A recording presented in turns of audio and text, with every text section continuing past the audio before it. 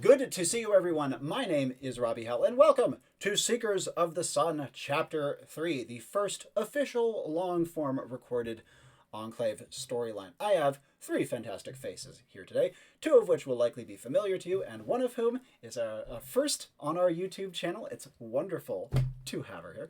Let's dive into brief introductions. We will start with our newcomers, so we'll do Juli, Julian, Tomáš, fire away with your intros.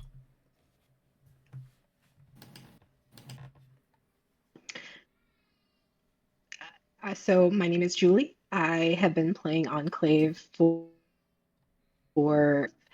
and I will be playing Wisp the Thunderbird. Awesome. I didn't. You cut out exactly on 4. So could you say 4 again? I've been playing for like a month and a half, Mm-hmm. and I'm going to be playing Wisp the Thunderbird. Perfect. And making a splash already, I should have. And next, Julian. Well, hello there. I've been playing Enclave for about half a year now. I've been on a bunch of these, I've been told, but today things are going to be a bit different. Yeah, a character who's new to me. And lastly. Hello, I'm Tomáš. I've been playing Enclave for just a bit of time. And for characters. Let's hear about Wisp first. Again, not terrible amount of detail, but whatever you'd like to share about her in advance. Yeah, she's young. She's very bubbly, very curious, likes to get into fun trouble. And yeah, just likes making friends and having adventures. Mm-hmm. Fantastic. Compare that next to Julian's character, if you wouldn't mind. Well, yeah, today I'm going to be playing a Greybeard, which is, I should mention, a class that not only you can get through one of the many Enclave days in other ways, for helping around with the community, but it is also a class created by a player that is in the call right now. Indeed. Georg specifically is somewhat of an interesting choice for that class because despite not being all that old, he seems to act old, I'm told. Mm. And he prefers to be in the background and do his thing and help his people, but if the need arises, he may get angry about having to do things. We shall see. Nice. Excellent. It is my first time seeing the character, and I'm quite looking forward to it. And lastly, let's hear about Owain. So I'm going to be playing Owain today. Owain is a little monster. He can move rocks, but he can also do ceramics and gardening and such things. He is a badger and he is a child. That is all that there is to know about Owain. Excellent summary. And the Lithomancer is also a player-created class, not by a player in this call, alas. In that case, with our character's introed, let's move on to the premise of this third chapter of Seekers of the Sun. To briefly reiterate, Seekers of the Sun is an ongoing storyline following a troop of 3 knights and a noblewoman who have been sent on a quest west, following the setting sun from a place called the Questing Realms, to pursue a story, a myth, a fable, a rumor of a potential ally, a magical kingdom far to the west that their homeland has never contacted. And so they're going out west to try to meet this strange place and try to form some sort of baseline upon which further diplomacy can be conducted. So their homeland, the Questing Realms, is a high medieval classic fantasy sort of setting where noble knights bond with somewhat supernaturally intelligent chimera to form these kind of lifelong warrior pairs of knight and mount. Mounts in the Questing Realm are called farers. And given that you have 3 knights on this mission, that means you also have 3 farers to contend with and learn about. The Questing Realms is in a state of some amount of upheaval, with a somewhat recent reestablishment of their monarchy that is being contested from many sides and pressed by their many enemies. This is one of the reasons why they are looking further outward to find allies. In fact, one of those enemies was encountered to some degree on the last mission. A group, an embassy, you might say, also to the west from a rival faction to the kingdom, is ahead of the group, it would seem. But that is not something that is immediately thought to be a present threat on this mission. To briefly remind you of the Seekers themselves, you have the head of the group, Dame Sheila, and her mount Tallow, a large snake. Then you have Sir Falstaff, an archer, and one of the thresholders, kind of the outer lying kingsmen who only recently kind of pledged their loyalty. His mount Gurley is a egret hippogriff. Then you have Sir Shackle, the youngest and freshest member of the group, with his farer Flit, who is a moth. Not all farers can actually carry your weight, and this one definitely cannot. And he is just starting to establish his powers. And then lastly, you have the only non-knight of the group, a noble woman, a young noble woman named Lady Ethel, who is the group's mage. She is the highest priority member to keep alive. All of the Seekers are ready to die if they need to in service of the mission. But Ethel is the only one who, if she dies, the mission will fail. Because her magic is mandatory to communicate back to the realm once the allies have been met. None of the others will be able to carry a message in the way that she can. So with that out of the way, to remind you of the premise of Seekers Chapter 3, the Seekers have at this point been traveling for pretty much 2 months at this point. And it's been well over a month since the last chapter. They are still nursing some wounds, and their trip has become quite grueling because about a week or so ago, 2 weeks ago, they entered a desert. And none of these people have ever even dreamed of a desert before. This is completely unfamiliar to them. And as you might imagine, supplies are low and morale is even lower. It is brutal here. And what's worse, when you will be porting in, a sandstorm has been spotted bearing down on the group. None of them, again, having any familiarity with sandstorms, know anything about how to survive them. They have their mounts, many of whom are very susceptible to being ripped apart by sand, moth, hippogriff, etc. And on top of that, again, their supplies are low.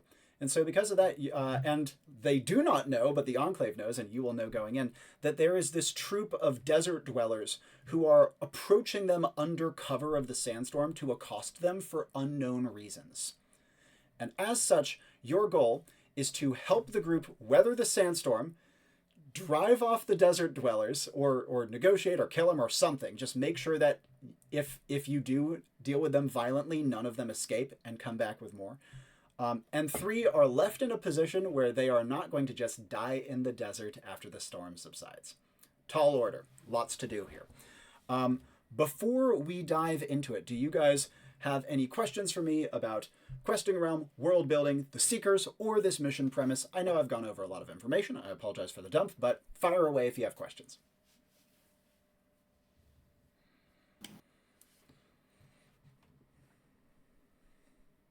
No questions from me. Awesome. Simple enough. Yeah, no. I'm delighted that this was relatively straightforward because this is a lot of information. So thank you for bearing with me. Now, with that said, I say we proceed straight to assembly.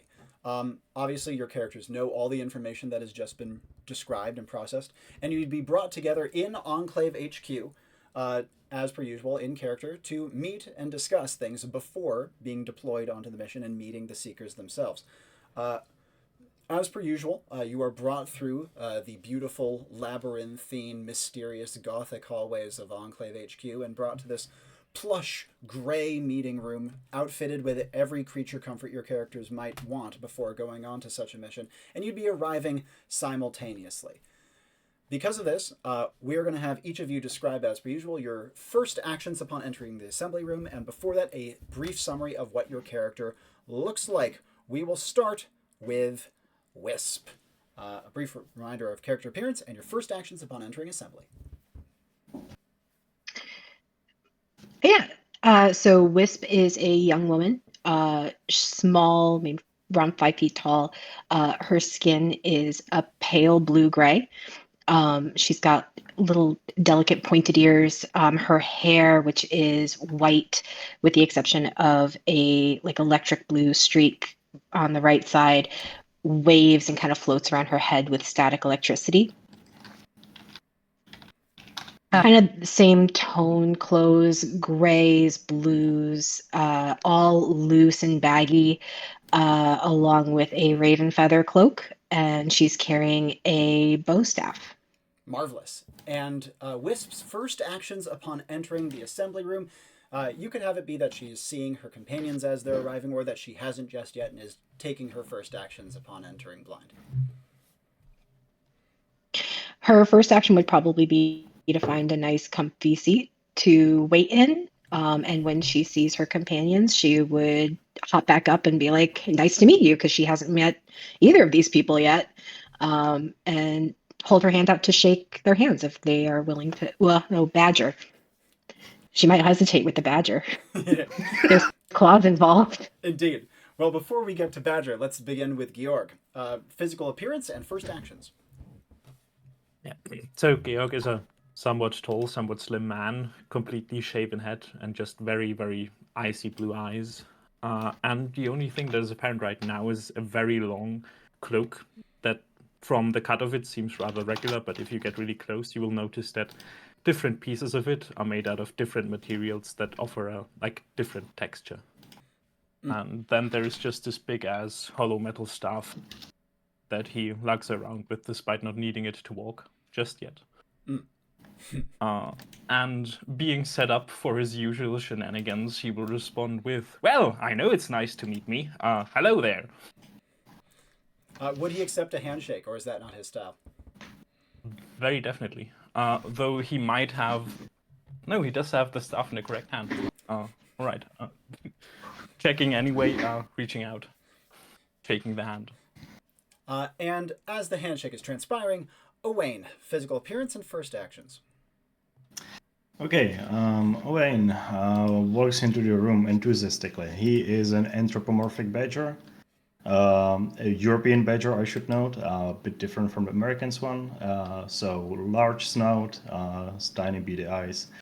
Aside from that, he is wearing a raincoat, rubber gloves, and rubber boots, and he is also equipped with an umbrella, because apparently there's going to be a storm on this mission, so he bought that ahead of time. So he rushes into the assembly room enthusiastically, looks at everyone else and says, "Hello!" And as the group assembles after handshake, follow-ups from Wisp. She would see claws on Owain's hands, but I will say rubber gloves. That's remember? true. Yeah, there would be gloves in the way, so it would be kind of odd, weird shaped gloves. And also, I gotta say, I feel like it would be hard to not find Owain very cute. He's a little badger guy, and oh yeah, no. I mean, if he's horrible, she'd be like she would enthusiastically shake. Julian, I'm sorry. What is your character's name again? Georg. Georg. Mm-hmm. It is. She would enthusiastically. I have a list. Yes. So, kind of an inside joke. I keep a list of ways the name has been pronounced on the character sheet. Yeah. Not to put Nice. pressure on anybody. Yeah. I love all the ways it has been pronounced. Yeah, it's funny. Yeah. No, she would enthusiastically shake your hand and be like, "It is a pleasure to meet you, yes." And then look at the badger and just be like, I think there would be a look on her face of like excitement, and you could tell that she's holding back something, and it is she wants to pet you. Yes, indeed. But she's not going to, because she feels that would be rude. But she will shake your hand. Mm-hmm. Yes, while restraining herself. Follow-ups from Owain after handshake.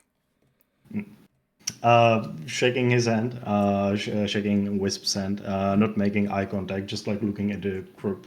So like to Georg, Wisp. I see you haven't brought an umbrella or a raincoat. No, I actually like the rain. I really don't mind it. Well, I suppose you have a lot less fur to dry, so that makes sense. Yeah, true. I look to Georg. I will have you know, the youth of today cannot stand the outside, apparently. I am not made of sugar. Therefore, this, and he pluffs his coat, should be enough, I'm sure.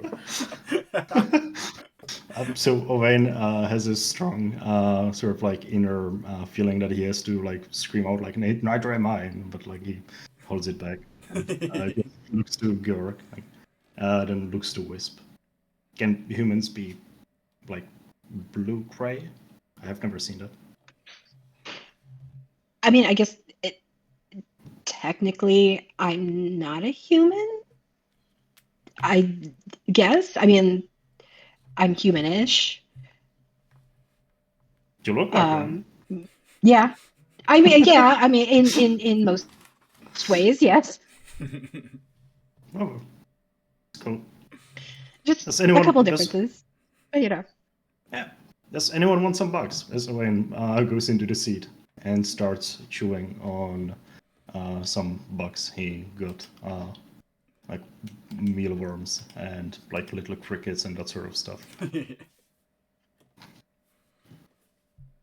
No, thank you though. That's a very nice offer.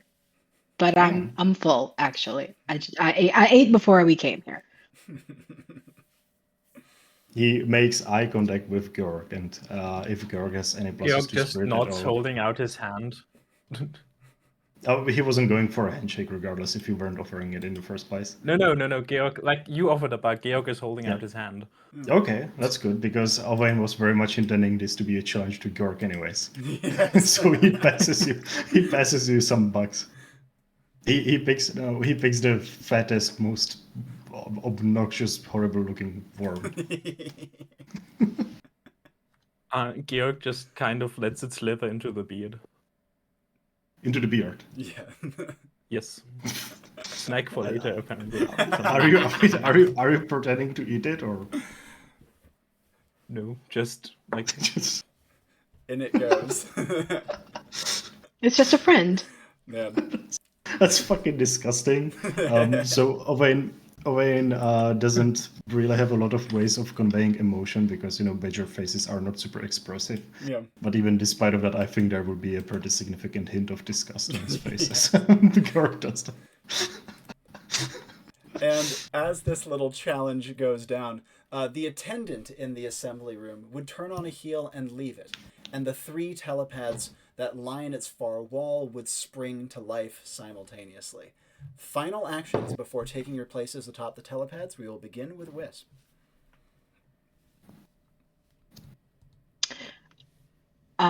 She will say, okay, I guess I'll meet you guys on the other side and head over to her platform. Final notes from Georg.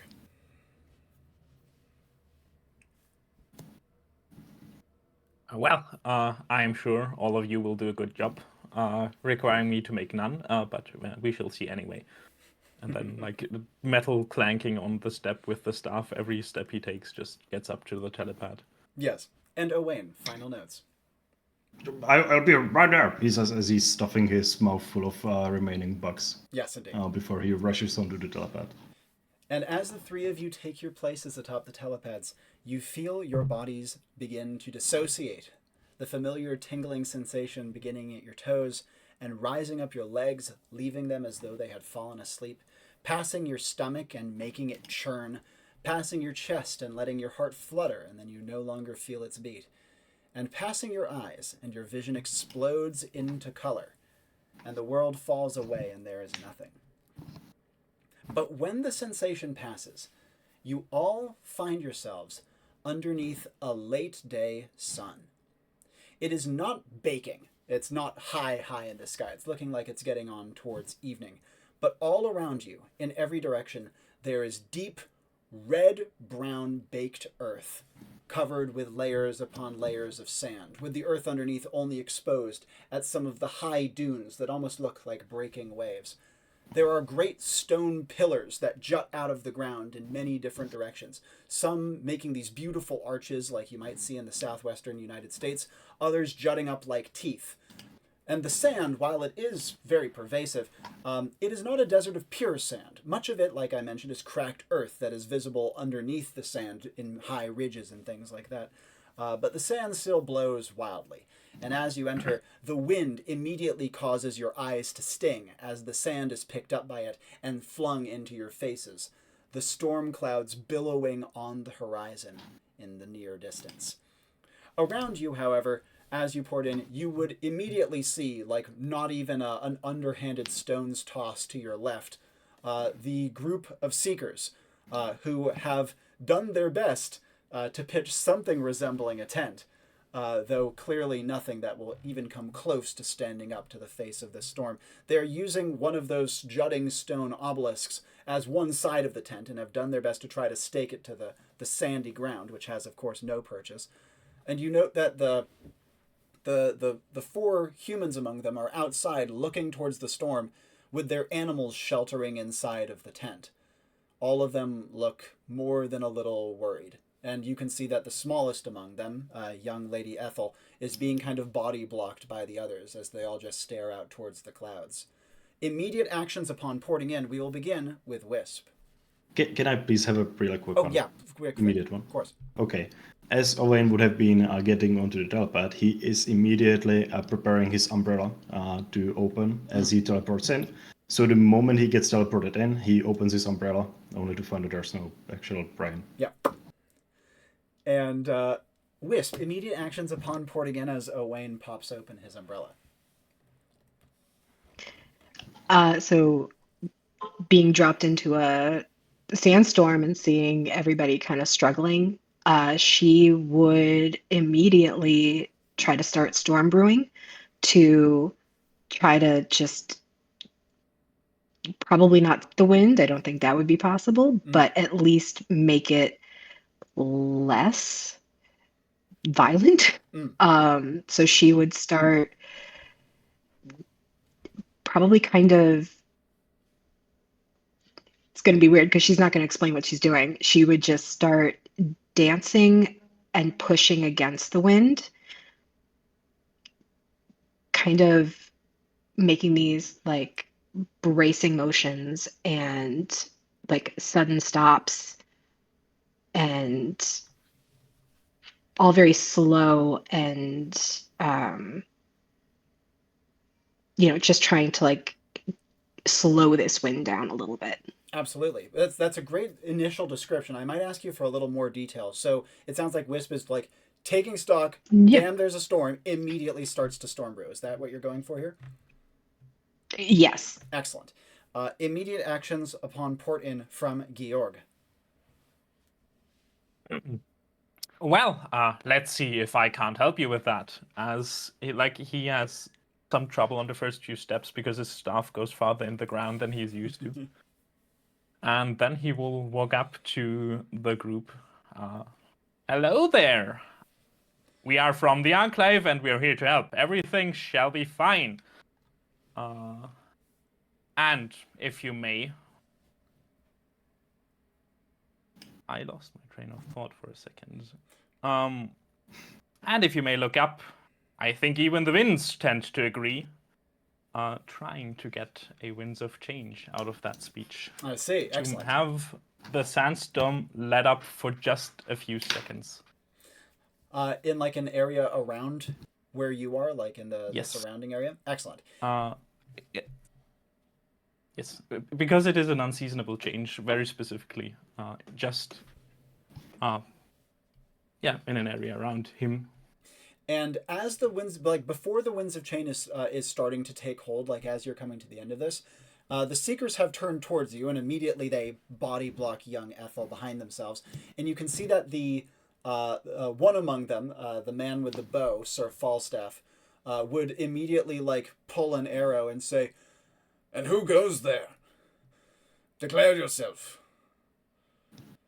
Can I, at this point, immediately rush in, declaring that I'm Owain, here to save everyone from the storm? Yes. As I'm struggling to close my umbrella because it has some sort of like a children's safety mechanism, which Owain was not familiar with. As Owain comes rushing in and saying this, follow-ups from Georg before I jump over to Owain. I had introduced us as the Enclave. Is something about that not clear to you? And you can see that Sir Falstaff halts himself, but Dame Sheila speaks up, kind of leaning against her lance, and says, 1,000 apologies. My companion did not make to speak in any way rudely. We had just not expected your presence, nor are we familiar with any of your faces. She says, if you are here to assist us on death's door, though we stand, and she kind of gives a low bow, she says, we are intensely grateful to you, and welcome you among us, though I am afraid we cannot give that hospitable a welcome. As you can see, she gestures over her shoulder towards her tent.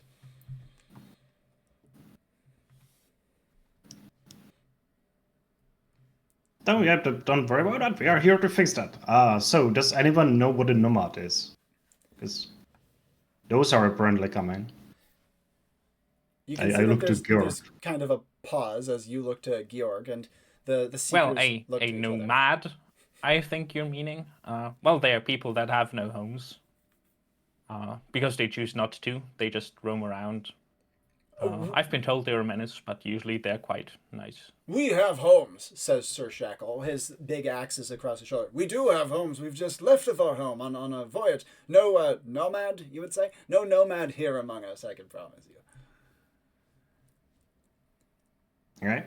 Well, no, it's not you. They in the storm. I mean, there's supposed to be a storm. They told us.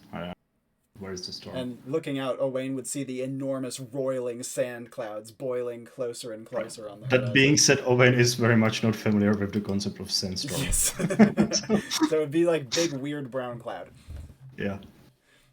And as you do so, Falstaff would say, "Coming here, you said. Are they suicidal? Yeah. That looks like it could tear through anything." Wow. I don't know. We have been sent here to deal with that, so yeah. We are here. Threat. You see Falstaff's brow. Owain at this point heroically finishes his battle with the umbrella and shuts it down. Yep. And follow-ups from Owain after saying and doing this, before I jump back to Wisp. I am thinking of doing some tremor sense here. Mm-hmm. But I would like to have a bit of time because tremor sensing sand is a bit weird. Yes, it is. There is sand underneath our feet, right? Yes. Packed earth under the sand, but a pretty solid layer of sand. In that case, Wisp, jumping back over to you. As you are doing this dance, like you said, it has this kind of cutoff method where you're like pushing against and like coming to abrupt halts and things of that nature. Is that correct? Yeah. Just like against the wind, trying to just kind of like,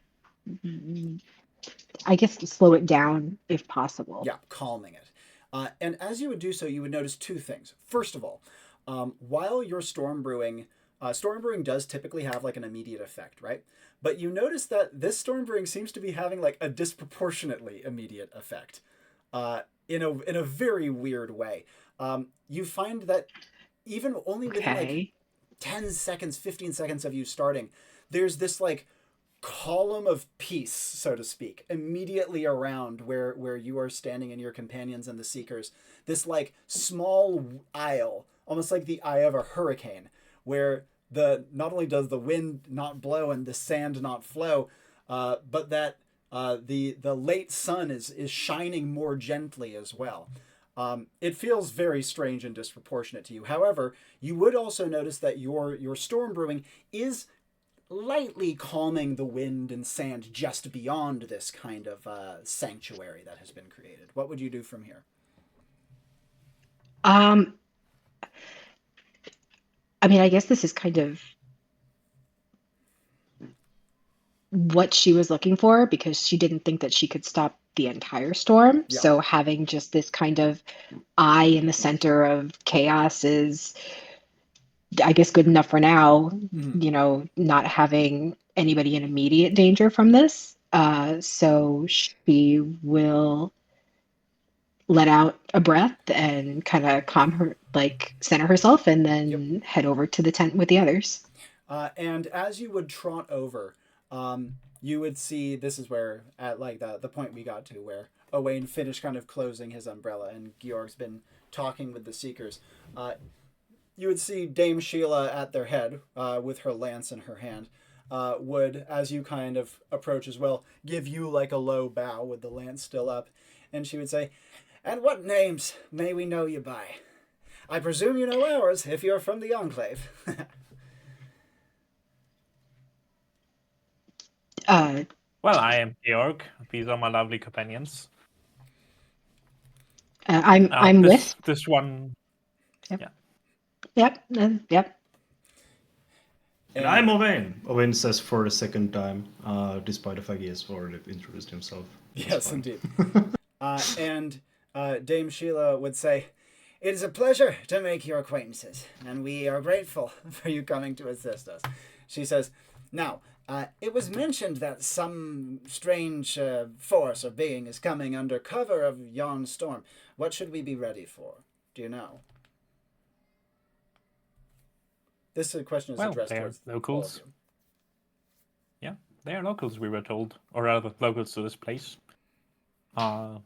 Nomads in the desert usually would know their way around. I think they might even have mounts, like camels or similar. Probably well adapted to this place. I see.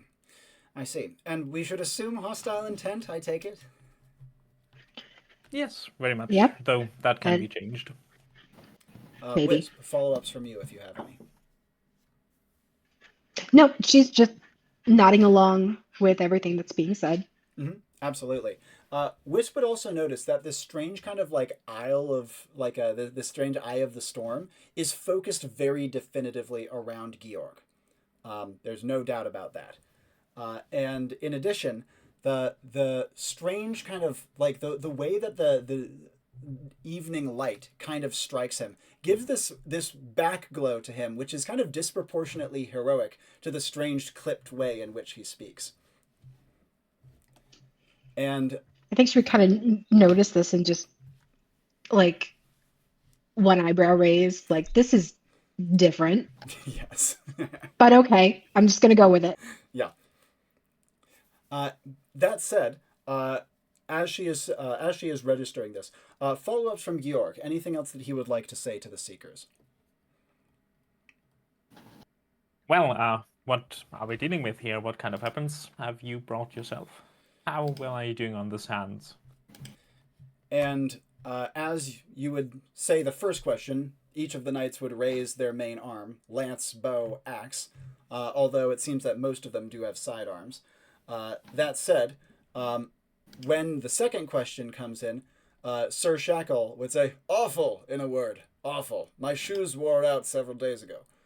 And he gestures down towards his feet, which are currently, like, battered and bleeding from having to walk on parched sand with no experience doing so. And he says, "We have been doing our utmost to spare our farers, as well as the most tender-footed among us." And Ethel would say, "I have offered to walk." He says, "Your offer has been rescinded." And he would say, "But this place is brutal, and I see little way that life could be sustained here." Oh, presumably there are still bugs underneath the sand.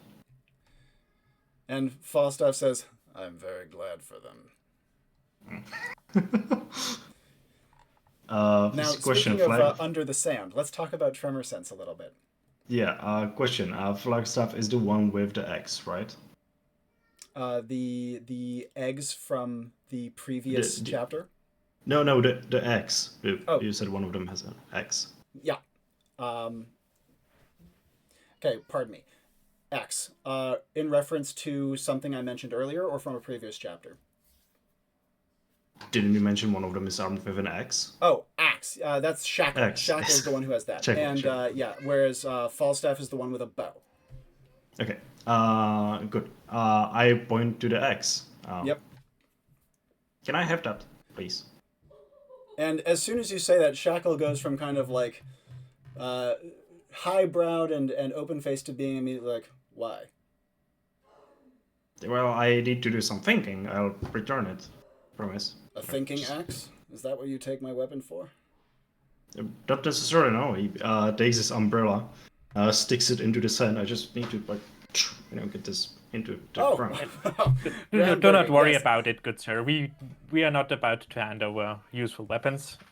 You may have this, and Georg hands over his staff. It is not only a thinking, it is also a speaking staff, so be careful. Oh, well, I don't... He's kind of, like, uncertain of what to do with this, and so he passes the axe over towards Owain. He says, "Take good care of it, please." Yes. Owain, I'm assuming this is a single-bladed axe, right? Yes, it is. It's a bearded axe. Right. So I'd like to use the blunt edge to hit the umbrella into the ground. Yep. Ideally doing it in such a way that doesn't entirely fuck up the umbrella, but that's gonna be hard. Question: is walking stick still usable with its magical effect when it's fucked up? I typically rule it that it is worse. That a magical effect is weakened as an item is damaged. That makes sense. Okay. Regardless, I take the axe and just start slamming it into the ground, activating Tremor Sense. Excellent. And I see where you're going for with this, but let's begin first with things that you're checking for, the intended range you're going for, and also how you are going to try to sense with this blanket of soft muffling sand over everything. I was going to try to open the umbrella when it's underneath the sand. I don't know if that works. We'll find out. Knocking it down and then like popping it open, it just kind of goes like, and the mechanism doesn't quite work.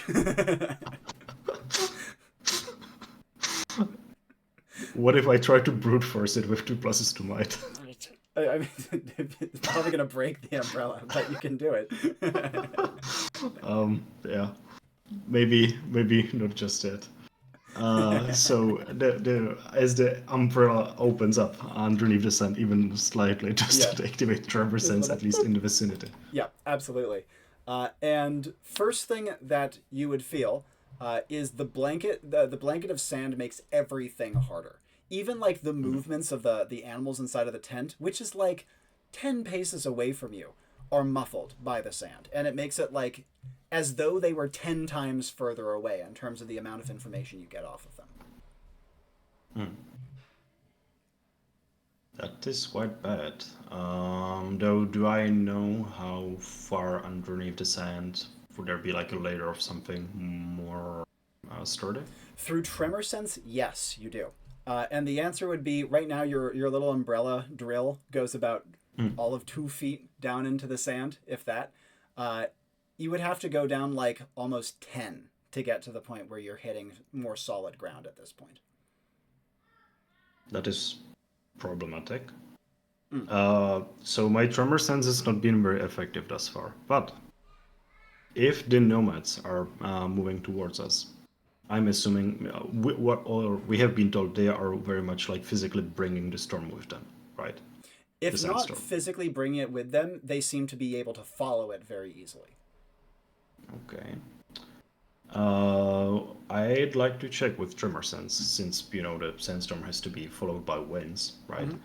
If the winds seem to be like particularly headed in this direction, supernaturally so. Okay. Because I would sort of like feel the sand rushing out of the way, right, as it's being swept up. Are you going to be holding on to your umbrella for a prolonged period while using Tremor Sense? And if not, what's going to be the... Okay, yeah, I had a feeling that was the case. For now, it's just pressing the button, as I want to try to sense if the winds are like... Keep trying to make it open. Yeah. And as your kind of Tremor Sense kind of casts out and then the information kind of swings back in, fortunately, the movement of sand is something this Tremor Sense can absolutely pick up on, because even if, like, an individual grain you're never going to be able to feel, the vast kind of sweeping motion in general, you can definitely get a good gauge of. And there's zero chance it's going in any direction besides this one. It is 100% like barreling directly towards here. Right. Before we go further with Owain, however, I want to jump back over to Wisp. Any other things you want to discuss with the Seekers, do around their tent, follow up from here, move out from the camp? What do you want to do? I mean, she might look around the tent a little bit, just kind of curiously poking around, not really touching anything, but just looking. Yeah. She might, see, well... oh, pardon. I was just going to say, poking your head inside the tent, she would be greeted by the very curious face of a very large white snake.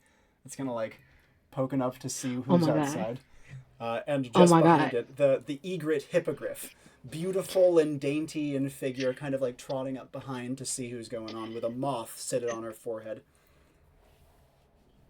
oh, this is fantastic. And like she'll kind of like hunker down, like squat a little bit and like shuffle closer and like hold her hands out like she wants to cup the cheeks of this snake and just be like, "Oh my God, you're so cute."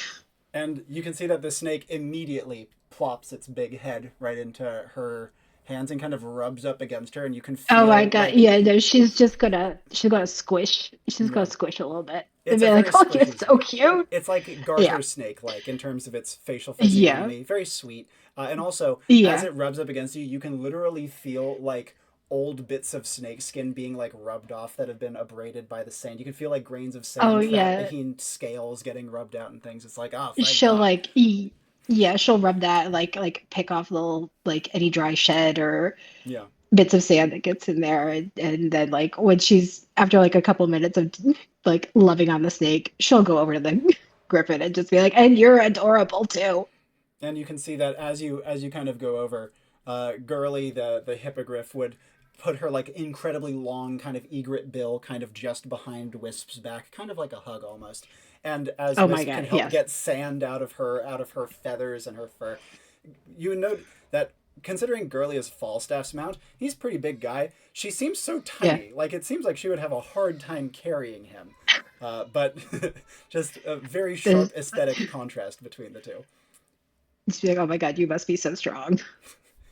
And you would just hear the kind of faint from her bill as you're kind of helping preen her a little bit. The moth on her head just kind of like flutters a little bit, but mostly stays on her head. It's Yeah. large. It's like the size of two hands, but it's Yeah. not going to carry anything. Oh well, yeah, no. No. She'll kind of very gently pet her fluffy antenna. Just Mm-hmm. be like, "You're so all of you were so pretty. Oh my God." You can see that the snake Tallow has kind of like come up behind you to kind of check out what you've got and things like that. It's kind of sizing up your weapon and clearly looking for a point on it and not seeing one. But besides the animals inside, you can see that they have their packs. They have like bedrolls laid out for the animals to not have to like lay on the sand. But just looking at their packs, it's not looking good. It's looking pretty grim. In Yeah. fact, Okay. a lot of the bedrolls are being supplemented by shredded clothing, which just hasn't stood up to the sand. Okay. Noted. Um, yeah. All right. After looking around there a little bit and kind of like taking note of some things, she'll head back out to the rest of the group and Mm, just keeping an eye on the weather and how that's holding up if it starts to get worse. totally. And as Wisp is communing with the farers, Georg, winds of change at this point has fully set in. You have created this island of complete peace around the camp, and you can already see the low spirits of the group starting to kind of perk up. As Sheila would respond to you, so these nomads, if they are not to be met with force, then we can perhaps either leave the negotiation up to you or allow you to bridge the gap between us and they, such that a foot can be put in the door, so to speak. Well, yes, most certainly. I do not think the Enclave would have sent me if combat was the resolution. 1 second, though, as he turns around from the group. Mhm. And speaking of keeping an eye on things, he will gently reach into his left eye. Yeah. Which is, like, as his finger goes in, it doesn't, like, he doesn't hurt himself. It just has this mechanism that makes it pop out if he Yep. pushes into it. And the eye rolls into his hand, and just with the way you would toss a stone, he just tosses it up. You would see Lady Ethel immediately hides her eyes and goes, "Oh, I can't look." And you would see that as you throw it off, Falstaff gives it like a solid 3 seconds and says, "You're not waiting for us to fetch it for you, are you?" No, it will move on its own. And as he says this, the thing will unfold to be a tiny drone, which is the skin I have on the eye in the sky Awesome. on this character. That's sick. And as it goes flying off, leaving Georg eyeless for the moment, Shackle, kind of like looking off a little concerned to see what's going on with his axe, would say in a slightly distracted form, And the sand. What are we to do? Are we to bury underground like the bugs that have been described, or are we to stand firm against it and let it rip our skin from our bodies? No. Burrowing in sand is a horrible idea. It will just fall back on top of you. Yeah. Don't do that. No. And Can one of you make a hole in the ground? I think just he looks to his teammates. and Wisp is currently indoors. But Shaka would well, say, I can most- try, certainly. Yeah. Georg, did you have a response to that? Yes, well, if you want to, I might try myself, but I think this is more up your alley.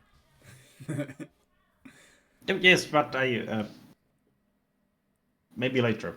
I need to get down. As you are saying this, Sir Falstaff would put an arrow to his bow, and he would say, if the incoming nomads are operating under the storm, there is very little chance that my arrows will find them. He says, it strikes me that perhaps our best option for the moment is to be among our pharaohs, out of sight, in the tent, at least for now. He directs this mostly to Georg, and even though it's a statement, it seems to have a question to it. Yeah. Well, no, I think we might have a way to do away with this winds just enough. I'm assuming you can shoot up wind if it's not a storm. I can. Yeah, well, we shall see about that. Actions from Georg, especially now that his eye in the sky has been deployed. I am assuming you're sending it towards the storm, or do you have other ideas for it? Just a bit up for now. I'm assuming this is not a the storm ends somewhere up above. Yes, you can see where the storm ends. It is, after all, a clear day besides for the sandstorm. Yeah, and just have the eye pop somewhat up far. Yep. Trying to get a geographical overview. Yep, absolutely. And as it is going up high up into the sky, Owain, actions from you from here. You know what? I was going to do something else, but since no one stepped up and made a hole in the sand just yet, I take my prima materia, which is an item on the little minster. It's a lump of clay or just dirt which can be shaped into things quite efficiently. Can I make a long rod of literally anything? Yeah, what do you want to make? I get to change the composition as well, You like get some to change metal. what it's made of. Yeah. Can it be iron? Yeah, you can make an iron bar. Easy. Okay. Can I do pluses to might, stuff that into the sand and get it to reach underneath? Oh, like a really long iron bar. Yes, really, bro. Yeah, and I'm But guessing it can with be quite slim. with like it can a be point super at slim. the end, right?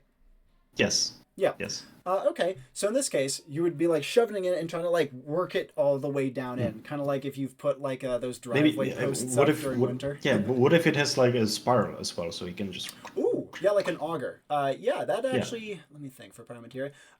Give me a brief paired action for how you would make the prima materia take this shape. It doesn't have to be too complicated, but just so I have an idea. Right. Owain is skilled with doing ceramics. He just takes the lump of clay, rolls it in his hands to become super long, then stretches it out supernaturally so, and then just proceeds to just sort of follow the spiral with his, do the spiral with his finger along the clay rod to just sort of make it take shape. Yeah, that's lovely. And from there, you can absolutely drill down into, through the layers upon layers of sand with it. Pretty quickly, too. And once you strike packed earth, what would you like to do?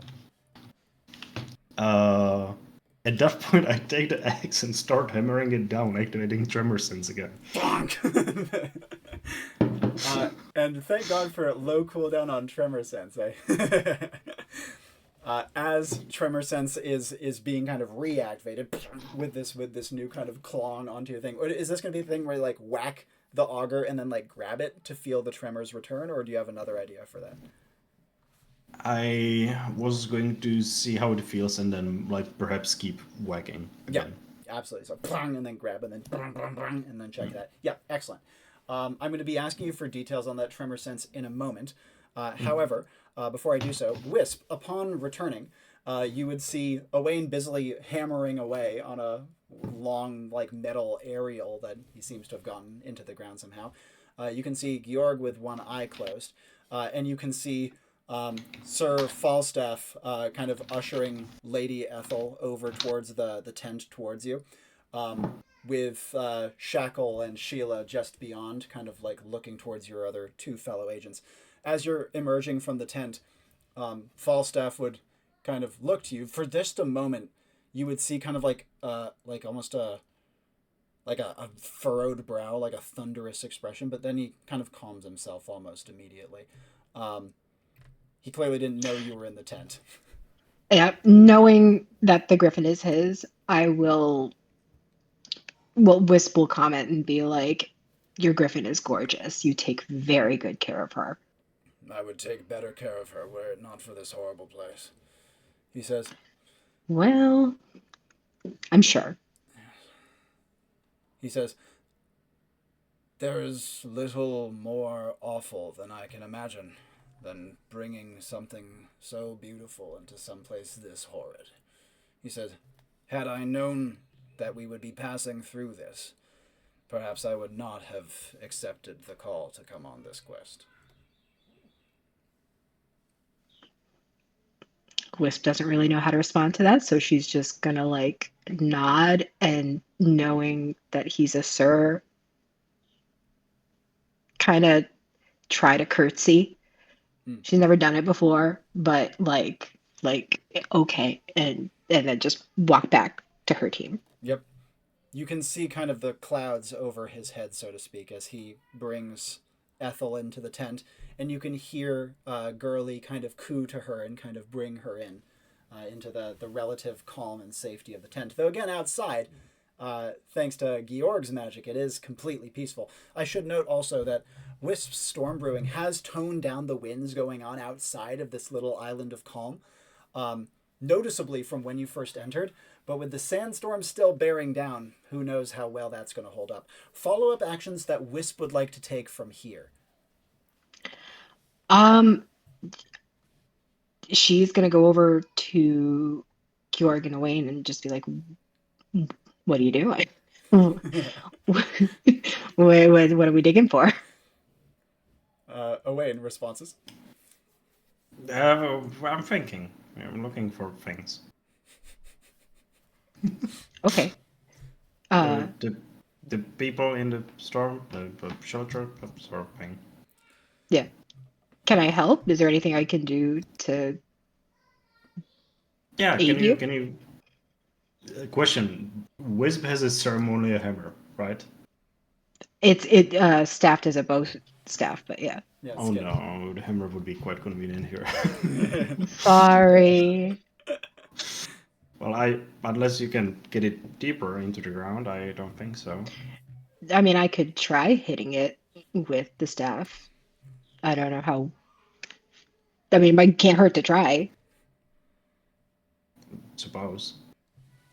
Kind of need to be holding onto this thing, though. And with Owain being his kind of usual shifty self, what would Wisp do?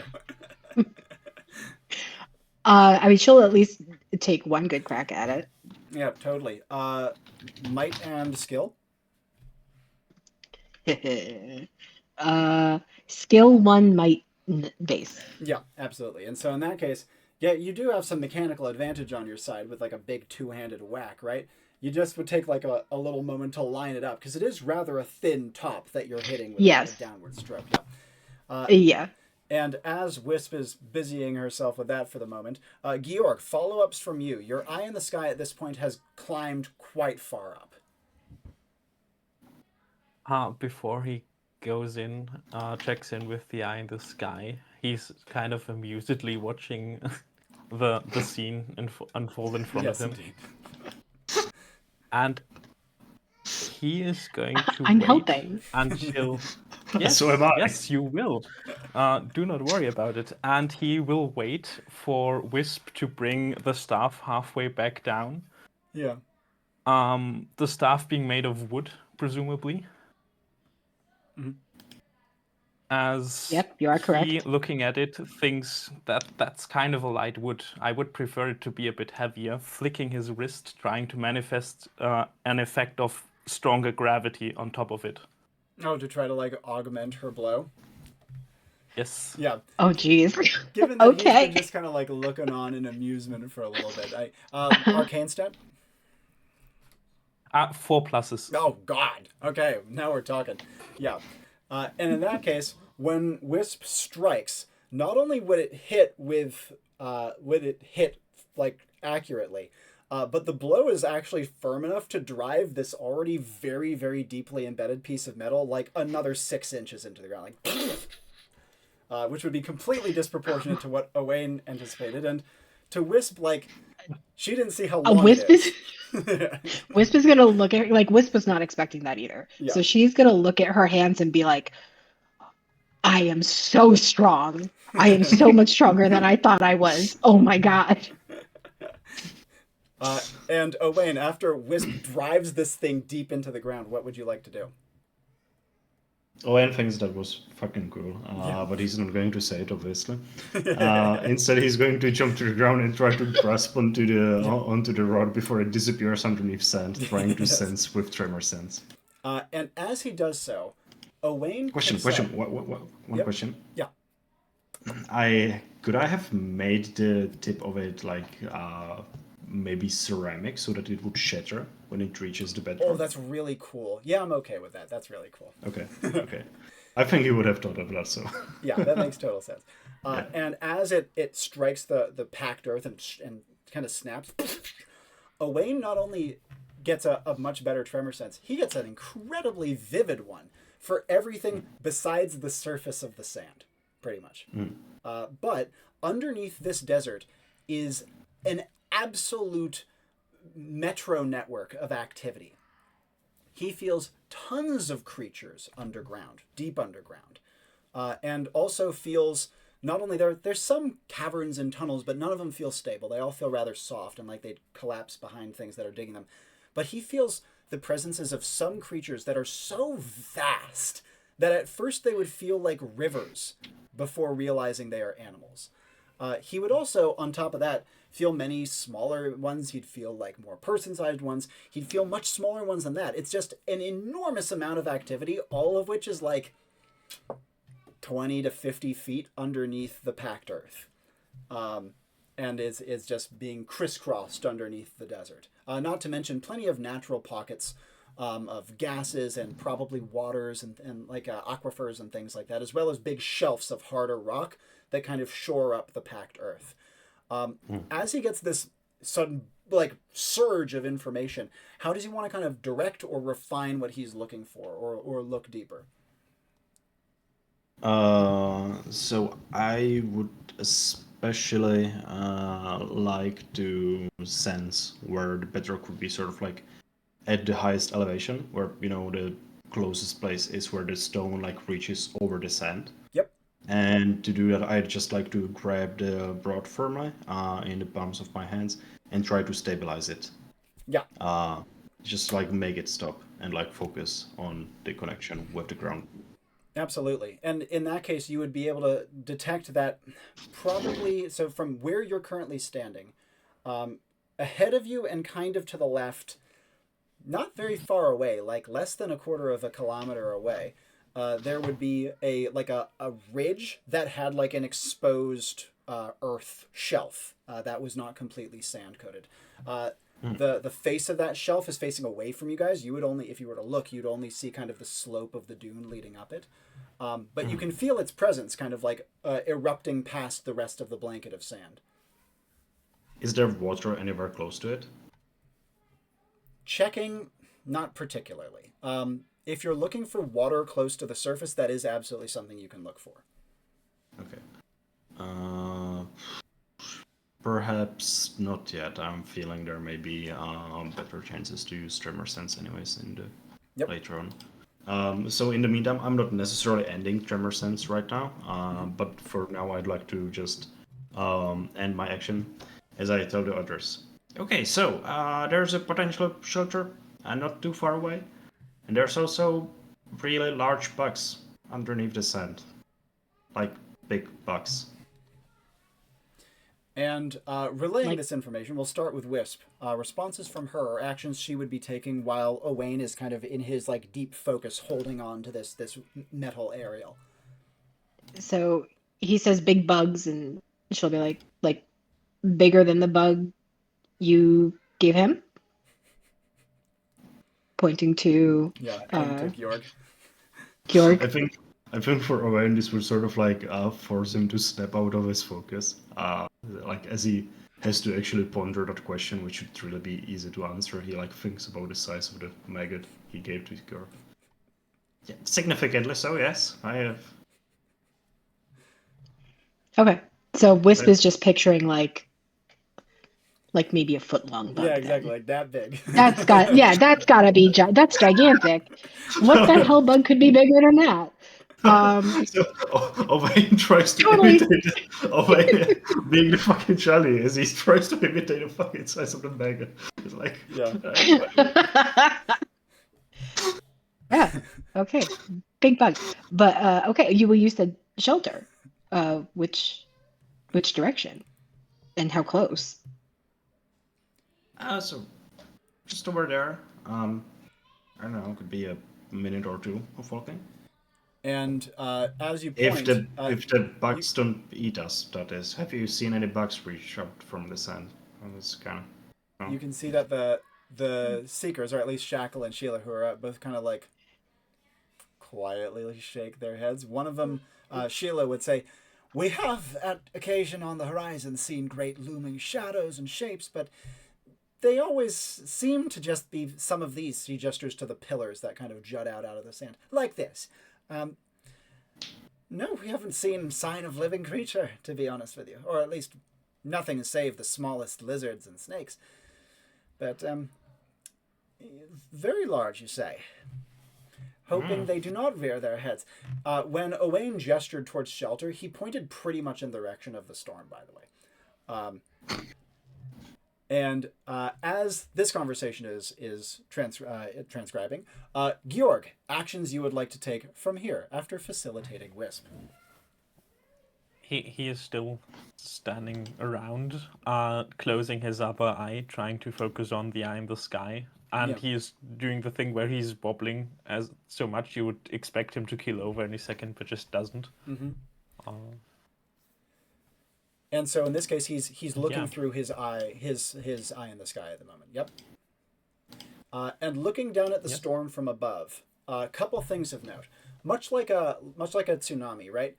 This thing, even though you only see kind of this like front wall of sand, is extremely deep. It's a long storm, right? And it's not just like a concentrated cloud. It's like a huge surge just rushing down from completely out of sight over the horizon, pretty much. It blankets the entirety of the desert, even if kind of the head of the storm is barreling directly towards you. It's going to have a huge sweeping swath that's going to tear apart the surrounding areas too. Second thing you would note, the storm's like a whorl definition is very clear, given that it's a sandstorm happening during the daytime. You actually can really, kind of like when you look at a hurricane from above, you can really clearly see the shape. Similar with this. Could you remind me of Georg's sensory stat?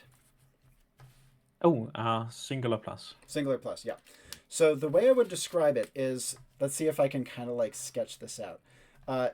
Imagine, if you will, a very simplified like a whorl shape like this, layered on top and around each other, almost like.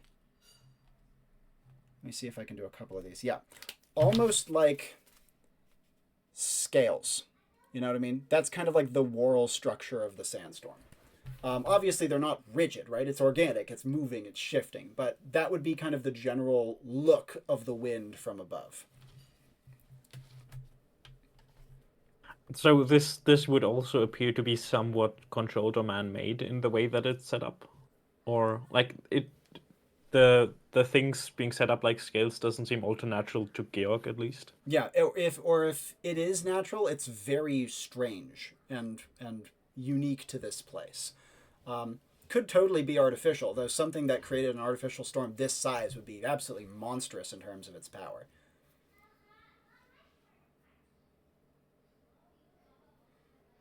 Something interesting to keep in mind at least. But I'm guessing it's also hard to see anything through the storm outside of just like Pretty much there impossible. being a storm.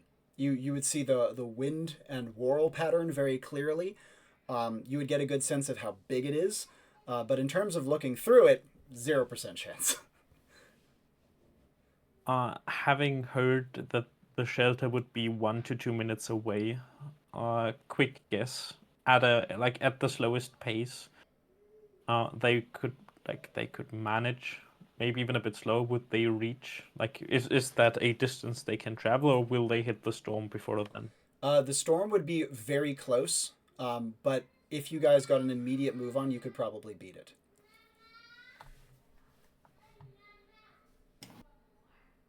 I got something to say about that. Yeah. No, Well, let's hear Georg's follow-up first after this consideration. Hate to break up this very well-made camp, but I think shelter sounds good to all of us. No? And Sheila says, even shelter in the direction of the threat. Yes, I'm sure we shall make it. She says, right, strike camp immediately then. How much time do we have? Well, the few minutes it takes us to get there. Oh, run then. Everyone, on your feet. She says, sorry, my loves, as she goes hurrying into the tent. Out, we gotta get everything going. Quick, grab everything. We don't have time to pack. And as she's doing so, you hear her yelling out, Shackle, grab this. Okay, Girly, I'm so sorry, darling. You're getting the tent, and she drapes it across Girly's back. Use your wings. Make sure it doesn't fall off your back. And as she's kind of like barking out commands and getting everyone to be picking things up, follow-ups from Owain, then Wisp. Yeah. Before they fully fold it, question. Yeah. Is this shelter... We are on top of a sand dune right now, right? Not quite a dune, but you're on top of kind of like a sand shelf, so to speak. Right. And the shelter would be like down from us, or would we have to go up? It would so from your shelf, if you were to look at it from like a cross section of the side, you'd be kind of going like down and then up and then down and then big up and then you'd be there. I was thinking of using Geomorph to cause a slide of sand to get us there, but that would be quite inconvenient terrain to overcome. From the very top of the top part could help, though it would be a little dangerous because you'd be sliding earth. Yeah. No. What I was thinking is like creating like just like moving forcefully the sand underneath us and bringing. Oh, I see.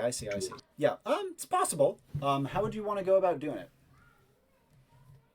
Okay. Since the rod is already embedded in the ground, and it is still primal material, which I can shape quite easily, I'd like to shape the top of it into a wheel. Oh, that's sick. Oh, awesome. And as you're it's getting thinner and thinner, as you might imagine. Yes. Okay. So, don't pack it just yet. I may be able to bring us there. As I shape it quickly into a wheel. As you're saying this, Sheila says, I don't like the sound of that may, unfortunately. Well, we'll see. It's an experiment. So, obviously, I want to make it connected in such a way that it can actually be moved. Yeah. And with that, I'd like to activate Geomorph as Owain takes a deep breath and both hands on the wheel and... Yep. And as you go, and the intention is to create like a controlled shifting slide of sand. Pretty much. Yes. Before anything happens, however, Wisp, actions you'd like to take between when Georg makes his pronouncement and when people are packing up the camp before Owain takes any of his actions. She would be trying to help everybody pack up their stuff and like load it wherever they tell her to. Yeah. Because she doesn't know what she's doing. Absolutely. And as you do so, in this case, Sheila would like toss you a bedroll. Here, you can carry this, and then she would toss you a back. Yep. And this, just whatever you can, throw it over your shoulder.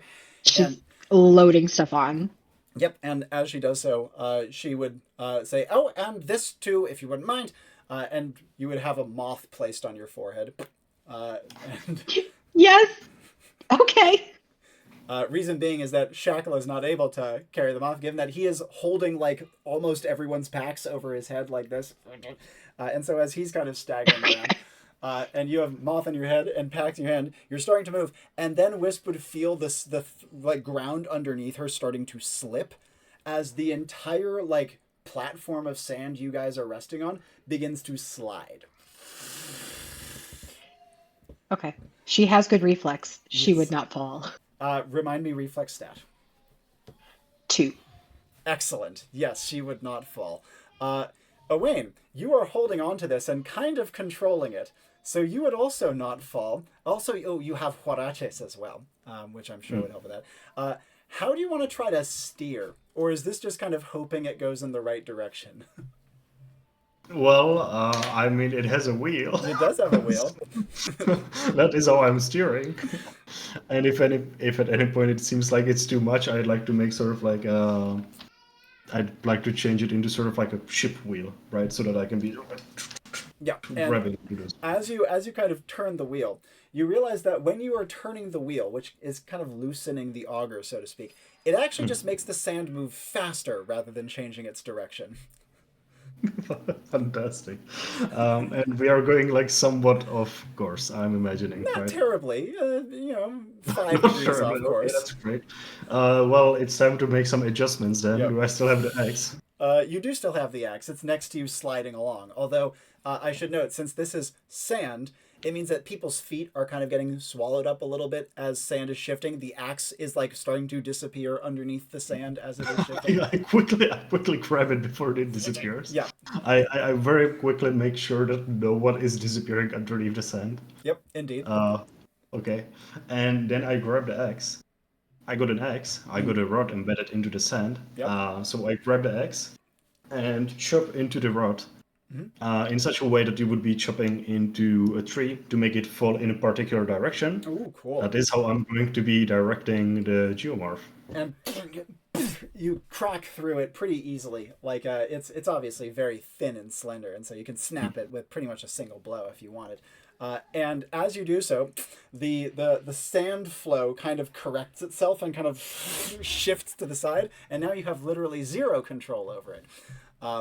As the sand is shifting, everyone is yelling to each other and like grabbing a hold of each other. Ropes are being thrown out to try to make sure no one gets separated. Wisp, actions you'd like to take: you have packs and a bedroll in your arms. You're able to hold your footing, but you can see that the shifting sand is already starting to like split people up a little bit and is not easy to stand on by any means. Oh boy. Okay. She doesn't want to drop anything. Is there anybody in her immediate vicinity? Immediate vicinity around her would be Dame Sheila, who has her spear, like another pack and a bedroll, and also has her snake right next to her, Tallow. She is like trying to yell and coordinate with people, and is also like offering out her spear butt first, so that Sir Falstaff can grab hold of it, and from him he can grab hold of Lady Ethel. Oh no, because her other hand is occupied. I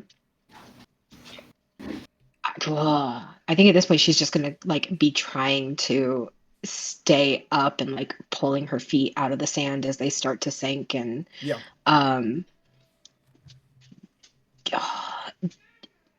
in the packs that she has, is there rope available? Is she gonna like that open she it can with her teeth or something? Like, how's she gonna check? like just kind of like tear something Right. open Like, that's see what you can find. easily Luck stat. 1. Ooh, that's a good one right there. Yeah, and in this case, what I can give you is, rather than rope, there would be leather strapping, like for use in a saddle. Okay. She is going to use her Talaria to kind of help move across the sand. Yeah. And get closer to everyone, and just like with this bag in her teeth, just be like, "Tear the rope!" and like try to get people to like tie themselves together Yep, so absolutely. that nobody gets lost. And as you rush over, Sir Falstaff would see what you're doing, return to the row, like and like grab out the strap and immediately kind of belt it around his arm and like tight it around his wrist. And from there, grab Lady Ethel and get it around her wrist as well. And then reach in and grab the other strap out of the pack. Say, thank you! And he points over towards Georg, who are about to see what is happening to him as well. Georg, given that you're kind of bringing up the back of the group, and I don't know how your reflex is doing, what are going to be your actions I as have you a are shifting? counter proposal. Let's hear it. Since we didn't resolve him saying everybody needs to pack up. Because the second that is done to him, he will start just walking in the direction. And his mind is still trying to pack at what they're even supposed to do against the incoming raiders. Yeah. And as he walks, he would slowly get faster of the effect of his weathered cloak, is Yes, the name indeed. they've chosen for it now. So I'm not sure if, like, presumably at some point he will be picked up by the sandslide. But yeah, I think he would have gotten some headway towards it. Towards the shelter, or Sure. the direction of it at least. And in that case, this would be a perfect reason for why Falstaff would have pointed Wisp towards Georg. Georg is out a little ahead of the group and is not in the path of the sand, like the sand slide, but he is now outside of that like island of calm that he established. And because of that, you can see that he's getting hit full force by the sandstorm. It obviously hasn't arrived yet, but the kind of earlier onset winds are getting pretty firm and pretty feisty. That said, Georg has 2 different gear pieces that give him excellent environmental protection. And so even though to someone like Falstaff and Wisp, it could look like, oh my god, he's probably getting ripped up by the sand already, he's completely fine. And his posture would say so as well. And so after Falstaff has belted himself to Lady Ethel, he's using his teeth to like get the belt onto his hand and then offering it over to Sir Shackle as well. He points you towards Georg. He goes, "Is he going to be all right?" I don't know. I think so. He looks okay. I think he's fine. And in that case, would Wisp try to like attach herself to the others as well, or is she going to stand independently? Yes. Yeah. No, she will try to, yeah. Yep. In that case, Sir Shackle would toss her some tent rope and kind of yell, now that the wind is getting loud again, "Around your waist, and then to Sheila." So yeah, she'll use whatever, like try to hold everything in one arm as she's trying to tie this around her waist before tossing the other end to Sheila. Thank God for that one skill as well. You can like kind of Seriously? tie it around, fling on. Yeah, you were saying? Yeah, no, in her mind, she's just like, I have no idea how I'm doing this. And as she is doing so, tossing it onto Sheila, who grabs it as well, Owain, at the back of the group at this point, you can see everyone else kind of like scrambling on the sand. You probably would have lost track of Georg unless you're specifically looking for him for something. After redirecting the sand flow, you would see Lady Ethel turns around to face you with her hair kind of like flapping on her face as the wind is currently at her back, as she yells, "Are you going to be okay?" I mean, I'm imagining I'm quite okay with the Buhara chest, right? Oh yeah, like you're fine standing. There's no doubt about that.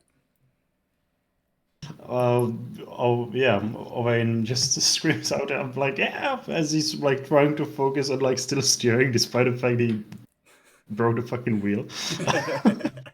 But so question, we are getting in the right direction right now? Yes, you are going in the right direction from what you sensed. Right. Would this be like underneath the shelter directly or next to it? This would kind of be, so from where you started, you'd be kind of flying down and then up and then down and then up again, and then it would plop you down right in front of that open wall, which you would need to like dig into or bury into in some way. Okay. I'd like to do, first of all, I'd like to activate Earth Shapers here. Yeah. Now, Earth Shapers let me Those are your gardening gloves? That's your skin? Yes, my gardening gloves. Yep. And they let me, when in contact with natural earth, may magically coat the gauntlets in it, hardening into a simple shape. Yep. This would be sort of an energy work, but Owain, not willing to let go of the control of the metaphorical ship, he is going to try to use his earth shapers to hold onto the freaking rod, even as it's embedded in the ground, just like trying to reach for it. And I'd like to ideally make it so that I get sort of like a magnetic effect as I'm like still pulling it towards myself. Oh, I see. So it sounds kind of like the tiller of a ship, where you're like trying to grab onto the steering mechanism. Yes. Yeah. I don't need a wheel anymore. I can do this like hands-on. How are you going to get this? Give me some paired action for energy work that will justify the magnetism component. Okay. Well, that is a great question. Do you need a moment to think? I can give you a moment to The think. rod is made out of iron. Yep. That is a great start. Mm-hmm.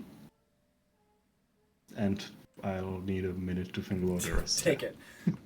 Georg, as you are moving on, the sand around you, even as it swirls and the wind howls, given your two sources of powerful environmental protection, you are completely spared it. What would you like to do as you are moving purposefully deep in thought? Pulling back on things he's read, maybe not seen yet. Probably has read about some or like quite a few desert dwelling peoples in his time. And remembering that the way you would build a city in a place where or a town or a hamlet in a place where sandstorms are abundant is you would make a cairn essentially, where you have angled walls outside and then the city within, so the sandstorm would rush overhead. And just kind of focusing on that, looking around a bit, looking for features really that are not just sand. Yep. Intelligence stat. 2 pluses. Nice. So a couple things you would note. The desert is replete with those obelisks that I've described as kind of jutting up from the ground. Some of them kind of curve like ribs. Some of them are straight up and down. Some form in kind of clusters. To what he can see, they do seem natural. And additionally, he would know that Owain did sense underground. And if there was some sort of nested city, he probably would have felt it. That said, in terms of the obelisk points, those do seem like natural places for something of that nature to congregate, maybe in terms of an outpost of some kind. Because as you rightly say, you need to form something that the sandstorm could rush over. Though that said, the Enclave did also say that the nomads would likely be approaching with the sandstorm. How would Georg be thinking about that, especially like how they might be approaching with the sandstorm, beyond just magic? Well, think about the nomads coming in. Yeah. Like, how are they arriving, and So- what would he be looking for? He was told there's magic.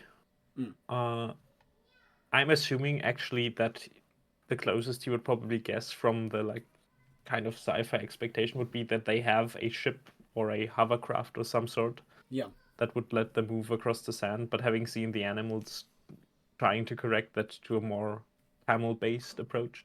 Yeah.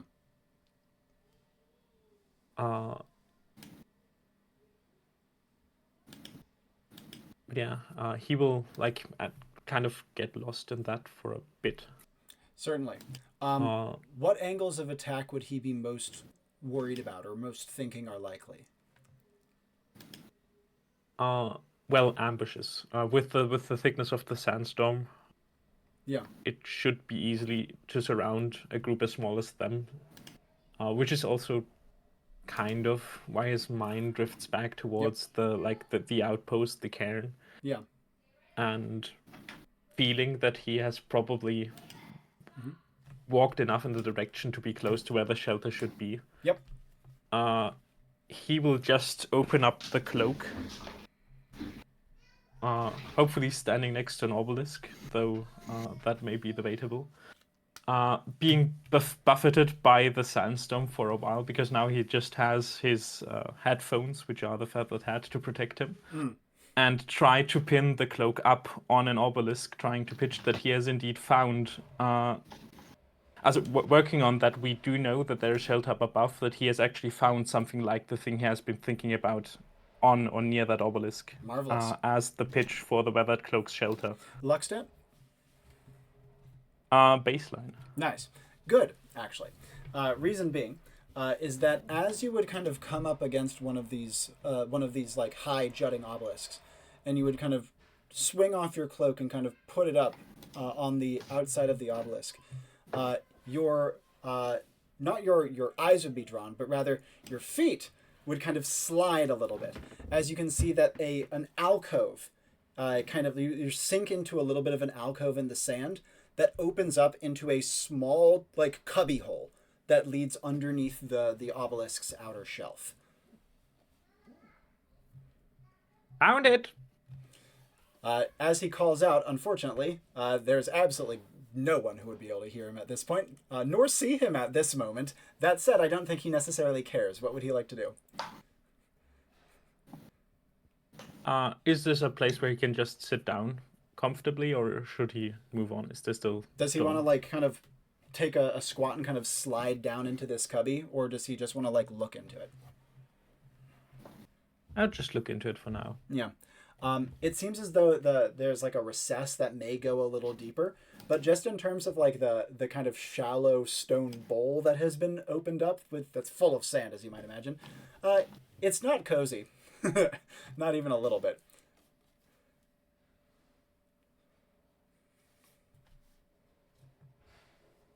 Well, it is at least something. Yeah. Not cozy, not even a little bit, meaning that it's really small.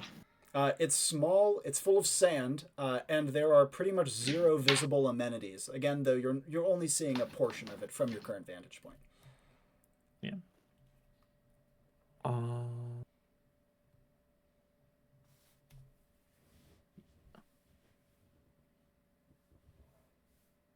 I think he's just gonna sit around and wait for the others.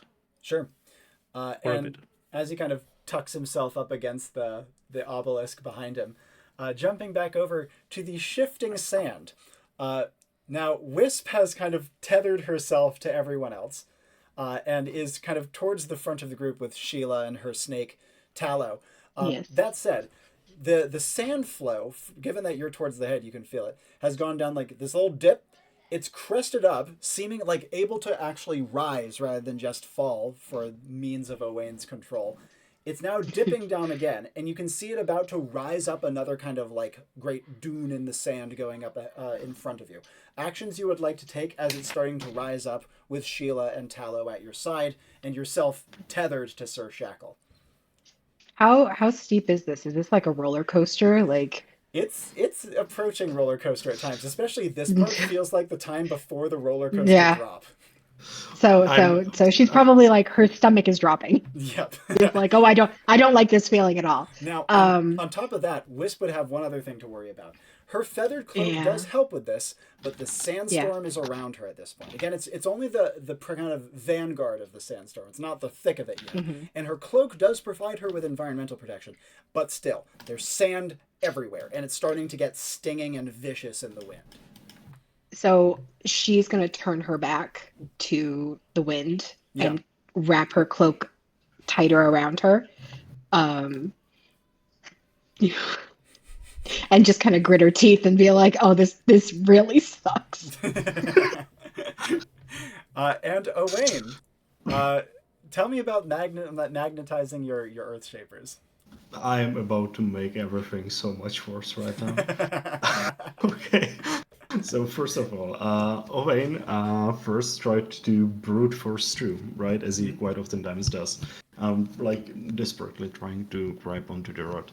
Instead, magnetism is he sort of like realizes he has to sort of slow down, calm himself down, and with gentle like movements, but like sudden shifts of his hand, He sort of like tries to get at the right wavelength to magnetize with the rod. Oh, if I that see, makes I sense. see, I see what you mean. So you're kind of like twitching and Yeah. vibrating your hand. Yeah, yeah, And then eventually you would feel kind of a soft kind of like snap of the rod to your hands. And at this point, I'd like to do a defiance. No.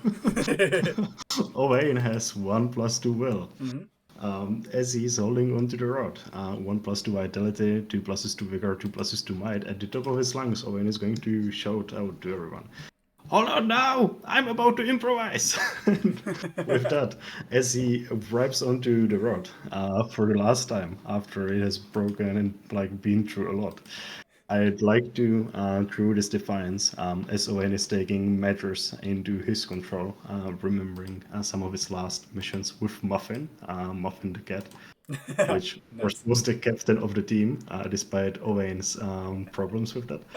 There was one mission after that where Muffin felt bad and decided to give Owain a captain hat as a gift. Oh my god.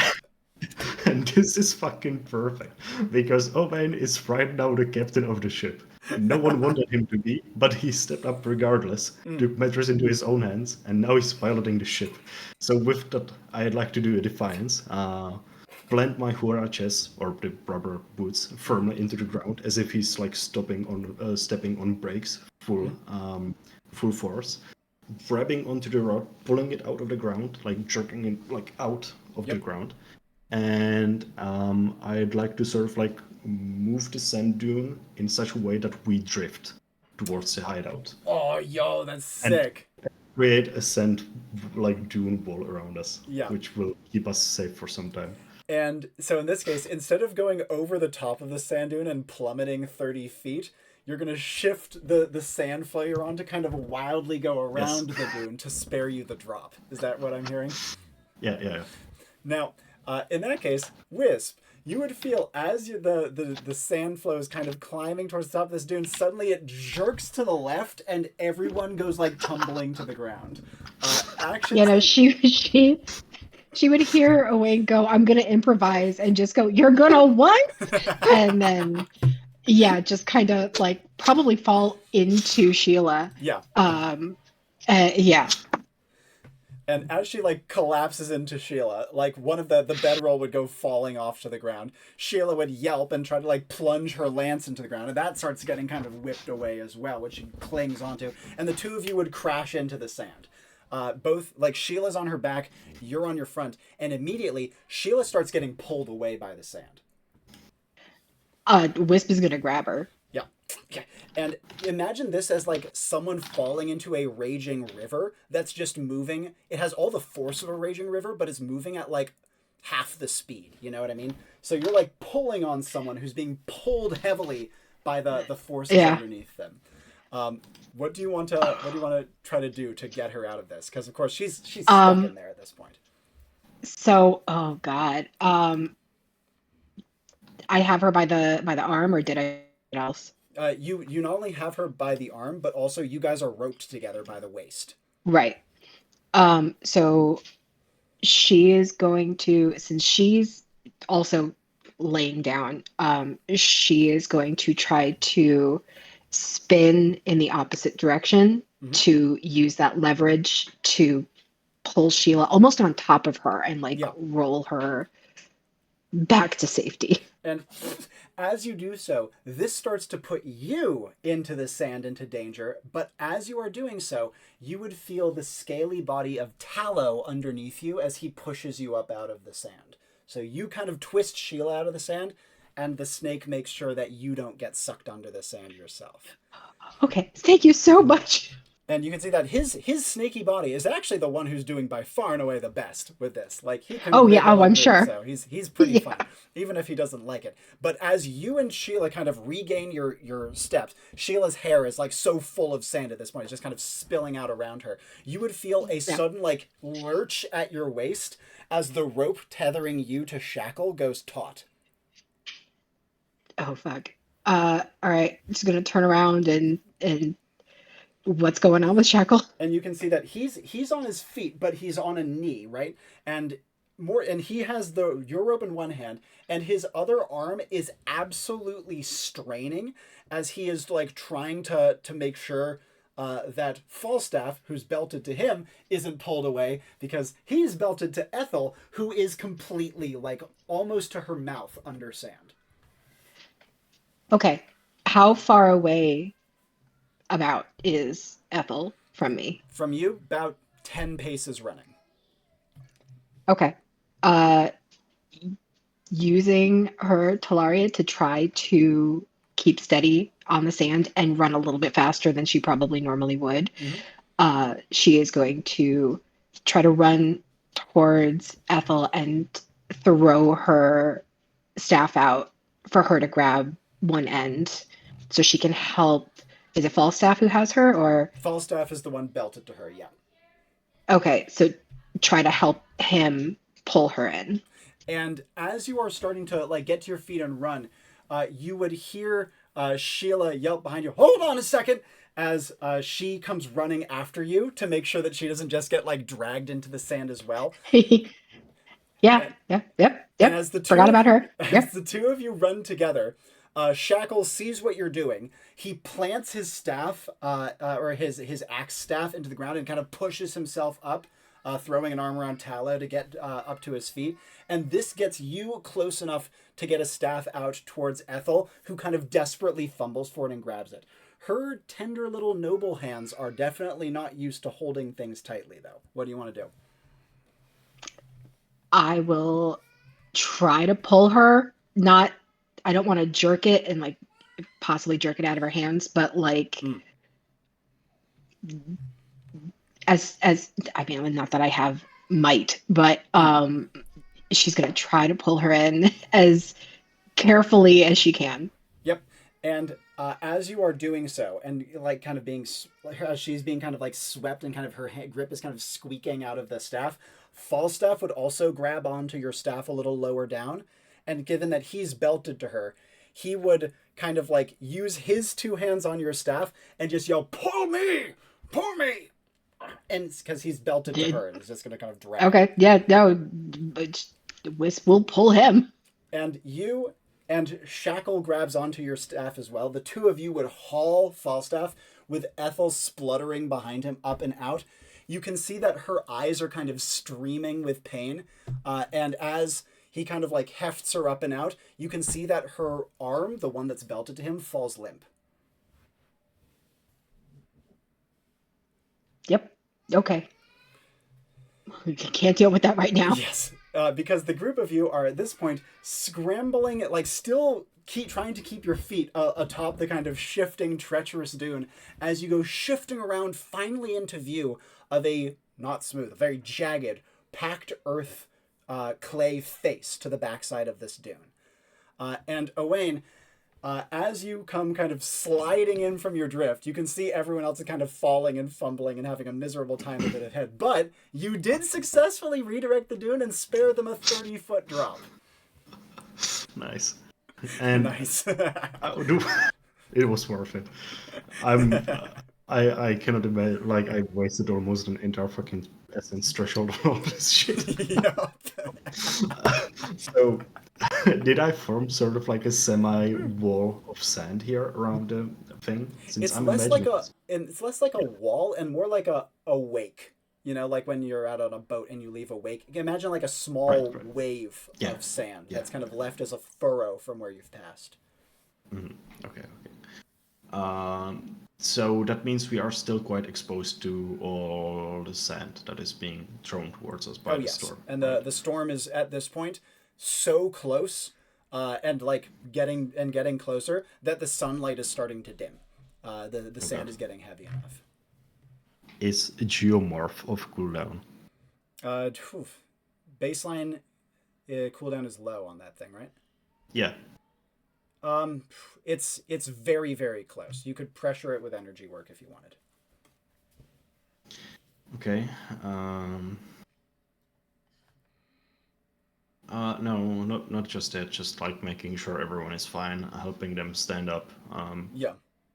Owain isn't expecting anyone to be actually injured because, he did quite fine drifting on the sand dunes. But he's going to be helping others stand up Yeah, you regardless. certainly got them there fast. Traveling across this sand would have been much slower than anticipated. And Wisp, the sand flow finally comes to a halt, kind of like not right in front of, but like just quite close to the exposed earth face. And once again, Yeah. Sheila is kind of shunted to a knee. Okay. Let's not do that again. She reaches out a hand towards Wisp. Yep, Wisp will pull her up, and then go check on Ethel. And as she finds Ethel, and her Ethel arm is just kind of clutching her arm. Her face is pale, and she's just kind of going, ow, ow, ow, ow, ow.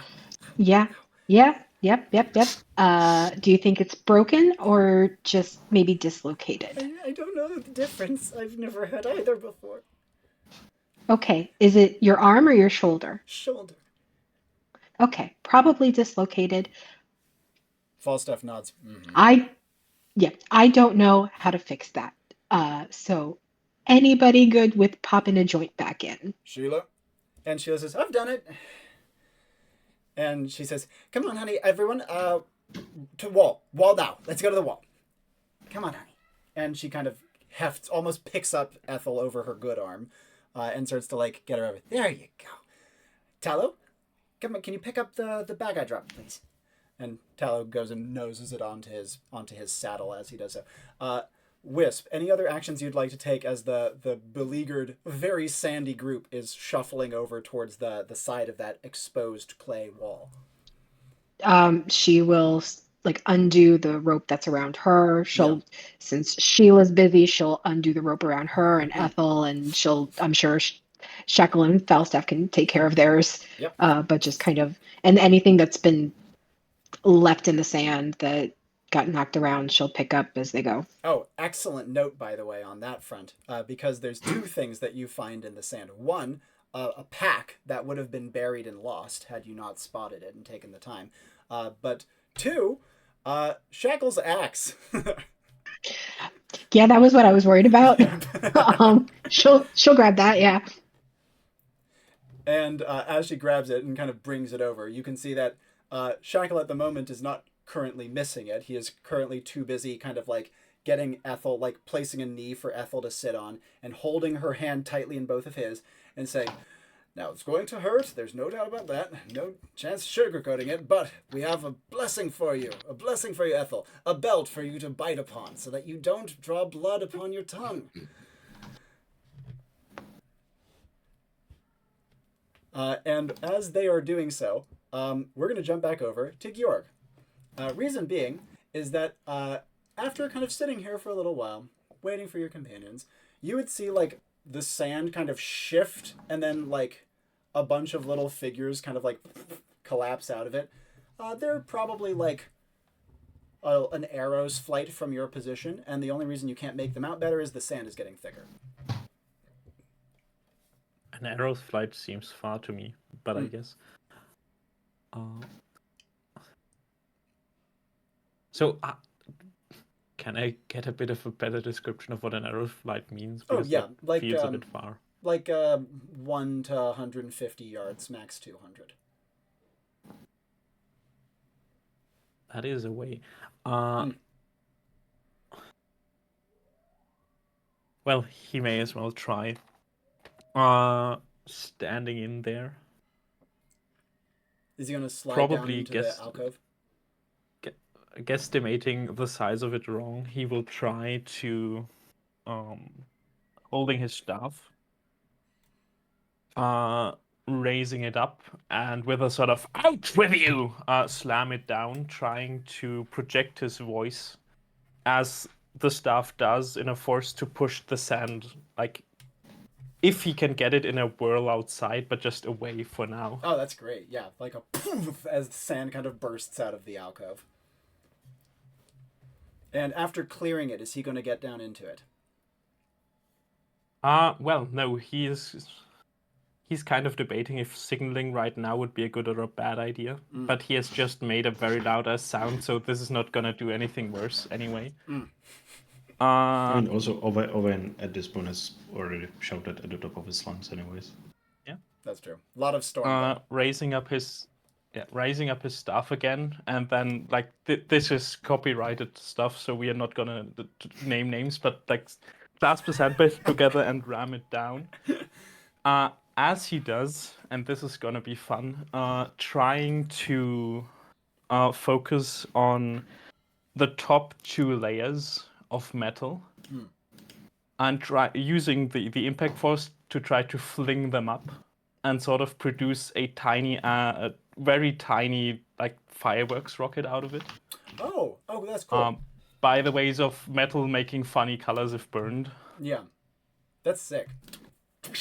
How high does he want to shoot it? It's just going to be like illuminating the top of the staff, going like 6 feet up or higher. 12 feet sounds like an idea. Yep. And as you would do so, Owain, what is your sensory stat? I believe it's either 1 plus or 2 pluses. Let me check. It is 2 pluses. Would Owain have worse eyesight than a human? With 2 pluses to sensory, I do not imagine so, honestly. Yeah. In that case, given that he's kind of bringing up the tail end of the group, Owain would be the one to see Georg's little flare. He would see it from this kind of obelisk a little ways, like not far away from the shelf that you guys are positioned under, that open clay cliff face. Okay. A flare.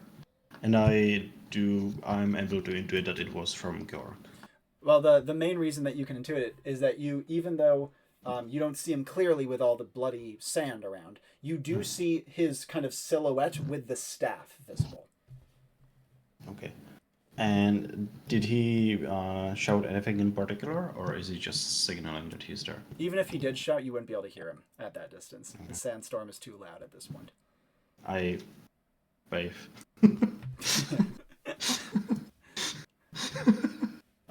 Would Georg respond with any nonverbal communication? We are gonna try a thing. We have tried a lot of things. His feathered cloak again being skinned as a pair of headphones, sort of lying... Or feathered hat, rather. Yep. Yeah, feather cap, sort of lying around his neck like this. Does he think if he put them to full volume, that sound would reach? Oh, that's so Probably interesting. not. The storm is because very what he loud. would try to do is the feathered hat allows him to produce a sound at range, and he would like to produce the sound of "come over here" at range. He's just not sure how much he needs to push it to get it there. Yeah, given that the storm is very loud, the distance isn't ridiculous for the feathered cap, but it is like you will need to crank the volume, so to speak, to make sure it's audible. Yeah. Oh, so placing his fingers on the, like his one finger on the jack, the other on the other side, just to make it symmetrical. Yeah. He will focus on the words, and not minding either his ears nor the fact that this is electronics and will probably burn out from that. Just force as much energy into it as possible. Yep. And Owain would hear Georg's voice kind of weirdly amplified and distorted. In fact, Wisp and the rest of the Seekers would hear it too. "Get over here!" in Georg's voice. And it would make people jump, and you would see kind of the tail end of his flare kind of flickering down from his staff as his silhouette is positioned at an obelisk not far away from you. That said, in the time that this was being set up, Wisp, you would see that as Shackle has given Ethel a belt to bite on. You can see her like wincing and squinching up her face. Sheila would have bound her shoulder with the other belt, and it's kind of like rubbing it. "I know it hurts, honey." And then she would like kind of tighten the belt just a little bit, kind of like feeling around. And then when she feels like clearly the ball and socket is ready to go, she kind of braces herself up against and does kind of like a push like this. Ethel shrieks and spits out the belt to get a proper shriek out. But then after that would kind of be like, "It doesn't hurt. Good. Yeah, very good. Doesn't hurt. We like that." Yep, doesn't hurt. Don't use it, because it can pop back out. So why don't we just kind of, and she's going to take one of those leather straps and like wrap it around, making a sling Yeah, kind of thing. exactly. And as she's kind of binding up Ethel, you would see that Ethel, this would be the first point we get to see, Ethel is still wearing like a noble woman's gown. It's just shredded, you know? It's noble woman's gown shredded wheat. That is barely kind of clinging to her figure, and underneath it, she just is kind of wearing like layers of cloth that's just tied to just get as much coverage as she can. Yeah. Okay. That said, the others have slightly more robust clothing, and therefore it's holding up ever so slightly better. But after like binding her up, Owain, follow-ups from you after you hear Georg's great blasted message. I'd love to shout this at the top of my lungs, but it's 2 a.m. So just imagine that I'm screaming as Owain yells, "No! I'm going to build a castle!" And with that, I imagine I still do have a bit of primal materia, right? A lot of it would have been completely cracked and lost underground, but you'd have a scrap left for sure. A bit. Enough to make into sort of like a pottery knife? Yeah, I'm totally okay with that. I do that, and I'd like to use my belt of stones here. Except my belt of stones is scanned as a belt of like pottery pieces. So I'd like to get 2 flower pots with the knife, split one flower pot in half, and have this sort of like the one full flower pot, then the 2 halves of one, and put them sort of like join them together. So that they form like turrets of a castle. Oh, that's cute. If that makes sense. Yeah. And then use this spare, sort of like make some sort of like hoardings with the pottery knife, and use the remaining prima materia to bundle it all together, to like edit a little bit of detail, right? Just like add some ceramics. And where are you going to be placing these? Are these going to be right next to the great clay wall that you've brought people to, or are they going to be somewhere else? Oh, first, I'm going to fill it with sand because, you know, we are doing sand castles apparently. But then I grab it, 2 pluses to might, and I believe 2 pluses to vigor, yes. And full force, I want to throw it at the cliff face, which we are next to. Yeah. And I'd like to morph the very rock into this castle with turrets. Geomorph. Wow. Okay, that is a pretty substantial geomorph. Fortunately, it's targeting like soft clay, which are like are packed earth, right? Which isn't so bad. But it's a good paired action. It's a great paired action, but it's going to be a pretty chunky expense for the geomorph. But one more thing. Vishivanka, right? My brain code is a Vishivanka. Yeah. Can I get an image of Owain piloting a ship on top of sand dunes? Yes. And then one of Owain just like standing menacingly over a castle. That's awesome. Yeah. So could you briefly explain what the Vishivanka does? Right. So Vishivanka is normally it is a linen shirt. On Owain it is the raincoat. And it gets embroidered with images of great heroic deeds the user has made on mission, has performed on mission. Yeah, that's awesome. It's so really fun. And in Owain's case, since it's a raincoat, it would be like little childish, cartoonish images which you would have on a raincoat. Now, are you going to be having the kind of turrets and walls kind of forming around the Seekers to kind of buttress them in, or is this going to be somewhere that they'll have to then go into?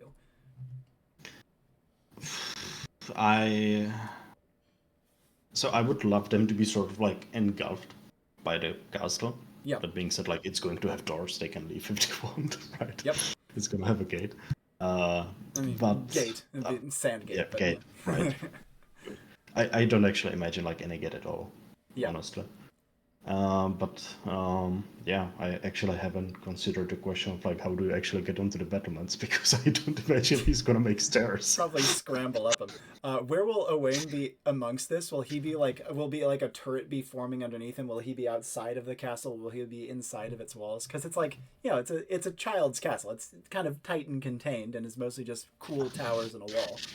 He strikes a heroic pose, crossing his arms as the castle builds around him, and he wants to be just like standing in the doorway proudly, looking heroic with his Vishvanka. And in this case, Wisp from up close and Georg from afar would get to see the clay wall kind of push out into these majestic yet somewhat silly looking circular clay pot-like towers with basic kind of battlements carved into them, more aesthetic than functional, and a wall form up around, like boxing the seekers in up against the cliff and completely blocking out the wind. As this is happening, you would hear the earth kind of shifting, but it's not like it's kind of a soft like all around you, where the winds are getting blocked and buffeted, and the seekers just kind of pause and just kind of stare as the earth is shifting around them, and their animals kind of like cower down against the walls, with the seekers standing in front of them. And you would even hear Lady Ethel pause her like whimpering to say, "Such magic." And Wisp, follow-ups from you before we jump back to Georg, as Owain, standing proudly in the doorway of his castle, is just ahead of you. Seeing him arms crossed, like looking very proud of himself, she will applaud a little bit and be like, "This is very impressive. I don't think I've ever seen anybody create a castle out of sand before. That's good job." Just good job. So Owain would be very proud at that, until the fact that it is a castle made out of sand was brought up. That makes him feel sort of like stupid. No. Now, also of note, Owain is teetering on red essence. He's chewed through his essence pool. Especially because I'm assuming you want this to be semi-permanent. Yes. Yeah, that's a very substantial expenditure. Yeah. And so because of this, not only would he be starting to hallucinate, but he'd have the emotional like magnification thing going on. So his pride and then his sheepishness would both be amplified. I think with that his heroic pose immediately gets it like transitions into him like staring into the ground blankly, just like going out of the door. Wisp seeing that is going to be like, no, Dad, what did I say? No, this is really cool. You did a good job. Don't be sad. What? That sounds just like a mom just trying to fix something bad. She's just going to go over and like pat his back and be like, you did a good job, buddy. Oh, you God, did so that's good. Even worse. It's like, shut up. He's not enough of an angsty teenager to be rude or anything. Yeah, exactly. Yeah. Now, before we go further with that, to give Tomáš a moment to step away if he needs it, Georg, you don't hear Owain's response at all, but you do see him purposefully walk away from you before creating this castle out of this wall. That's enough of a response. Anyway, looking around in the alcove, is anything interesting sticking up? Yeah, now that he has removed the sand? Yeah. First of all, you would see that a wall of the alcove actually has a scratched map of some kind on it. To Georg's eyes, it might look like a metro map, like a subway, with a bunch of nodes and lines connecting them. It's very simple. It's scratched out, but it looks extremely deliberate, and the scratches aren't recent. They're grooves that clearly have been put there over a long period. Second of all, pardon. Yes. This is integrated into the wall, or this is something of a paper that could be taken away? This is part of the wall. It's been kind of cut grooves into the wall. Second thing of note is he would see in the far corner what look like a bundle of bamboo rods. You know what I mean? They look like tubes or big sticks, maybe 3 to 4 feet long, pretty small, kind of laid up against the floor. The sand covered them. Next of all, he would see a strange looking, for want of a better term, a rattle, kind of like maybe a baby's rattle or like a maraca, over to the side. that looks like it is covered with a bunch of strings that have like maybe teeth on them. And lastly, he would see that there is a chute that clearly leads down and out of this place that is completely full of sand. Your burst didn't clear it at all. Well, not like we shall venture down there today, apparently. He will walk up to, I'm just gonna call it the mural for now. Yeah. And he will trace its edges with the tip of the staff. Yeah. Kind of forcing on how not only has this thing been battered by the sand, but sand also being used to cut things sometimes. Yeah. And he is trying to cut it out of the wall as he does. Oh, that's so as cool. a sort of that's manifestation. Yeah, you do have 4 pluses to arcane. How do you want to make it so this isn't stupidly heavy? The fun thing is, coming from a modern society, when really not much of anything is made solid, he would want it to cut it as thin as you would a wooden veneer. Yeah. In that case, he would take like a slice or like a shaving of it almost, such that he wouldn't even completely remove the whole thing from the wall, just kind of take the topmost layer of its groove. So he still has the full map, but he's still leaving the map on the wall, if that makes sense. That is fun, yeah. Yeah, the grooves cut deeper than the slice he takes. Because again, with 4 pluses to arcane and a very cool piece of backing like that, I think that makes a good amount of sense. Now, as you would kind of slice out this piece from the wall, a slate for want of a better term, taken under your arm, it's quite delicate, and it's like, you know, it's heavy enough you feel it, but it's not bad at all.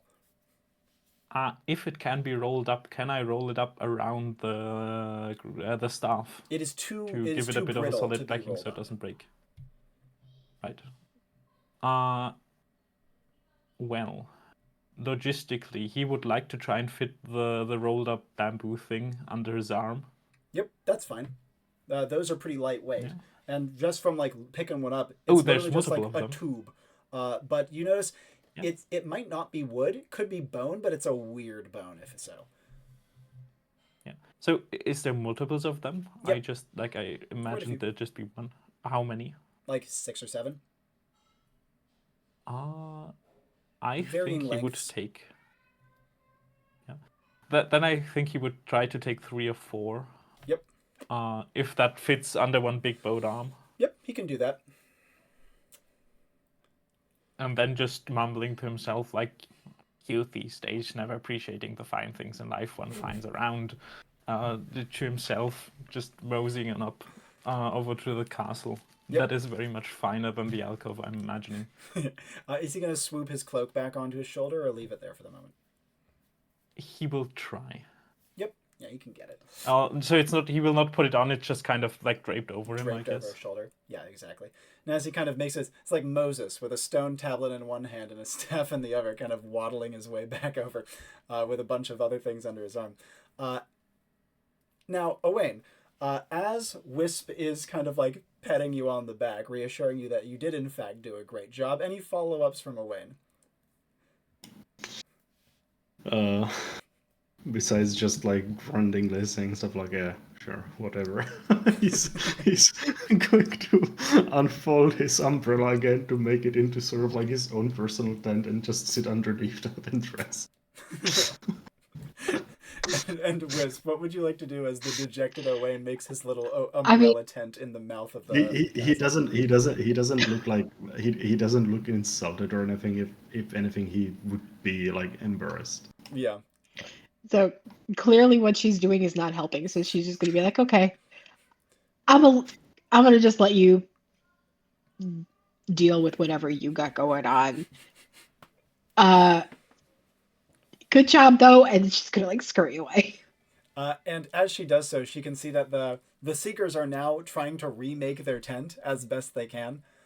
They do admittedly have slightly better earth to do so, just as like a little extra layer of protection inside of the cramped but grand clay castle about them. What would Wisp like to do? I mean, if they're she doesn't think it's necessary, but if they're trying to set up the tent again, she will help set up the tent just so that if it makes them more comfortable, fine. Yeah.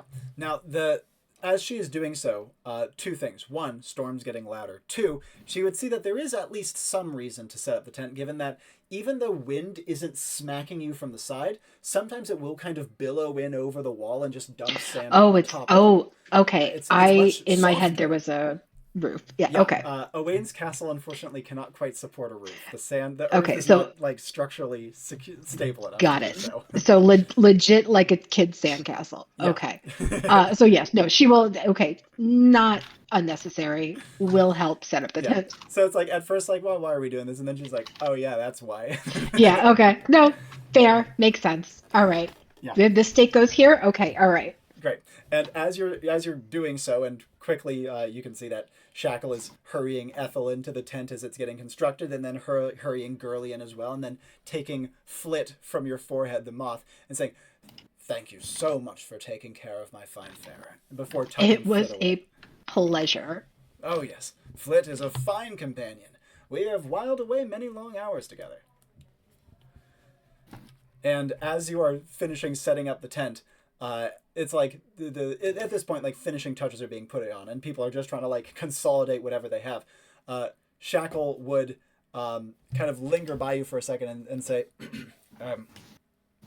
"Terribly sorry. I don't mean to come across as in any way rude or ungrateful, but may I?" And he gestures to the axe that you still have in your hand. May I? Oh yeah. Sorry. Yeah. Here. Sorry. And she'll hand it back. And he says, "Thank you very, very much. I was forced to choose between it and Lady Ethel, and I believe I made the right choice." You definitely did, but I am happy that I was able to find this for you.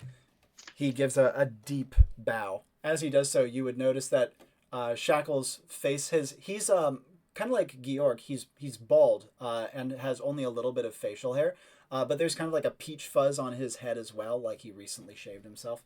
And you also would see like kind of unsightly looking burn marks around most of the top of his head, like old burn scars. And as he kind of swoops up from his bow, follow-ups from Wisp with the storm bearing in heavy. Georg is about to arrive. I was gonna say if he has not arrived yet, she would walk over to the entrance just to see if she could see him coming and Yep. make sure that he, knows where we are. Exactly. And like standing beside Owain and kind of peering out with, again, her cloak, her own feathered cloak, providing her some protection against the rush of the storm. She would see Georg kind of tromping out, not far away, even though visibility is very poor right now. You can see he has things tucked under both arms, and his cloak is only kind of halfway across his body, and yet he seems relatively unbothered by the storm, despite how very, very exposed he looks. In her head, she's just gonna be like, how? How does he do that? She's very jealous, honestly. As he is getting closer, anything Wisp would like to say or do to greet him or otherwise? As soon as he gets close enough to where she can see that he's missing an eye because she was in the tent when he did that, she's going to be like, "Oh my God, what happened to you? You lost your eye." And Georg? Whenever truly loses anything, things just change. You shall see in a second once you help me. And he's kind of bumbling a bit comedically. Unload those things, right? Would Wisp like to help him take some of the things he's carrying? I mean, she'll definitely take some things to help him, but she's gonna look at him like, "What are you? No, okay, yeah, things change, but like you changed because you lost an eye. Are you okay?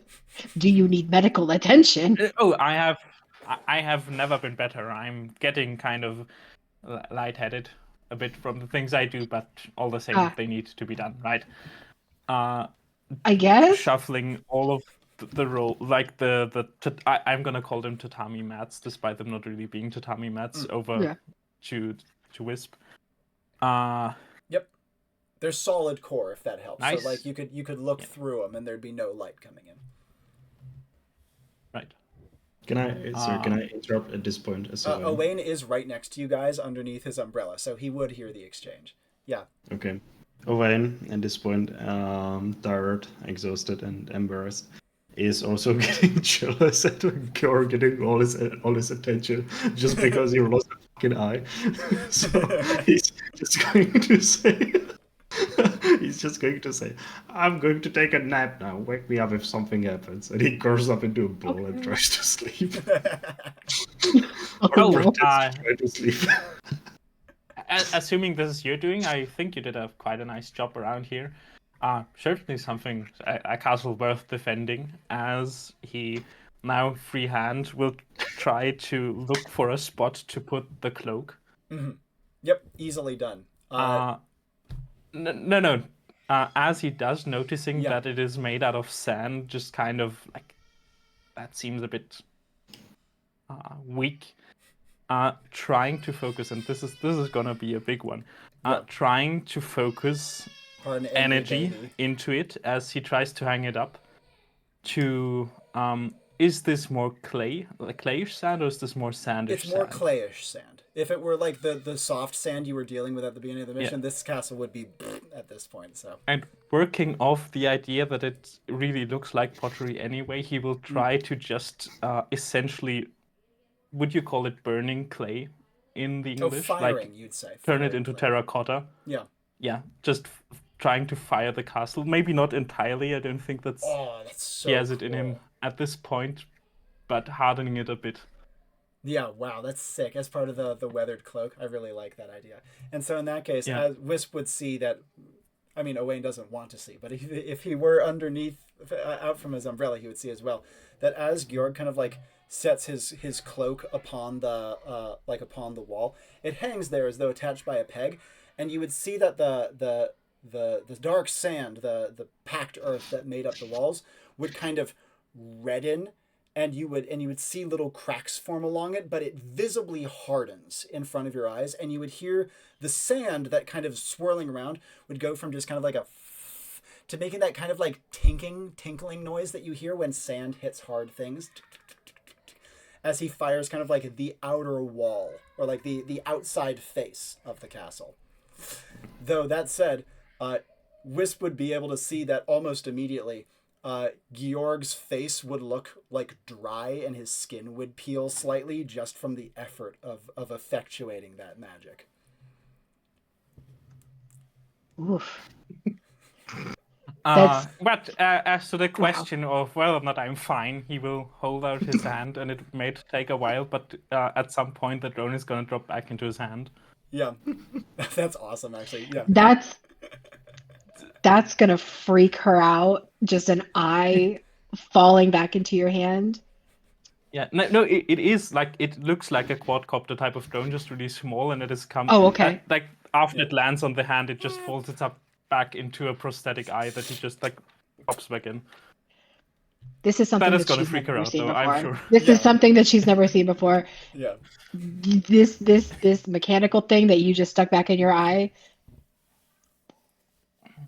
I think she would just kind of stare at you for a minute and then be like, no, I have no time for this. There's no time for questions. We were on a mission. So where she will like probably corner you at some point. Yeah, and when we're back. And just be like, you need to explain this to me because this is wild. Yeah, indeed. And as she is having this little moment, the two of you would have your hair like whipped about you as the first of the Sandstorm's like main body winds starts to hit. From Georg's perspective, when he was looking up from above, it would be like the outermost whorl is starting to reach. And so you would feel this like violent like whip across your face. You would feel the stinging of the sand, even despite your environmental protections. And given that you guys are right now in the castle's mouth, so to speak, like its small entrance, what would the two of you do from here? Definitely getting back into the main area of this castle. Yep, indeed. Would Georg follow? Yes, he has found some things that need to be unrolled, but also he has this weird map that he cannot make sense of, like probably a bit of, but would probably want input from the others. Yeah, indeed. And as the two of you go in, Owain, still in the entrance of the thing, you would feel your umbrella starting to be like kind of hefted away by the sandstorm. Okay. He tries to close the umbrella again, getting blocked by the freaking children's safety mechanism. He just gets mad and with 2+2 might just like forces it shut, breaking it.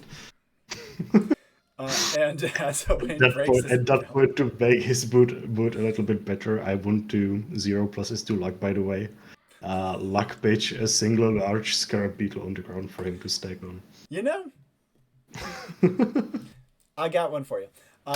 You would see a beetle emerging from the wall, trying to escape the baking process that Georg initiated. Is anyone looking? No.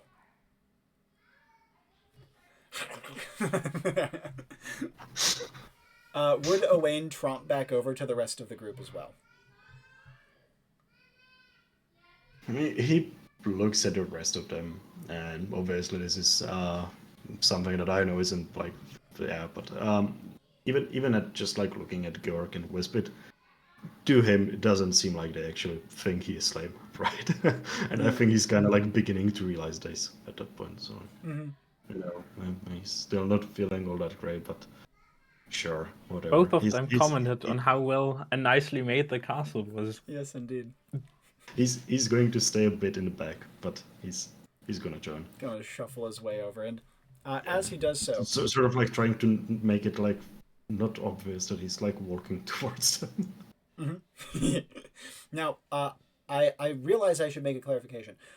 Julian, when I say bamboo, I mean like a bamboo stalk. So like a straight tube rather than like flattened bamboo rolled up into something. So it's like Right. It was a straight up tube. Can I then clarify that I would have wanted to take all of them because I assumed this to be some sort of weird bedroll, in all honesty. Mat or bedroll, pardon me. Yeah, in that case, yes, that is completely fine. Taking up all of them. And as when Georg gets back to the tent, which has been pegged down far more effectively than when you first found them, given that they actually have more firm earth to work with, how would he like to address his the Seekers and his squad mates, and how do you like to present what he has found? Well, I have found some things over in a cairn over there. I would have loved to meet you there, but apparently we have a castle now, so that seems like a better choice. Like looking at Owain, kind of trying to gas him up a bit more, because he knows. He knows enthusiastically. And Sheila says, "It's good to see a castle again. We haven't for several months, not since leaving the questing realms." Well, maybe you should put some up here. Seems like a place. Like if you, I'm not trying to get sidetracked. I have found, and he places the map. This, if it is what I think it is, you should probably go dig around here. But I don't think you people have moved carts without horses yet. Or whatever you would call your nice animals out there. And you'd see that Sir Falstaff says, "Farers. Farers is what we call them." Yeah. So you haven't moved a cart without a being of some kind pulling it, right? They all shake their heads, and Shackle says, All right. "Is that even possible?" Oh, well, we may talk about that later. For now, I would need to bring our minds back to this, because this isn't what I think it is then. But it is a map of some kind, at least. And to clarify, what he's brought is like a slice of stone that looks kind of like a modern subway map, but clearly was made by imprecise means, right? Either carved or furrowed or grooved. The slice of stone is very thin, meaning that the grooves and the dots that make up the map would be things you could like poke your finger all the way through and kind of trace them along. And it's rather intricate. Again, like a subway map. It crisscrosses and goes back and forth and is rather elaborate. But as you kind of place this down and some of the knights gather around to look over it, What about how would Georg present the tubes, if at all? He will take a second to step back as they watch the thing, and he will inspect one for himself. Yeah. Are they thick enough to hold something? They're reasonably thick, though you don't see any cork or cap to them of any kind. Anybody got any knife around here? And almost before you finish the question, Falstaff has a knife for you. Yes, obviously he does. As they start looking at the map, he's going to start whittling a tip into the tube, or looking almost like a whistle, so that if he gets it open, he can put the cap back on the tip he made. Or rather, they do not have a cap of any kind. Pardon me. Yes, he is fashioning one. I see. Pardon me. Okay. So he's essentially, yeah. Yep. And as you are kind of cutting your way into it, Wisp and Owain, any actions you would like to take as Georg presents this map? We'll start with Wisp. She definitely wants to take a closer look at this map. She's not sure if she's probably not going to understand it at all, but definitely wants to take a really good look at it. Yeah. It's certainly intricate and it's certainly cool. But that said, it would also be a little distracting for Wisp to have sand kind of bathing the top of her head like rain as she's looking down. It kind of scatters and covers the top of the map a little bit as well. And even though you guys are very largely protected from the wind, there's still enough, and it's still fierce enough and howling enough that it's starting to get very loud. You guys have to shout to hear each other, even when next to each other.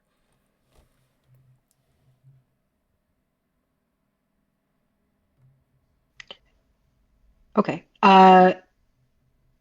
Because this is getting covered with sand, can she, having 3 pluses in her cane, just create a little bit of her own wind to blow it off and clear it off? Oh, just like a just to clear it? That's child's play for her. That's super doable. Cool. Yeah.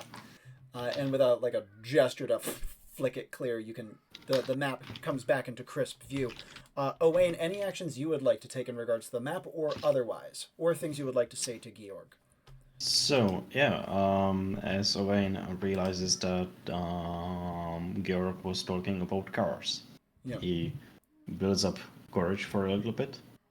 Owain is from a semi-modern setting, modern anyways, 1980s sort of thing, but quite rural, not really a city person. Yeah. And he musters the courage to go over to Georg and then awkwardly shouts to be heard over the storm, I have driven a tractor before, if that helps. Oh, excuse me, I'm getting a knock at my door. One moment.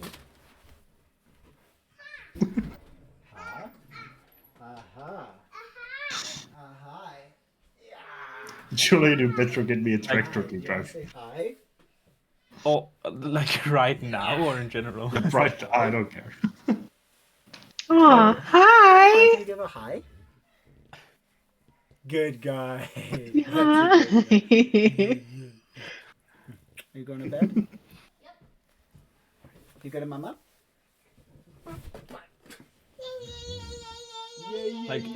All I'm thinking is this whole thing brings up so many side quests. I can see Georg and Owain just riding the subway all day.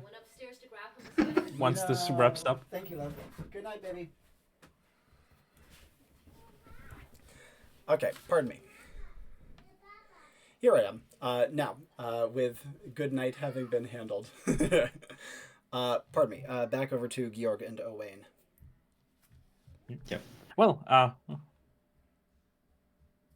yeah, that would be a similar thing, though. A tractor quite works for what I was going for. Do you think the people that made that would have tractors? Would make sense looking out here. I don't know. I mean, there's not a lot to farm, I guess. Well, tractors can do a great many things. They can move things on and about, and you would be surprised on how well you would do on sand with different crops, right? There's this thing that looks almost like a potato that I've seen. That seems to just quite enjoy the sand and not having much water somehow. Not a botanist, so maybe I should ask a colleague. And Owain like would all the time almost- still whittling at the at the rod. Like, do you want to take one? I have brought a few. What are you trying to do exactly? I'm trying to see if there's something inside. Oh, okay. As, like he's whittling at the stick. Sorry, question. What is the rod made out of? Again, my best analogy is it looks kind of like a hollow Bamboo. stalk of bamboo. Yeah. So it's straight, Okay. it's round. You could look all the way down it like that, and it has thin but kind of pliable walls that are still firm. To Owain, it would have kind of a chitinous consistency to it, like kind of buggish. But Yeah. it could be a kind of wood. I grabbed the rod and I looked to Georg. What if I just, and then like, you know, Like, break it over the leg. in hand is fine. He's got 2 pluses to might. Yeah. And despite him being a child, I mean, he's a badger anthropomorphic being. His hands are enormous as well. Yeah. Strong guy. What would Georg say or do? Well, feel free. Still, like, making a point to whittle on it. I grabbed the rod and Yep.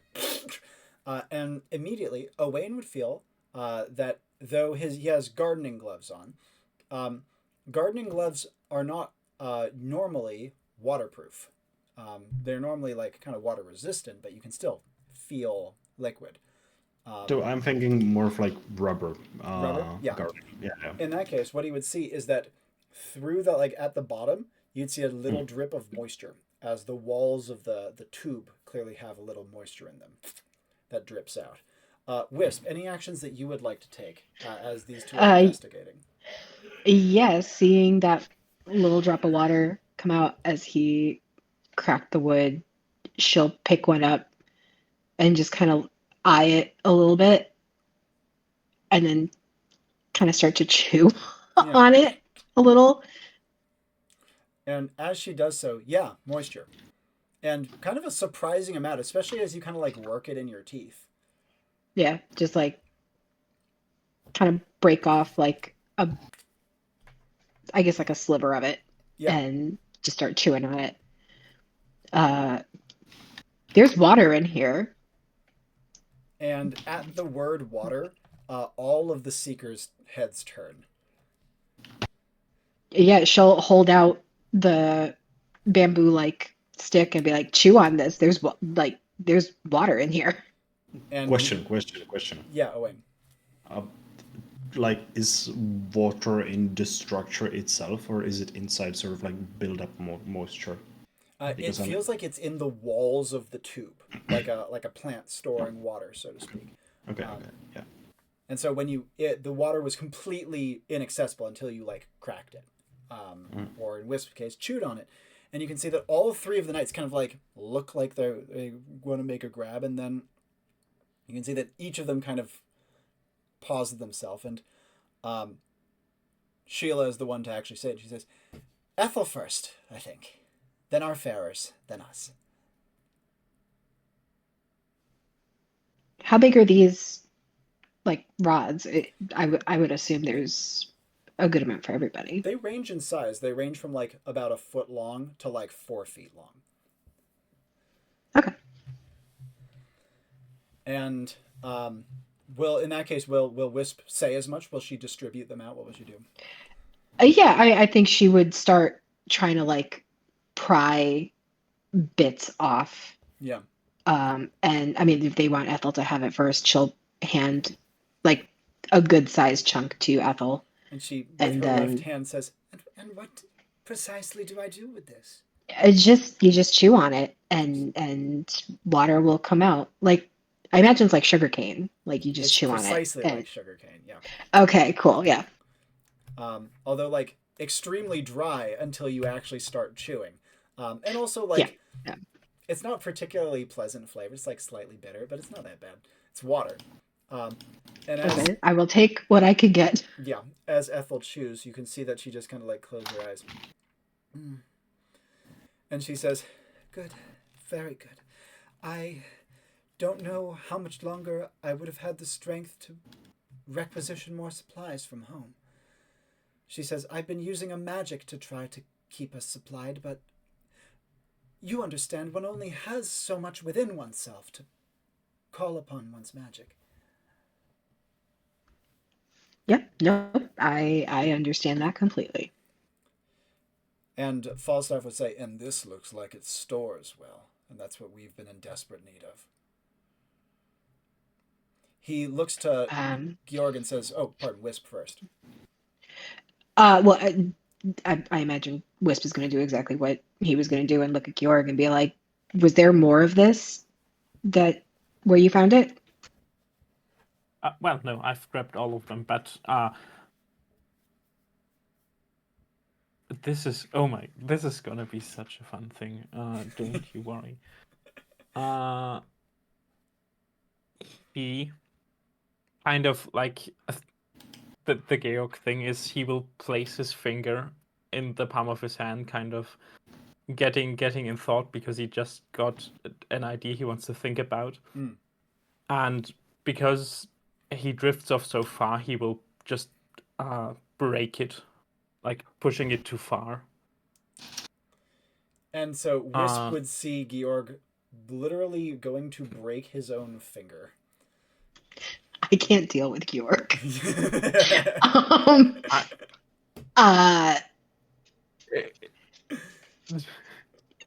No, did you just? I will say did you just break your finger? He will not immediately respond because he is going into his own mind palace at the through the pain. She would definitely see like a blanching of his face, though, or like some sign of the pain on his face, I would imagine, right? Yeah. He's wincing. He's just not crying out in pain. Just yet. She's gonna look at Owain and be like, "Do you see this?" Oh, we'll give Tomáš a moment before so he can respond, but then I will ask for the follow-up. I do think then this is a good time to handle the Mimisbrunner, if that is enough to activate it. Could you give a brief description of the ability, given that many people will not know the Greybeard? So this specific ability on the Greybeard allows me to go back and have essentially somewhat of a boosted intelligence and getting more knowledge than I should off of the sacrifice of, like, in Georg's case, always breaking shit. Specifically fingers and toes. And so the way it goes is I will start asking, like Georg will start asking questions in his mind and they will be answered by something or another. Yeah. Presumably his own intelligence, but in a boosted way. Yeah. And so what is the secret he is going to try to determine with this use of Mimisbrunner? The map shows the map shows like has holes, like big round holes, and traces between the holes. Yeah. He is imagining that instead of a subway map, that the holes would be the tiny outposts, like the one he has been in, and the traces be connecting pathways between them, much like the one he had found but not excavated yet. Mm-hmm. Is that the secret he is trying to determine, or does he have something he is going to jump off of that from? No, that is the secret he's trying to determine. And in this case, the Mimisbrunner comes back with a 100% affirmative. This is clearly what this map is depicting, is an interconnected network of outposts. On top of that, if at all possible, and this is going to be a bit of reach, but the character has 2 pluses to intelligence, can he rope his mind's view of the area to the map, like connecting them together? And even beyond that, maybe plot a course that would hit a few of the outposts in the general direction he thinks the group would be going. Oh, I see what you mean. Now, there's 2 things that would bar that. One, you don't know which outpost you are in on this map. It didn't label it or specify it. And two, even if you did, actually charting it would be quite hard, or like you could do it in your mind. Because but it'd be hard to I neither translate. know the point I'm in nor the direction of the map in general. Yeah. Right? You need to know the point you're in. The direction of the map in general is kind of a problem, but it probably has a way of determining its orientation: north, south, east, west. Yeah. He will all the same still try to plug away a bit in the back of his mind, his eyes shooting back up. I know what this is. Before he does the reveal, reference, though, just yes. to make sure that we have the thing caught up, Wisp, could you repeat your question to Owain after Georg breaks his own finger? Yeah, after she witnesses him just snap his finger, she's gonna look at Owain and be like, Did you see this? What is happening?" He does. Oh, so Owain would look like a bit distressed, but at the same time, like too tired to really care. Yeah. So I don't know. He's thinking, I guess, because Owain is very familiar with weird ways of thinking. I don't know. I've never seen someone have to break their finger to think, but he also his eye is weird too. So okay, I mean, I guess I have never seen a place that is just sand. He says. I mean, yeah, same. This is all very novel for me too. And Ward adds Sir Falstaff. Yeah, no, it's sand too. And Georg, please repeat what you just said. You can follow through with it. Yes. Oh, I know what it is now. Slamming his hand down on the thing.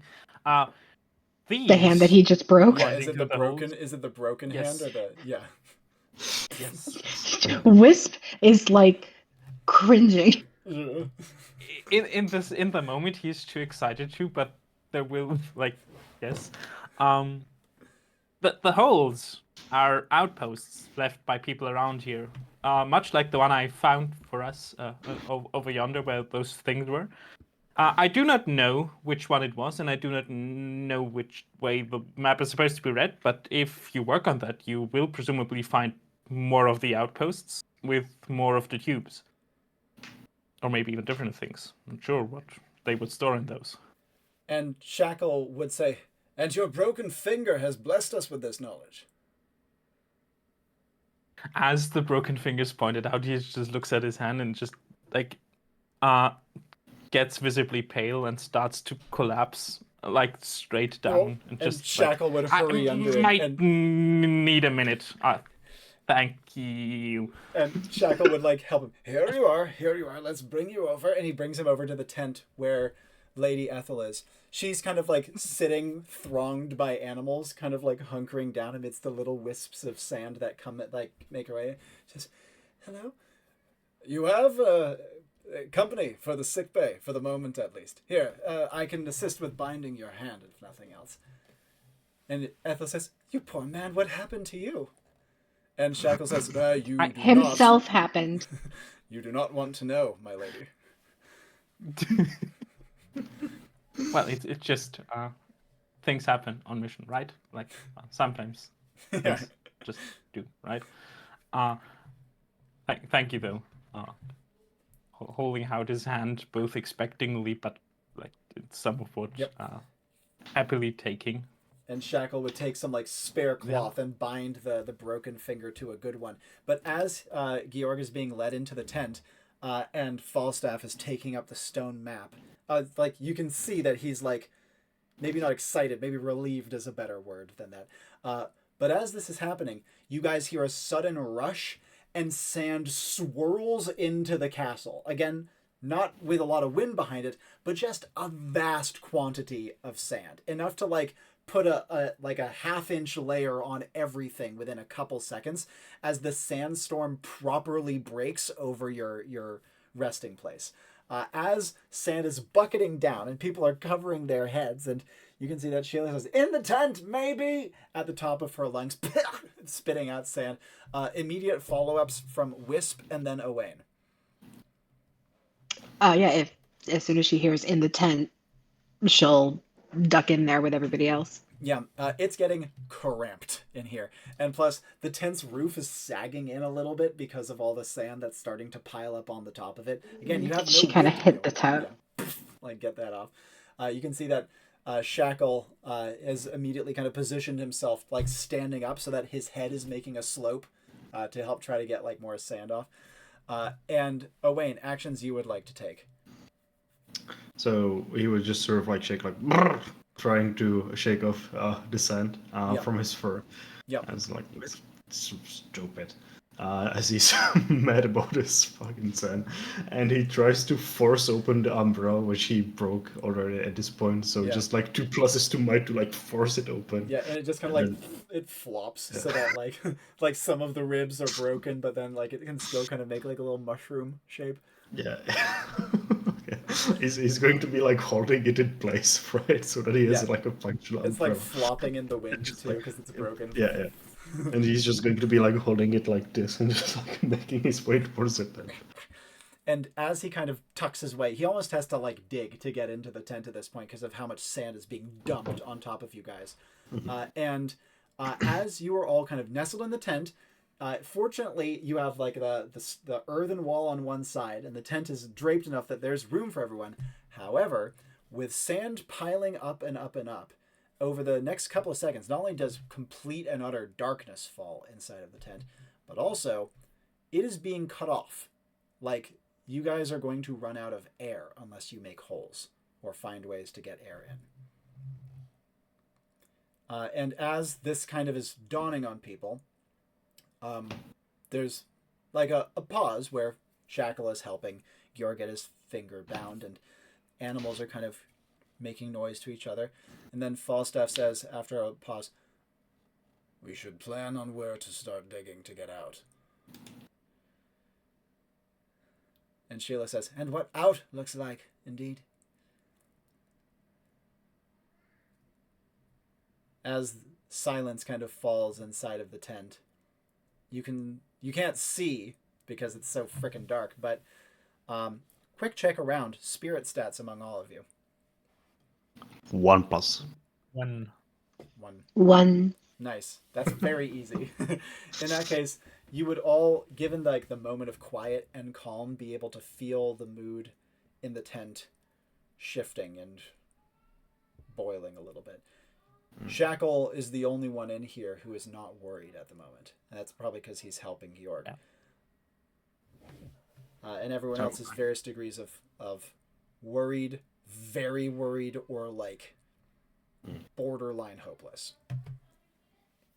Well, I could just, part away the sand. But more may pile up again, so... Falstaff says, "And more after that, and more after that. Nothing but sand." Yeah.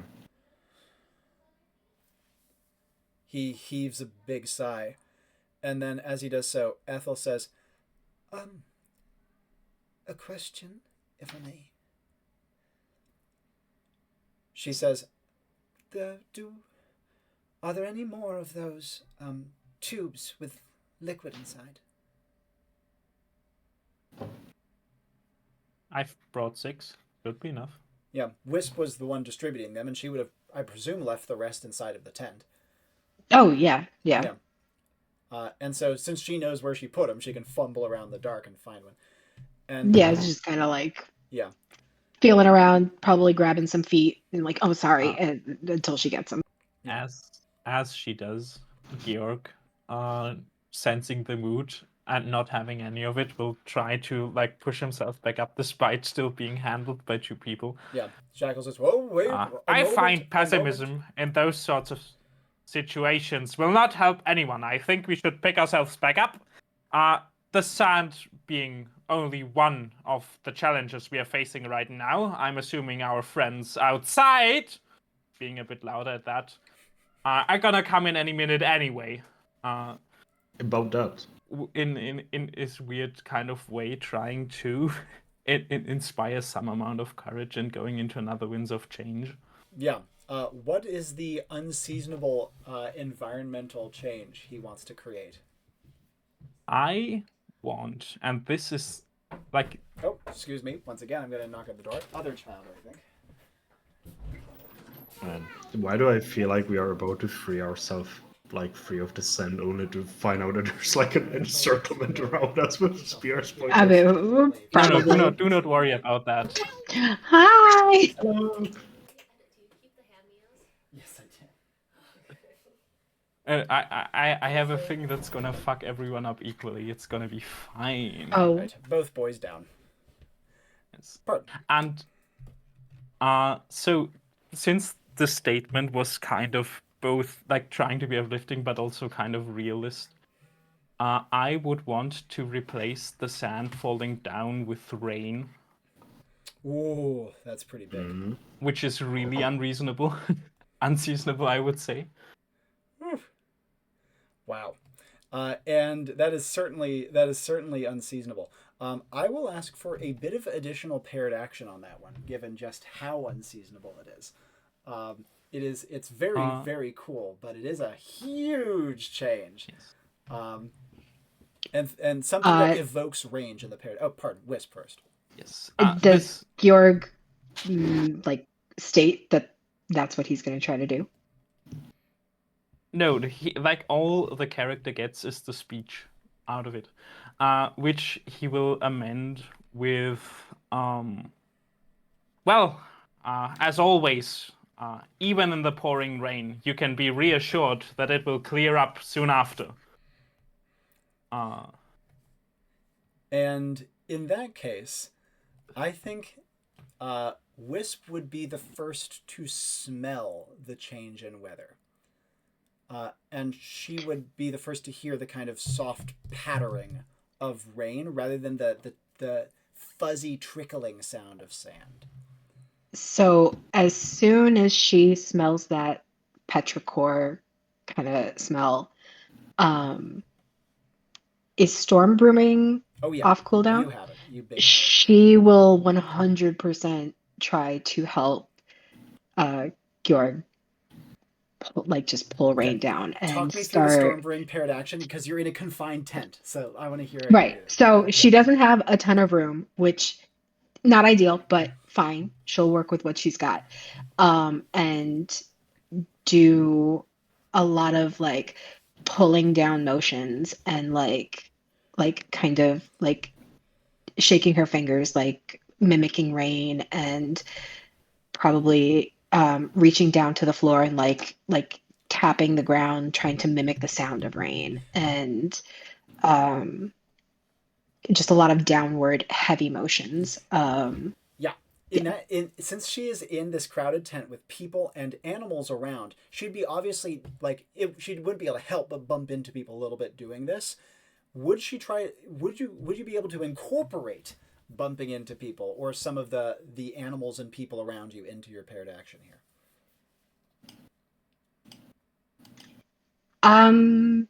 If you want, you can take a moment to think, because it's a weird environment to do it in. But yeah. So, I don't know if any of you guys did this when you were kids, but there was this like game that as a kid I used to play with my friends where like it was like crack an egg on your head and like let the yolk drip down, and like you would run your fingers down someone and it felt kind of like running water, or it was supposed to be egg yolk, but she would do that. And okay. I was far too squeamish to do it. Okay. So I mean, it feels like it's supposed to like give you goosebumps. Yeah. So if she bumps into someone, she would just kind of like very gently run her fingers down them, mimicking the feel of rain on their skin. And additionally, she would feel occasional animals, the feather down of Gurley, or the scales of Tallow, or as it would happen, the raincoat plus fur of Owain. And as Wisp is starting to do this, smelling the smell, hearing the sound, and beginning to do her paired action, Owain, any actions you would like to take at this point? I mean, those two are doing something that's good for them. Owain is going to put on safety goggles and try to see through the sand just above. And looking about, a couple of things that he would note. First of all, a lot of the sand is starting to move. Like the tent is sagging a bit because it's getting heavy with the water, but it is kind of sliding off, especially with like Falstaff and Shackle and Sheila like lifting it up to make a steep slope for it. However, other things you would note. Your castle is holding up well against the rain thus far. There are people, and there are quite a few of them. You can see that there are figures in the gateway of the castle. Some who have climbed the walls of the castle, some who are on the top of the dune that is overlooking the castle, but none of them are looking at the tent. They are all looking at the sky. Okay. So from the way they were positioned before the rain presumably started happening, does it look like they were closing in on our yes. location? Oh, very yes. So they know where we are 100%. right now. Okay.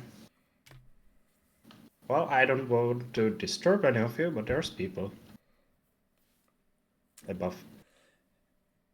Yes, I know. As I said, the friends out there might address themselves instead of just ambushing us good people around here. Do I think they would be able try to to hear walk us? out of the tent if nobody stops him. They would definitely not be able to hear. Georg, if you go to walk out of the tent, Shackle would be like, a moment. Here. He says, not to mention, by the way, if Georg would try, the tent is like too heavy at the moment. He just kind of get like a face full of it rather than being able to like push it up super effectively. I don't believe he has much of a Well, headset. he has a big long stick to push the thing around with. Oh, does he want to like kind of shuffle it around? Yeah. Yeah. Wisp, you had a thing as you're doing your paired action here? I mean, if he's trying to go out and like hold the tent up, she'll use her staff to also hold it up. Yeah. And or at the very least, maybe pass on her stick to someone to do so that she can keep her paired action. Yes. Yeah. Yeah. And as you are kind of shuffling up, and you can see like a bit of a slurry of like slightly wet sand falls off one side and then prop up the other, and you've kind of made an impromptu awning for your tent. And through this awning, not only does light come in, not a lot, but some, but now all of you are looking straight out through the courtyard of the sandcastle towards the entryway, where you can see three heavy, like cloaked figures standing there. Though none of them are looking towards the tent, they're all looking up towards the sky. They're heavily armed, by the way. Before the tent actually opens, can I get in one more question for the team? Yeah, sure. So do I just punch them in the face? Give me a few seconds to talk, and if they start running towards us, yeah. Yeah, okay. Should I stay here then? I mean, being a pager. No, okay. Well, I do not think that will be the biggest thing on their mind, since we have essentially made water in the desert. Sure. He hides behind the umbrella regardless, sort of like goes towards a corner somewhere. Yeah. He has the safety goggles on, so he can see through it easily anyways. Yep. And as the tent is propped open, Wisp can see, as she's continuing her paired action, that there is actually enough rain falling. It is, you know the whole thunder snow thing. This is like rain sand. It's both. And it's making these kind of like weird clumping clods that fall from the sky and like little pools of water forming on the earth. It's bizarre. Just like mud balls instead of hail. Yes, not quite that big, fortunately, but still enough to like slap you in the head if it were to get you. But you guys are currently in the tent. Yeah. Okay. Good to know. The knights are kind of moving out now that the tent is kind of propped open. They're staying just behind Georg, with Wisp just behind them, given that she's currently unarmed. Sheila is at the front with her lance, and you can see that Falstaff has an arrow knocked almost immediately. And Shackle is getting up his axe. And just behind you, you hear Ethel kind of whispering to them, almost like, it's like half-heartedly, but at the same time, she might be like scared of being heard. She's like, but what should I do? But no one responds to her as they are kind of getting up and getting ready to fight. As Georg is kind of stepping out with his finger kind of bound to its neighbor, he does see that one of the heads kind of like turns down to face towards him. He can see that these nomads are very heavily clothed, as you might imagine. Many layers that are kind of wrapped and swaddled around each other. They also are wearing armor of a strange sort. It looks like interlocking heavy scales, with each one being like the size of your palm. These scales also seem to kind of like travel up and over their head as well, like a male cowl. What are those made out of? Quick question. Looking towards those... them, could be bug, could be reptile. Oh, okay. Definitely not wood or metal, though. Definitely not. Dang. Okay. That said, they do have metal. They all have long lances, or maybe not that long, but like lances that have metal heads. They carry several of them, maybe for use as javelins. And you would also see that each of them as a sidearm carries a heavy pick. Not like a pickaxe pick, but like a military pick that maybe doubles for use as clambering around and climbing things. Or hook might be a better word for it. They also all carry incredibly heavy backpacks, and yet seem to be able to wear them quite effortlessly, despite their clearly massive size. But as they kind of look towards you, you would also see that they're all wearing kind of visors with like a thin slit to make sure that sand doesn't get into their eyes as they're looking. And so because of that, their expressions are completely masked.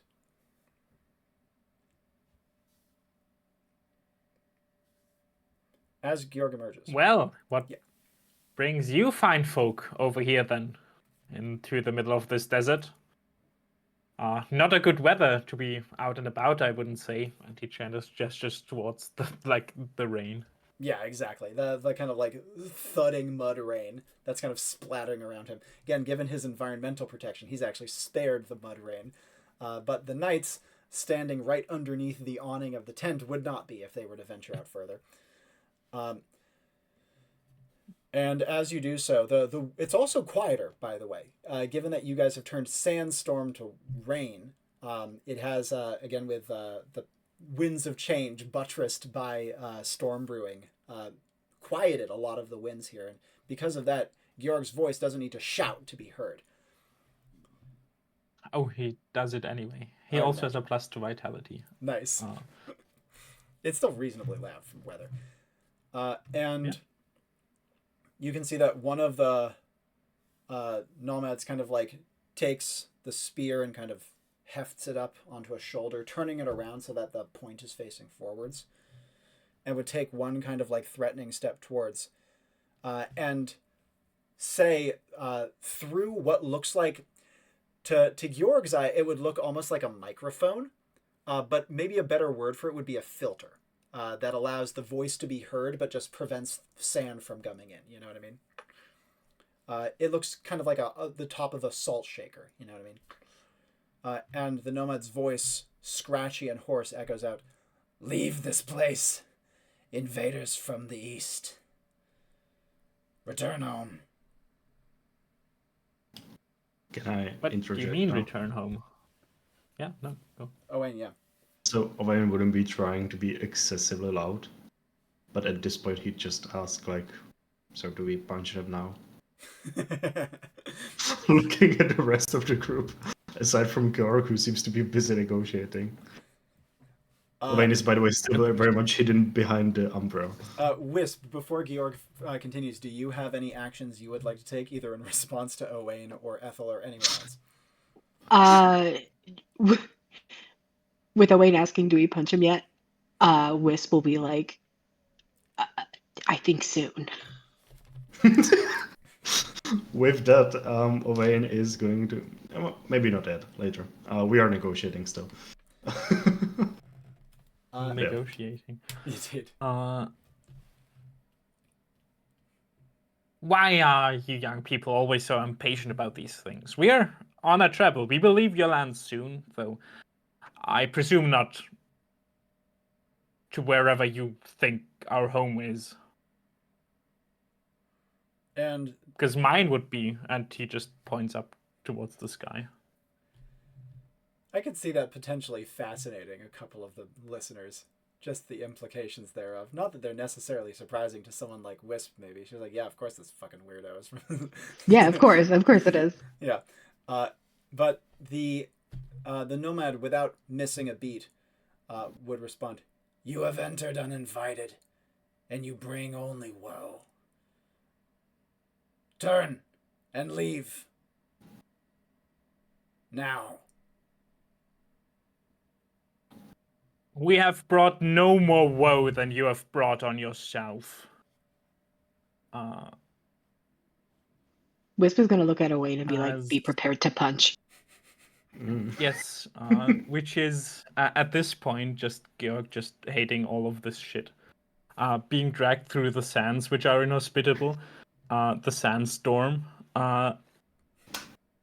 Being dragged out of the nice alcove he had found in favor of this castle, which is much more apparent for invaders to come in. And he just, at this point, loses his patience and starts to purposefully walk towards the person. And then kind of like always impatient, always asking things of us. You young people should learn your place and have some respect for your elders. And as he goes into this rage, I would like him to get slowly taller. And as you're activating Great and Terrible, what is going to be what are you surrounding yourself with? What force of nature will be emanating This from is you? going to be an interesting one, Yeah. because with all the far out there theming going on, the element Georg usually likes to try and coat himself with is the primal natural force of gravity. Oh, shit. That's wild. Off the back of which he will turn around and just quip, "I do suggest none of you get all too close to me in the next half hour." And as That's such a weird threat.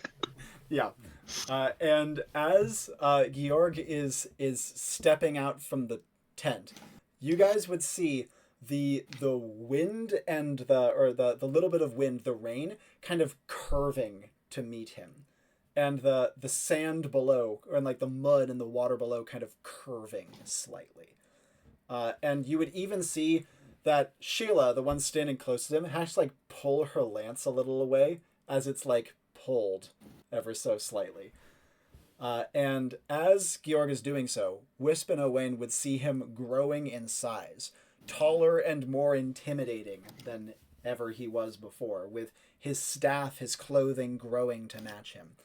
That as the world kind of bends slightly around him, you can see that the three nomads at the entrance are very slowly stepping backwards, though all of them ready their spears over their shoulders, points out like this. As Georg is stepping forward, intimidating them off, follow-ups first from Wisp, and then from Owain. What would she like to do? So she is. Who has her staff? Is it Sheila? Right now, Shackle has her staff and is using it to prop up the So tent, but it's close enough for her to grab.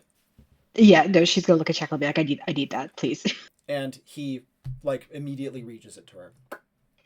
Yep, and she's gonna take a couple steps forward, not following Georg out of the tent, but just staying in like the opening. And as she is kind of taking her position like that, Owain, what would you do? So I'd like to suddenly from I was hiding behind the umbrella at first. Now quickly 2 pluses to vigor, jump up, use my 2 pluses to might to just like force the rest of the umbrella to like rip apart. I just want the stuff and nothing else. Yep. And with the with skinning the umbrella.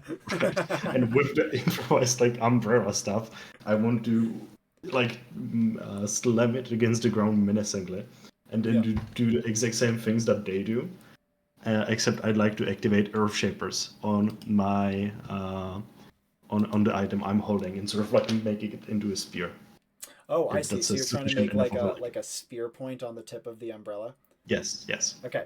It'll be kind of a shitty spear point. It'll break after you use it, but if you only need to be used once, then that's fine. I mostly just want to be menacing, Yeah, relying on my Vishivanka as well. And I want to use this spirit action as well to activate my belt of ceramics. Yep. And Wisp would see that Owain next to her would have like these ceramic pieces begin to orbit him, almost like moons around a planet. As she would do, yeah, really quick. She's just gonna like lean over to him and be like, "That is very cool looking." He knows. He knows. That is yeah, reassuring. Is he going to be stepping out from under the tent? Absolutely. If it wasn't, I would want this to be seen, like next to Georg. And I should note, when you get a little closer to Georg, you'd feel yourself being like, Paul. Maybe not that close as I was. However, would Wisp be following suit, or would she be remaining in like the opening of the tent for the moment?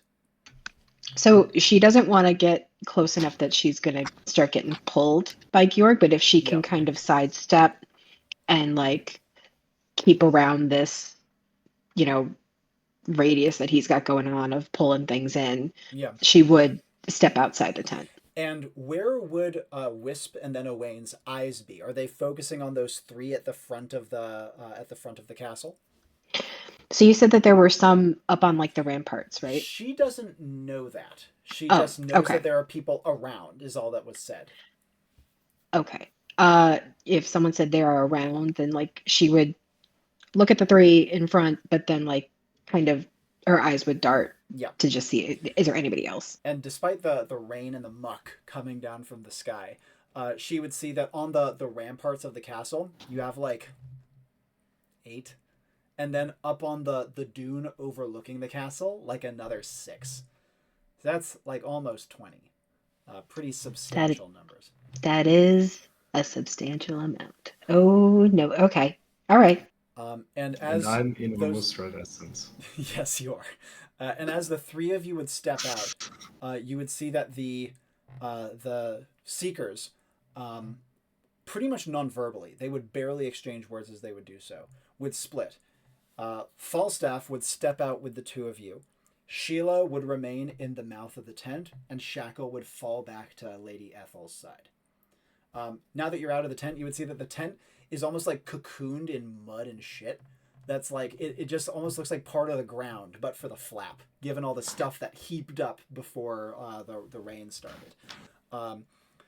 However, as you guys are stepping out, and the nomads in the entrance are slowly stepping away, one of them calls out, and his question is addressed to Owain.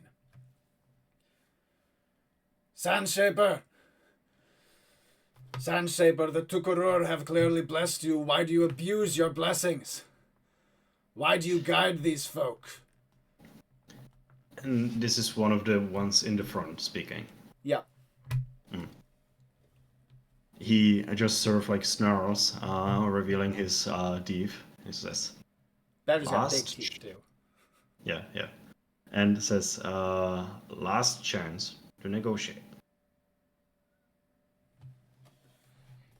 And as you do so, one of the nomads pulls a rattle from his belt. It's identical to the one that you saw in the alcove earlier. But to the other 2, it would be new. Again, it looks kind of like a maraca, but with like little stringed bands around it that all have like little tappy bits, so to speak. So it has like rattle parts on the outside and the inside, presumably because it looks belled, so it probably has some stuff shaking around. And I want to do a spirit inference thing. Yeah. They have clearly recognized me as someone who can shape Earth to an extent. Yeah. Do I recognize that in turn, and therefore am I able to interpret what the fuck is this thing that they are using? I think that is a fucking perfect spirit insight. This is clearly a sand manipulation tool. So it is very much a weapon that they are about to use, right? If not a weapon, then because you don't know if they're about to use it aggressively or just hold it up. but clearly brandish, if nothing else. Okay. Well, I'm not waiting for that to be used. So, what I'm going to do, I slam my improvised spear on the ground, sending forward a ceramic pot towards the dune, beyond the castle walls. Yep. And given that I can somewhat like pitch the trajectory of the ceramic pot, can I throw it in such a way that when I throw the javelin afterwards, the javelin shatters through the ceramic pot? That's really cool. I'd say that because you have control over the ceramic pot and not as much over the javelin, it would be more like making sure the pot hits the javelin rather than vice versa. Right. What's your skill set? Non-existent, I believe. I had a feeling, yeah. So it would be pretty much purely like, okay, pot, hit the javelin. That's perfectly fine. Yeah, that is fine.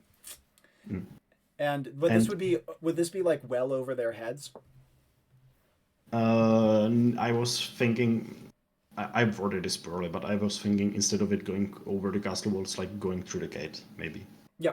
And would you be trying to aim for the nomads or like not trying to hit them directly? Well, I'm not aiming at anyone in particular, but this is going to be a geomorph. I had a feeling it was. So... And as Owain lobs his spear, Wisp would detect all of the nomads beginning to ready to action, because she was the one who had eyes up and around. Immediate responses from Wisp as she can see them bristling. Where's the like? Are there any like large numbers grouped close together? The largest group would be at the ones at the top of the dune, the highest point, well above where you guys are. About how high up are they? Like 3-4 stories. Okay. She is immediately going to, let me see. Would this be something that Thunderclap could reach? Like launch Actually, yourself? no. You know what? Not even. No. She's going to target the wall that they're standing on. Yeah. And clap her hands together and just kind of try to break that wall down and make them fall. Shutter the wall? Yeah. Yeah. And so as she does so, slamming the wall, there's a great blast of sound, and she can see that immediately the unstable wall begins to shift and slide. The nomads up top immediately go from getting ready to lob spears down at you to leaping down and sliding along the sinking sand as it is descending towards you. So you're forcing them to come down and approach you. No doubt about that. That said, as the wall is sliding, you would realize that given its instability and the rain, it is moving towards the tent. And I have a geomorph to deal with just that. Yeah. Owain, fire away with your geomorph, then we'll have Wisp jump back in, and then Georg. Because my geomorph was going to do something similar, where I wanted to make the battlements collapse on themselves. Yep. As the javelin collides with the thrown pot, I wanted to be sort of like an implosion and a sinkhole forming underneath, dragging the battlements inside. And as you do so, this geomorph would bring you firmly into red essence immediately. And Owain's eyes would erupt with hallucination, which I'm going to ask you to think about what those would look like, as nomads are tumbling down off walls, catching themselves. They're clearly very used to traveling in the desert, but they're less used to wet desert. And because of that, even though they're kind of getting hold of themselves and not just plunging down off of the tops of the walls, their skating down towards you is not particularly graceful. And several of them would land in on their knees and hands and things like that. None of them would be able to throw or attack you as they're going down. But also, you would be bringing the courtyard of your castle and indenting it into the ground, kind of almost making an antlion pit that nomads are being pulled down in towards.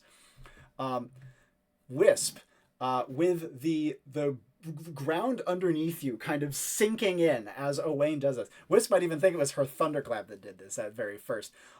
She still has nomads and earth spilling down towards her, and also the tent in the way about to be crushed by all of that. So any nomads that get close to her coming down this, I guess, mudslide thing. They're going towards her for sure. Yeah, she is going to take up her staff like a bat. Yep. And just any that get close, she's aiming right for their head. And as like the first one that's like closest to her is coming towards, you can see that rather like they're kind of surfing the mudslide, though not super duper effectively. And as this one is getting closer, they would lob a javelin towards her at like pretty close range, like less than 10 paces range, just pretty much point blank towards her, while having another one ready for a follow-up. What would she do? She would duck with her, I believe, 2 reflexes. Yeah, 2 reflex. Yeah. And as she just gets low, you can see that the nomad literally lunges at you and goes for like a double-handed spear stab from above to like try to do like a jumping thrust. She's going to kind of do the opposite with her staff and stab upward.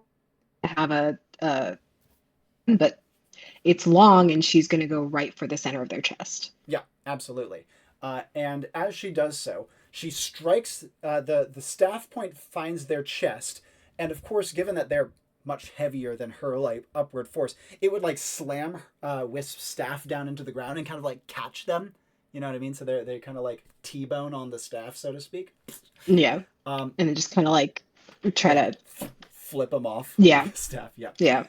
And as immediately a second one would be coming up on her as well, with her having just flipped that one off the top. This one throws another javelin at her. This one a little more towards her center mass. All right. So she's kind of ducked down. She is going to again use her Talaria to kind of like speedily jump out of the way and grab one of her lightning bolts and shoot it right at the one who's throwing the spear at her. Yep, absolutely. And as the spear goes whipping past her, she responds with a spear of her own, so to speak, a lightning bolt, which as it strikes the nomad, you can see that not only does it like do a substantial number and like burn a massive singeing hole through the cloths that they're wearing, and cause them to stumble to the ground, but she would even see that it freezes like a part of their clothing into glass, given all the sand that they had on their person. Yep. That said, as the second one goes down, she would hear a scream from the tent, which she is like reasonably close to, and can see that Sheila is desperately trying to hold open the tent while Shackle is dragging Ethel out of it, but the mudslide is like mostly caved in the tent, as the farers as well are trying desperately to get out. You can see Gurley is stuck, like has her hind legs caught. But Tallow the snake, completely fine, is mostly trying to help Sheila get things open. Okay, is there anybody immediately coming after Wisp at the moment? At the moment, no, but she would see that of the 6 nomads that were at the top of the cliff, the other 2 of them went for her. A third one has like gotten kind of lost in the mudslide, and you're not sure where he is. The other 3 are all bearing down onto the top of the tent. They can't see into it because the opening is at the bottom, and they're coming down from the top and back, but they clearly know where it is, and so they're trying to get to the tent. Okay. Wisp is gonna sprint to the tent and try to help get Ethel and everybody out of it, or so that they're not at least crushed. Yeah, and as she is rushing over to the tent, we're gonna jump back over to Georg and then back to Owain. Georg, how fitting that the earth itself would cavitate under your very feet at this particular moment. As Great and Terrible's gravitational pull kind of draws in around you, you can see that it's almost like you've sunk 6+ feet into the earth as Owain's geomorph goes off.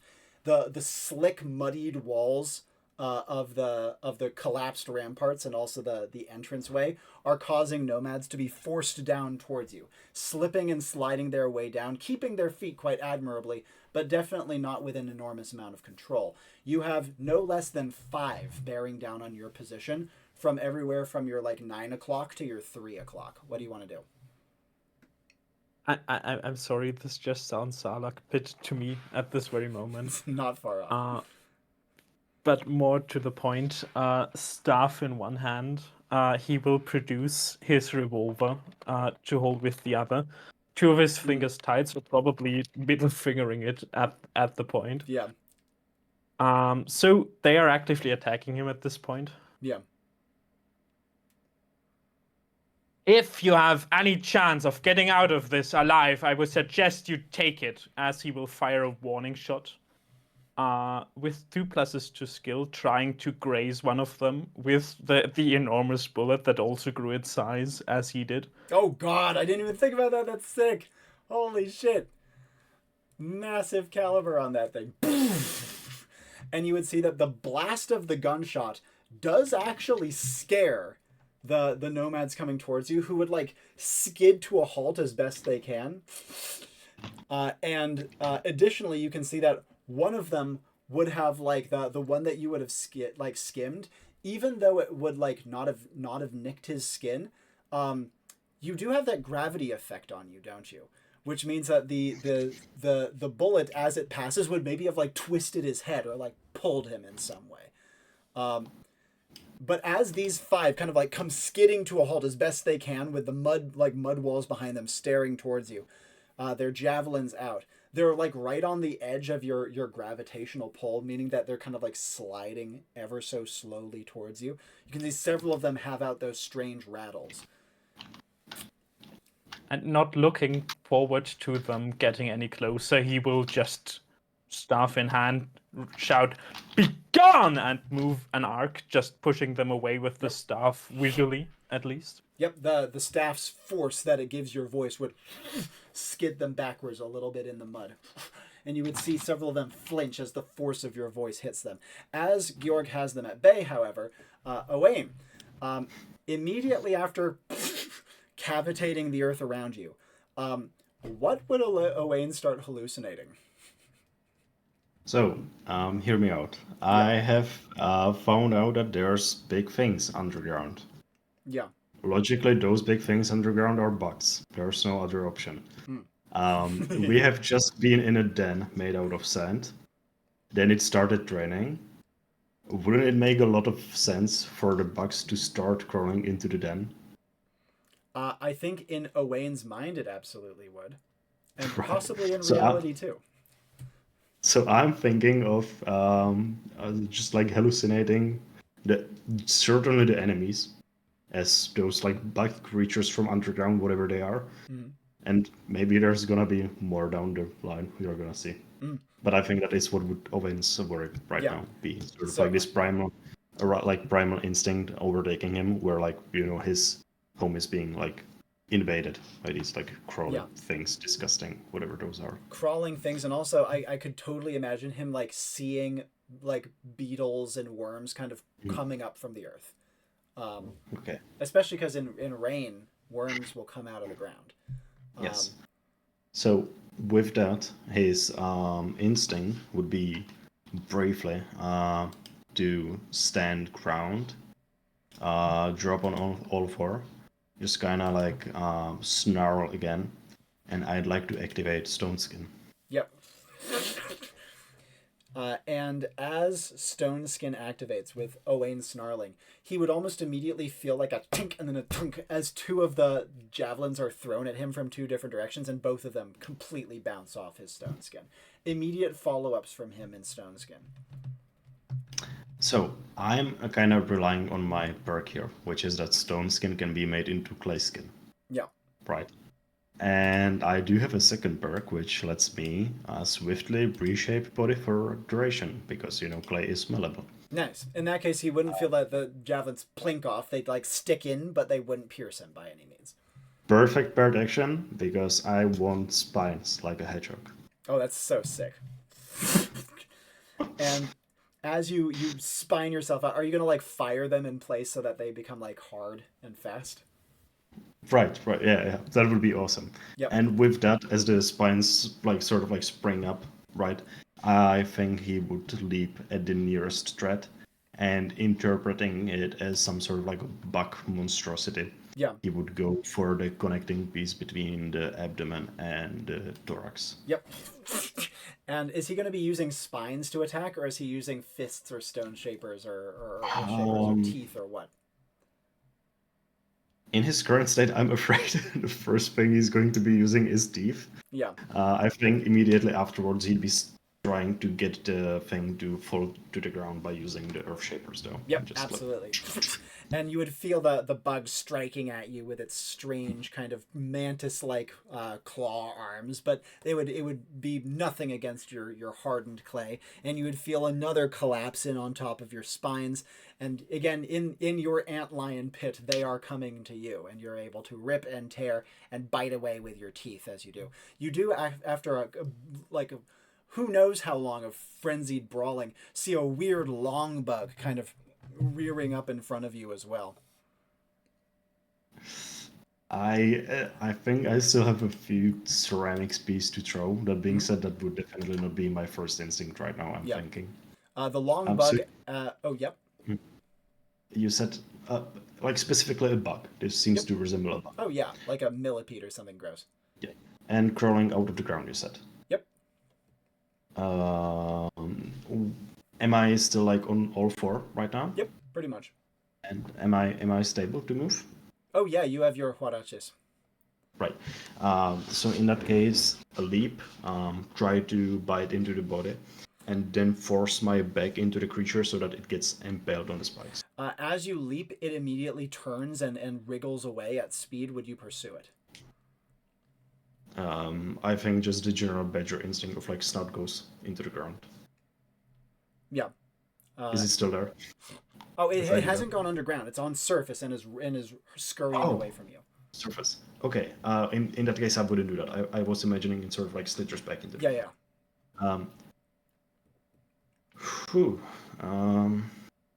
Well, I think what he'd do is just sort of like try to reach for it desperately, pull it closer.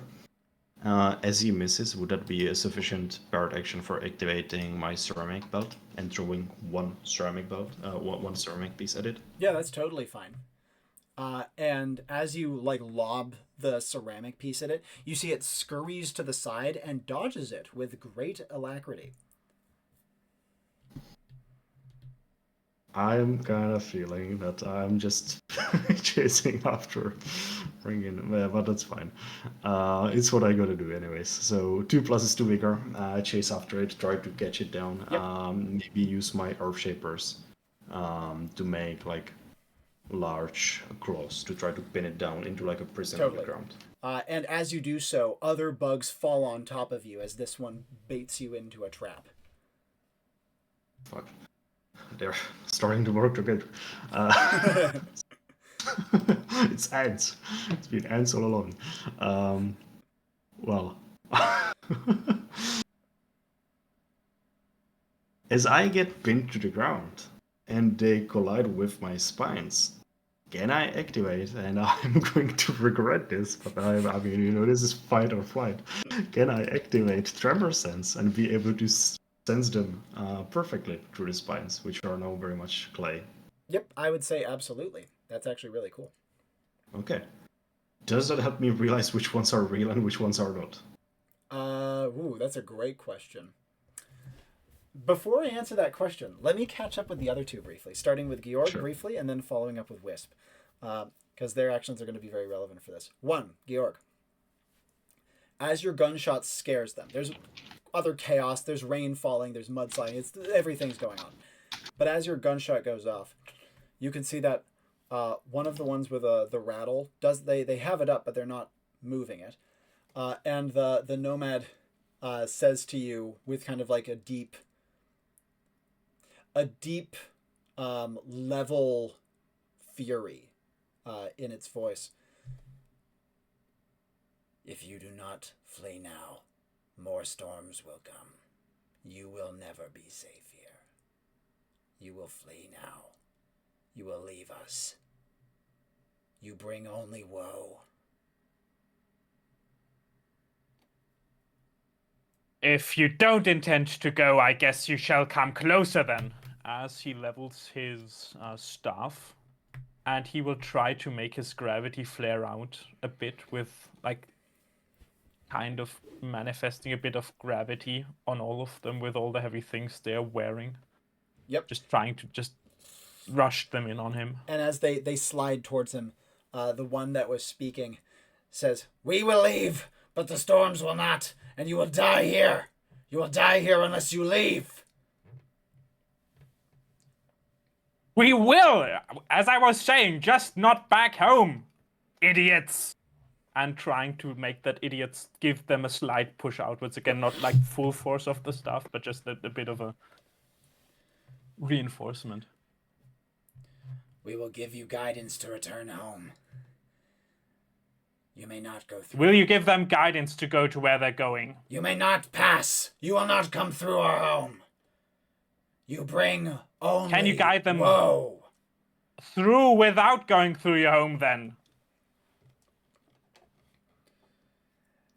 And as you say that, they say, "Our doorstep you have already breached.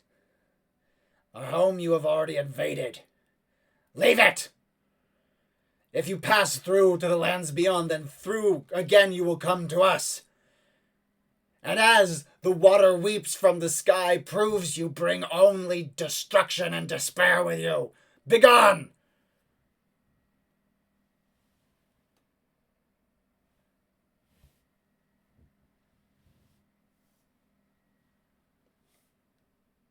You have chosen then, Georg says. And I do have a singular perk on this entire character. Which is, as the user collects mass out of all the gravity, he can at times produce the kind of... do you know what a quasar is? I know the term, I don't know the technical meaning of it, though. Yeah, so the idea is that at some point, if you have a center of mass big enough, you get, like, pockets of energy so dense they produce a flare of plasma. A directed flare of plasma. Oh, shit. Just to point out the view of it, the perk specifically says he can produce a beam of plasma out of his body. He may. Yeah. And just to put a point on that, you have chosen have one blast out through the guy. And given that Great and Terrible inflicts, like, it's harmful to the user. Yeah. It's damaging. I would imagine that this flare of plasma is as well. Is that the intention? Essentially, it will go, like, it will be a jet through and through. It will go out both sides. Yeah. Of him. And as this flares out, a wild, beautiful, brilliant light, you can see that the nomad that you were speaking to is struck through with it, as the mud behind him kind of just, like, hardens immediately and even crystallizes in places.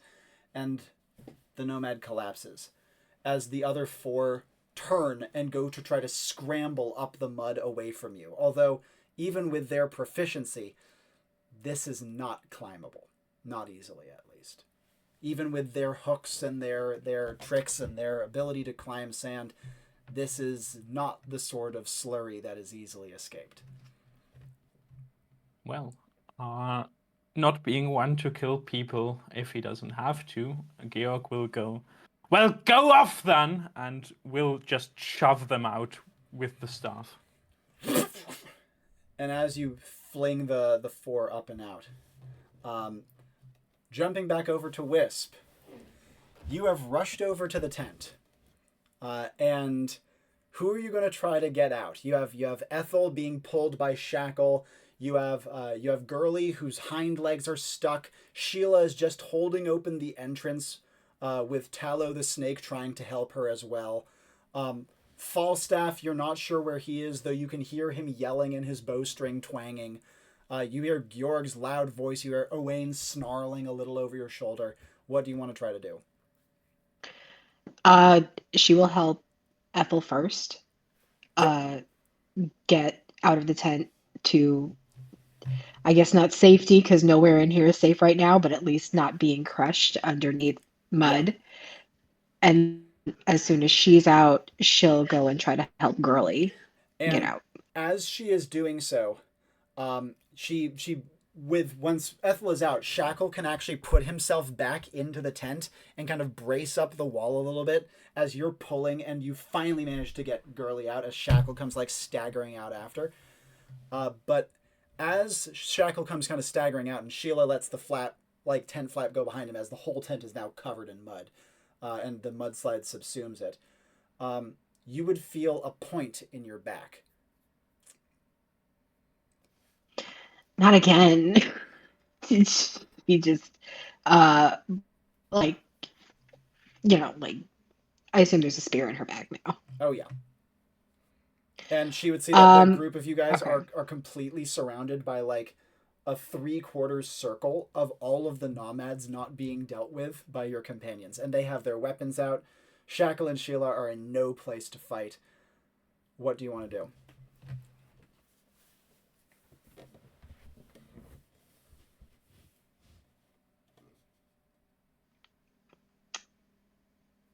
She is going to, as quick as she can with her 2 reflexes, lob her remaining, actually, no, she picked up smoke bombs. Ooh, that's a good one. She is going to take one of those smoke bombs and chuck it at the ground right where she is. Yep. To hide them for however long this will last. And as soon as the smoke bomb goes up, immediate actions, because the nomads are going to probably act immediately, even if they're blinded. She is going to reach for her lightning bolts and trying to kind of remember where they were. Oh, she can see perfectly her smoke bombs. That's the magic. Oh, she can? Bomb. The user can see perfectly. Oh, yes. Okay. She's going to hit, because she's only got 4 left, she's going to hit 4 of them. Yep. Just like flurrying them out of her, out of wherever she holds them. Yeah. What's her vigor stat? My what stat? Your vigor stat. Vigor. 1. Huh. Yeah, nice. So you got the 2 reflex, 1 vigor, 1 skill. Excellent. So smoke bomb, drop that, and throwing as fast as you can. In the meantime, you can see through the smoke bomb that as soon as it goes off, Sheila just like bodily grabs one of them and wrestles them to the ground, both blind. You can see that Shackle just body blocks Ethel, and he takes a spear in the chest because of it. He does have on armor, but it looks like a bad hit. You can see Tallow wriggle away and slink under the mud, popping up on the other side and go rushing off. But as you're like throwing off these bolts, you feel yourself grabbed from behind and your arms kind of pulled back as though someone got you like this, because clearly someone saw the lightning bolt visibly through the smoke screen. What you want to do as you feel the nomad grab you from behind and like lock your arms to your sides. Is it possible for her to reach up and touch this guy on the head? Yeah, she can reach up and touch. She's going to grab his head, and with 3 arcane, she's just going to pump lightning into his head. And as she does so, I'm guessing Wisp has accidentally electrocuted herself before. Is this the case? I mean, probably. Yeah. Many times, yeah. And so this would be familiar. She is wet and is also in full contact with him. And as such, the juice that he gets, she would get too. And she would feel the nomad collapse and like to his knees and fall forwards, pinning her against the mud with his body weight. She's a bit frazzled, but is definitely like a little bit accustomed to being electric. Plus, he got the majority of it. Yeah. She just got the feeling. What would she do being pinned by this heavy guy with his big backpack on? Probably just like just moan a little bit. And struggle. She get a mouthful of mud for her troubles too. Yeah, she's not looking good. Her crazy hair is even more like fried. She will. I don't know. Depending on how heavy this guy is, she might not be able to get him off of He's her. like over Um, 200 pounds because of all of his she's not. Yeah, she's not moving. She will need help. And as she does so, looking out Yeah. from under, she can see Tallow, the snake, come racing back with the bloodthirsty Owain racing after him, as Tallow has baited Owain back over. Oh. Uh, Oh, yay. And as Tallow brings Owain into the smoke screen and loses him, diving down back under the mud and slithering away, you see Owain just ripping up nomads and impaling them on the gigantic ceramic spikes on his back. Okay. Wisp doesn't know that Owain is hallucinating. Yep. So she's just going to be like, yes, Owain! Kill them! Oh, and Owain, Wisp's voice is actually something that might maybe get you back a little bit to reality. Okay. Great time to get back into reality, because again, tremor sense, trying to focus on the ones that are pinning me down. And the ones, from what you can feel of where your ceramic spikes are hitting, about half of them are real, and you know which ones. And can I get like a very rough estimate number? Yeah, 4. Of how many that is? 4. Okay. I am going to, especially perfect bird action. I just heard someone speak to me. I think so it makes sense for Owain to snap out of his primal rage. Which instead of like primal badger instincts, I think those are gonna be replaced by a child in extreme danger instincts right now. Yeah. I'm going to shed off my clay skin, and just sort of like leave it as a shell above me, sort of like right into the ground. And I do have a perk. So, Stone Skin. When cast off, the clay remains and may be very quickly reshaped by hand into desired forms. Oh, that's so cool. I love that. So, as I have shed my clay hedgehog form here, and I'm underneath it now, Owain, in extreme distress, I think he'd feel like he's just being buried alive right now. And his instinct would be to just like start striking against whatever is above him, trying to claw his way up. Yeah. Now, conveniently enough, the clay is there, and as he's striking up with his palms like this, I'd like to be just making more fucking spikes erupt. Oh god. With each strike. Some more spikes slam into the nomads that are already being pinned by your brutal quill hedgehog shell. And as Owain is striking, Wisp can see like the desperation, the complete lack of form that's just creating these like brutal takedowns of the nomads that he has caught up. But as she is looking, Tallow slithers over to her and pushes the man off of her. You are the best snake ever. Okay. She will claw herself out from underneath this guy. Peeling up and out of the mud. Yeah, just this always happens. She always ends up disgusting at the end of missions. Okay, what can she do? Okay, Owain is just like going fucking crazy. How many of these guys are left? And looking around, you can see that there's a couple near Georg who are running away. They're up out of the pit. And she can see that on like her side of the pit, there's another like 3 that are clawing their way up and out, just trying to escape. There are no more that are trying to fight. Okay, well, she remembers that they were told, don't let any escape if you fight, because they will just come back with more. So are the 3 that are climbing up, are they kind of close together? 2 are close together, 1 is a little further apart. Okay. How far away are they from her? So from her current vantage point, they would be like trying to climb up out of the pit. So think of it like 15 paces away and like 1 story up. Okay. That's kind of close. But I don't think she really has anything. Yeah, there's a lot of mud between her and there. Yep. Okay. She is going to crouch down, kind of like sprint runners do. Yeah. Before a match, and she has the perk for Out of the Blue where she doesn't have to fall to activate it. She can be on the ground and just like bolt in any direction. Mm-hmm. She is going to aim for the two that are close together. Specifically, like maybe the one on the left, aiming for him. And yeah, just kind of start to sprint and then turn into a lightning bolt and right at him.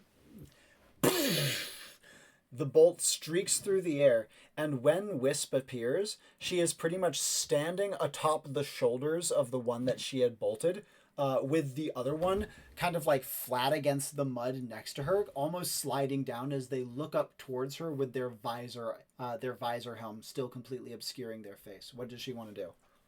She's going to take her staff and just pummel him in the face. Yep. As she does so, the earth underneath kind of slips away.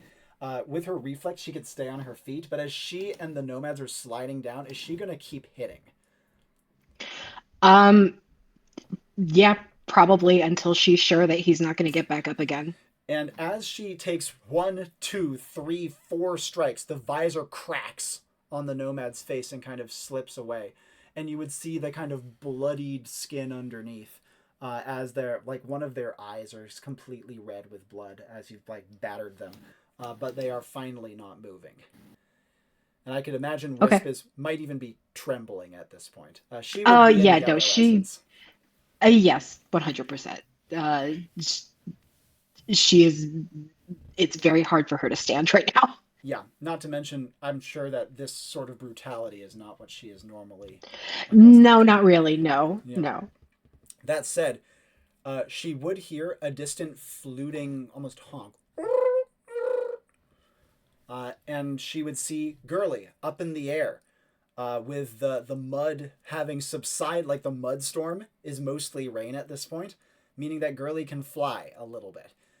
And Falstaff is on her back, again, kind of comically oversized for what she should be able to carry, and is shooting arrows into the other one that is trying to climb up away on your side. As this is happening, however, and Wisp is sliding back down, Georg, actions you would like to take from here. It is a good point that we're not supposed to let them leave alive, but that's not a thing Georg is thinking about because he's still mad they weren't negotiating. Yeah. So he will try to climb back out of the sinkhole he is in, that he is kind of making himself, just trying to walk up the side of it. Yep. The gravity effect is going to be very strange in that regard. I could see that like both helping and hindering his exit. Because on one hand, maybe he can kind of dig himself a furrow, so to speak, but on the other hand, there's all this crap kind of pooling at his feet. Yeah. Additionally, I'd imagine kind of like how astronauts out like being subject to strange gravitational forces would like do weird things to the body. I could imagine Georg would also, maybe not like the bends like you get after diving, but maybe something similar of like lightheadedness and like a brittleness of the bones. I don't know exactly how. Does that seem reasonable to you, or like what do you think? Yeah, so the funny thing we usually used to do before the Greybeard became real is that he just became like progressively rounder of the optical effect of it. That's awesome.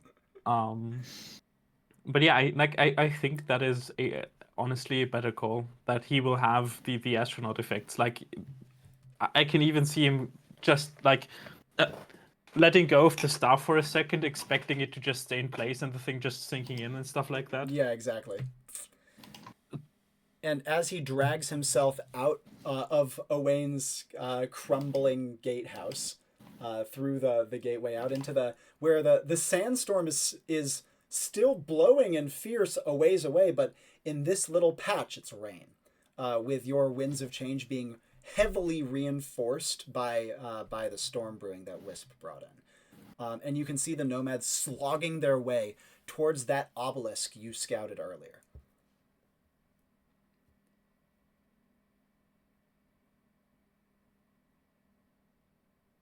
I think he will just turn around and look for more people to intimidate. Yep. And as he looks hither and thither, he sees one other nomad that has escaped, who is going in a different direction from those other four, having left the sinkhole from a pretty different spot. They are struggling and look wounded.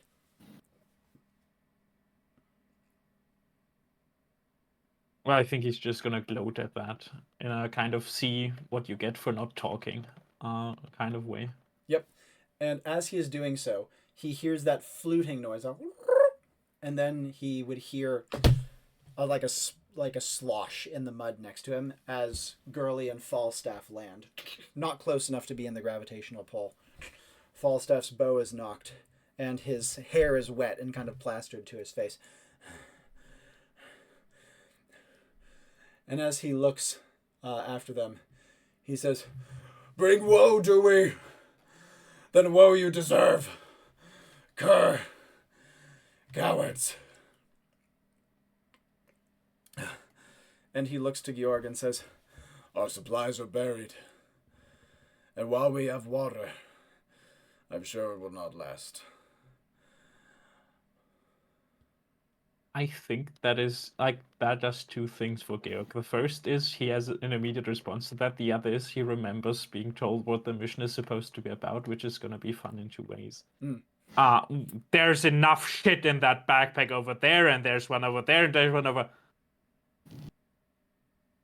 And he just remembering that they are actually supposed to not leave anybody alive if they do start fighting, and realizing the second that they have started fighting and have stopped negotiating.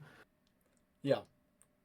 I have a question about the gravity, like how the gravity will coat the bullets, but just pulling up his massive revolver, just pointing it in the direction of the four that went off. Yeah. Firing it and focusing on the metal of the bullet. And fun fact for those of you watching, metals being one of the things that like stars produce rarely, but at the end of being really hot. Trying to, of the idea of it and of its gravity, trying to pull it extremely close together at the end of its trajectory, trying to make the atoms of it push out by force. Oh, like a burst, like an explosion, as it's... Essentially, yes. Yeah. 4 pluses to Arcane, you said. Yes. And as you fire the bullet, there's a... like a pulse. And Falstaff and... like, Gurley starts. And Falstaff kind of calms her. And he nods and he says, "You're right." And he says, "Come, one more." And he takes to the sky and pursues the wounded one, and you see him put another 2 arrows in him to bring him down. Will Georg be coming out of Great and Terrible at this point? Yeah, I think he's slowly like breathing out the anger, having not resolved this problem to his satisfaction, but at least having done some wanton damage to let the rage out. Yeah. I think that he would, if I understand astronaut sickness, which is not very well, but just at a strong guess, I'm guessing he would probably vomit if nothing else. Right, trying to breathe out and then just keeling over and just the image of it, him shrinking as this comically large amount of vomit comes out. God, not wrong. But as he is doing so, Owain, as Georg is coming out of Great and Terrible, Owain in his panic, kind of just striking at enemies, would hear a soft woman's voice. Sir Badger, the danger is past. You have won the day, please. It's all right. Come back." Okay. There is genuine like care for his well-being in that voice, I'm assuming. Much. Okay. 1+2 spirit, I think, would help him sense that, especially as he's getting quite actually like exhausted when it comes to actual physical stuff at this point, right? Yeah. I think he would be very tired. I think with that he was going to do that like regardless. He'd just slowly stop fighting as he's getting tired. That maybe gets him to stop quicker, like more immediately. But I don't think it necessarily gets him to come out of the like glacial. Yeah. Immediately, just sort of like makes him stop for now. Absolutely. As he's basically just trying to calm himself down from all the stress. He would see through one of the little cracks in the clay shell, a couple of dainty little fingers come through. She's, it's all right. Here, hold my hand if you need to.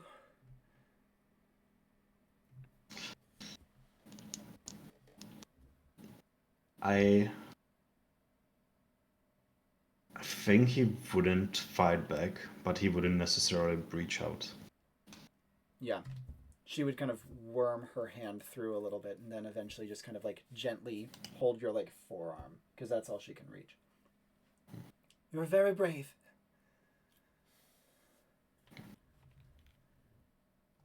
And you hear her say, here, and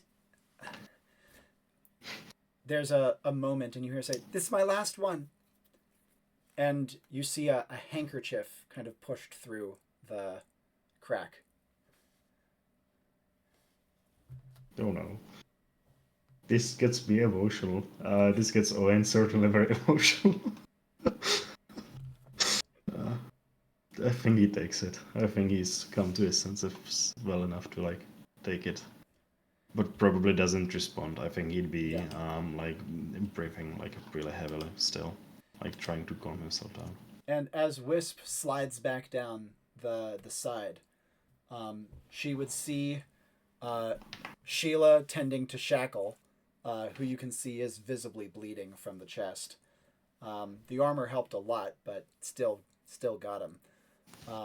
And you can see that Ethel is talking through the shell, like trying to work around the spines to get to talk in. You can see Shackle's moth is flittering down onto the wound on his chest, and Tallow is kind of hovering right next to Ethel, clearly ready to pull her away in case Owain goes berserk again. What would Wisp do as she kind of stands among the group? I think she would just kind of stand there for a moment, shell-shocked at how fast everything happened, and just the amount of destruction that is around them at the moment. Sheer destruction. Owain's walls are still standing, though only halfway. He did such a good job. Yes. I don't know, I think she would kind of sink to her knees and just like take a deep breath and kind of let it sink in, like, we actually survived that. That was crazy. Yeah. And as she does so, she would see a hand in front of her eyes as Sheila is looking down towards her. Yeah, no, she'll take it. she'll allow herself to be pulled up. Well fought, my dame. You too. Yeah. That got kind of scary for a second. It always does. How you holding up, Shack? And you can see that a small steam is rising from Shackle's chest. It's almost as though his moth is heating the wound. You hear him going, not bad. This is much better than before. I'll take this over getting my head set on fire and my legs cut.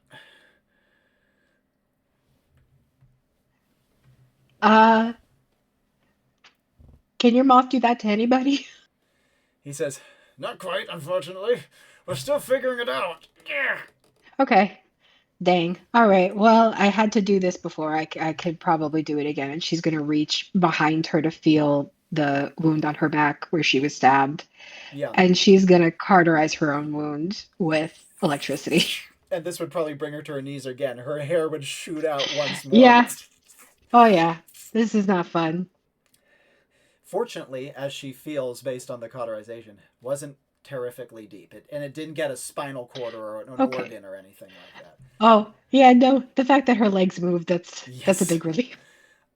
And Sheila kind of chuckles and helps her back to her feet.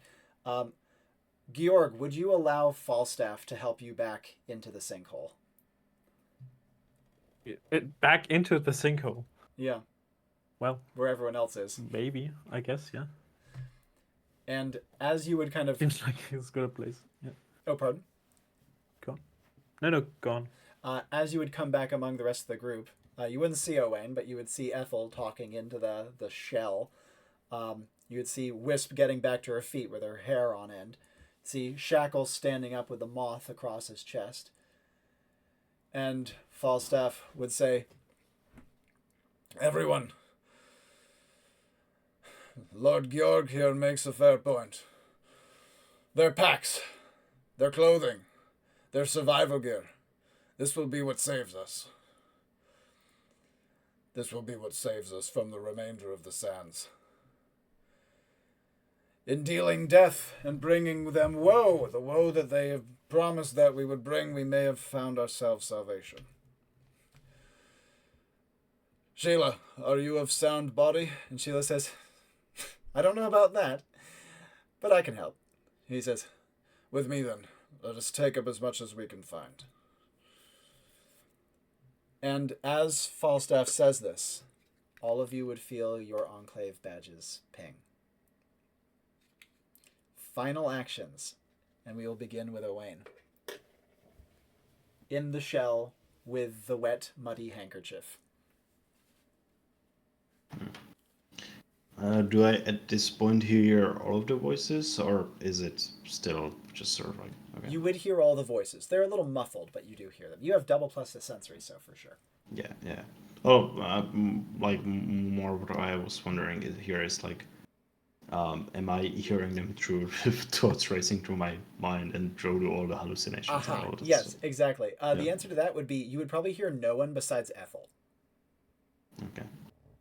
I guess he'd sort of like push the shell aside. Yep. And come out, but like very shamefully. That makes sense. And as soon as he pushes off the shell, he would feel himself kind of swept in a hug as Ethel rushes over to him.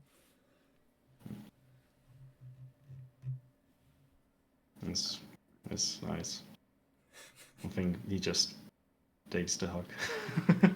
he probably doesn't do anything at this point. He would also feel the badge. He'd be tearing up quite a bit. Like not crying excessively, but he'd be crying. Yeah. Maybe excessively at this point, actually. Yeah. So, and yeah, carry on.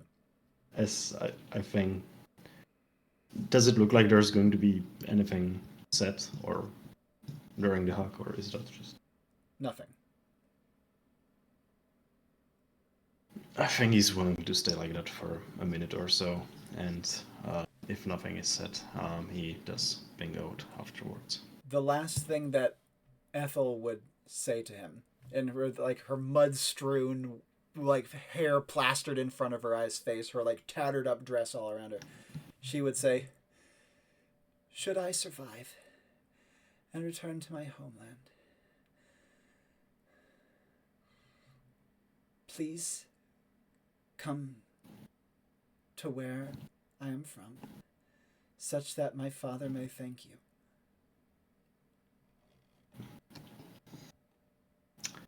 Would it be registered if I just like nodded? Yeah, I would.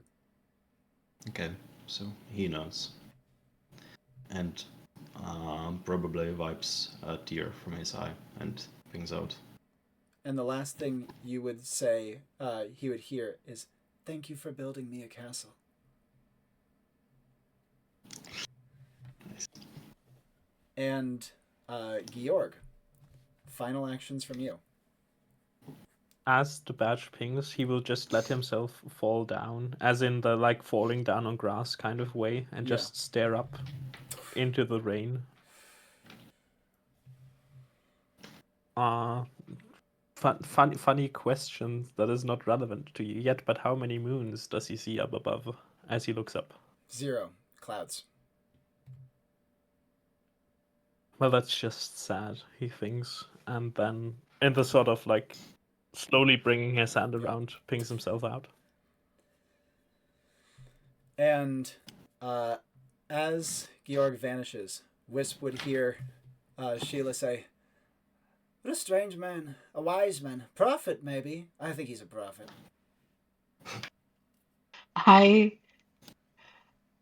He is a strange man. I don't know. He's a prophet, though, isn't he? You know. Come on. You must know. This is the first time I've met him. This is the first time I've met either of them. It's been a day. A day? Will you guys be okay? She says, "No, but we may survive, and that is all we can hope for." I hope so. Is there anything else I can do for you before I go? Would you like to stick around and take inventory? See what we've found? Sure, yeah, why not? I have nothing else to do. Please, help yourself. Have a drink. She gestures to one of the muddy puddles. This is the best we've found thus far in the desert. I'm okay. I'm okay. And she says, "More for me then." And she literally drops to her knees and just sucks water out of the mud puddle. Yep. Nope, that's... Yep. So yeah, Wisp will stick around for however long it takes to inventory all the supplies before she pings out. It would be like an hour. And on top of that, this would give her one last boon she could help them with, which is that since she's the one person here who's not in red essence, I mean, what's Georg's will? It's not that bad. Single plus. He has both one spirit and one will. Yeah, so the way you want to go with today. Georg would be like borderline red essence. Wisp is like pretty comfortably like low green, high yellow. And so because of that, she could top up the storm brewing to give them a little bit more non-sandstorm. Oh, yeah, no, she totally will. Yeah. Hell yeah. Because between and between that and helping inventory and at least being able to see that despite injuries, people are on their feet. Shackle is up again. Sheila is and Falstaff are for once unharmed. And Ethel is recovering from her popped socket. She would find the one other thing of note before she leaves is that as the inventory is taken, food, water, medical supplies, tents, clothing, visors, nomad tools, all sorts of things, she would see the mood lifting. Shackle and Sheila, positive as always, are cracking jokes. Falstaff is tending to Gurley as soon as they get a proper tent up. Ethel is kind of cozied away in the corner, trying to make new handkerchiefs out of nomad clothing. And unless Wisp has any final notes, will she ping out? No, as soon as she is confident that they are set, she will hit her badge. And on that note, we will end the mission. Woo! Okay. Wow, that was a lot. That was a lot, yeah. This was a hard one. And like I said, going into this mission, I wanted to pick characters that I was pretty confident wouldn't immediately die. And you now see why. Yeah, no, you weren't kidding. That sandstorm was no frickin' joke, and the terrain was rough here. Like, it was hard to get anywhere, it was hard to do anything. The knights were very exposed, they weren't used to this, the nomads knew exactly what to do. The fact that you made it rain was the best tactical decision you could have made, because the nomads were like, they've never seen this. They have no idea what to do in rain. Beautifully done. First of all, do you guys have any questions for me about calls that I made or the plot of the mission? It was a good mission. Nice. Yeah, it was a very good mission. I think I had one like half an hour ago, but it's gone. So nice. A couple of notes that I will make. One, there was a diplomatic solution to this mission, but it was fucking rough. like I did not expect any group to be able to get a true diplomatic answer. Maybe get like a few more answers out of them. Not easy though. They were not here to have fun, for reasons that may be revealed on future chapters. Second thing of note, you guys fulfilled the mission statement perfectly. Not only did you kill all of them, but the fact that you killed them in such a way that left supplies was very important. Like, for example, imagine a group that was fighting them in the Sandstorm, and where even if they killed nomads, they just get covered by sand. You wouldn't be able to find the stuff. And in this case, you left it muddy but usable, and so that was really huge. You even gave the Seekers that castle was still standing. They'll be protected from the Sandstorm winds even when it comes back. Like, it won't be fun, but they can do it. So you just left them with a lot of great materials. Georg found that map and like the water sticks. That was huge as well. So there was just a lot of really great things you left them with to make sure that they are going to be in as good a shape as possible going into chapter 4, which is huge. Like, because imagine if they had like been like inching out of the desert at the end of chapter 4 on their last legs. That would have been disastrous. So well done there. And the last thing I will note is that in the questing realms, a lady giving a knight a handkerchief is a very big deal. That is a huge cultural marker. And the reason she gave to Owain is because, one, he was the most knightly of you guys, right? But also, he built her a castle. She is a noblewoman. And that act is, again, extremely symbolically important. She is the most important member of the squad. And because of that, she felt that she was being personally protected, and honored in many ways by that, in a way that she hasn't been for months, out in the sticks, being miserable and battered. Any other questions that you guys have for me?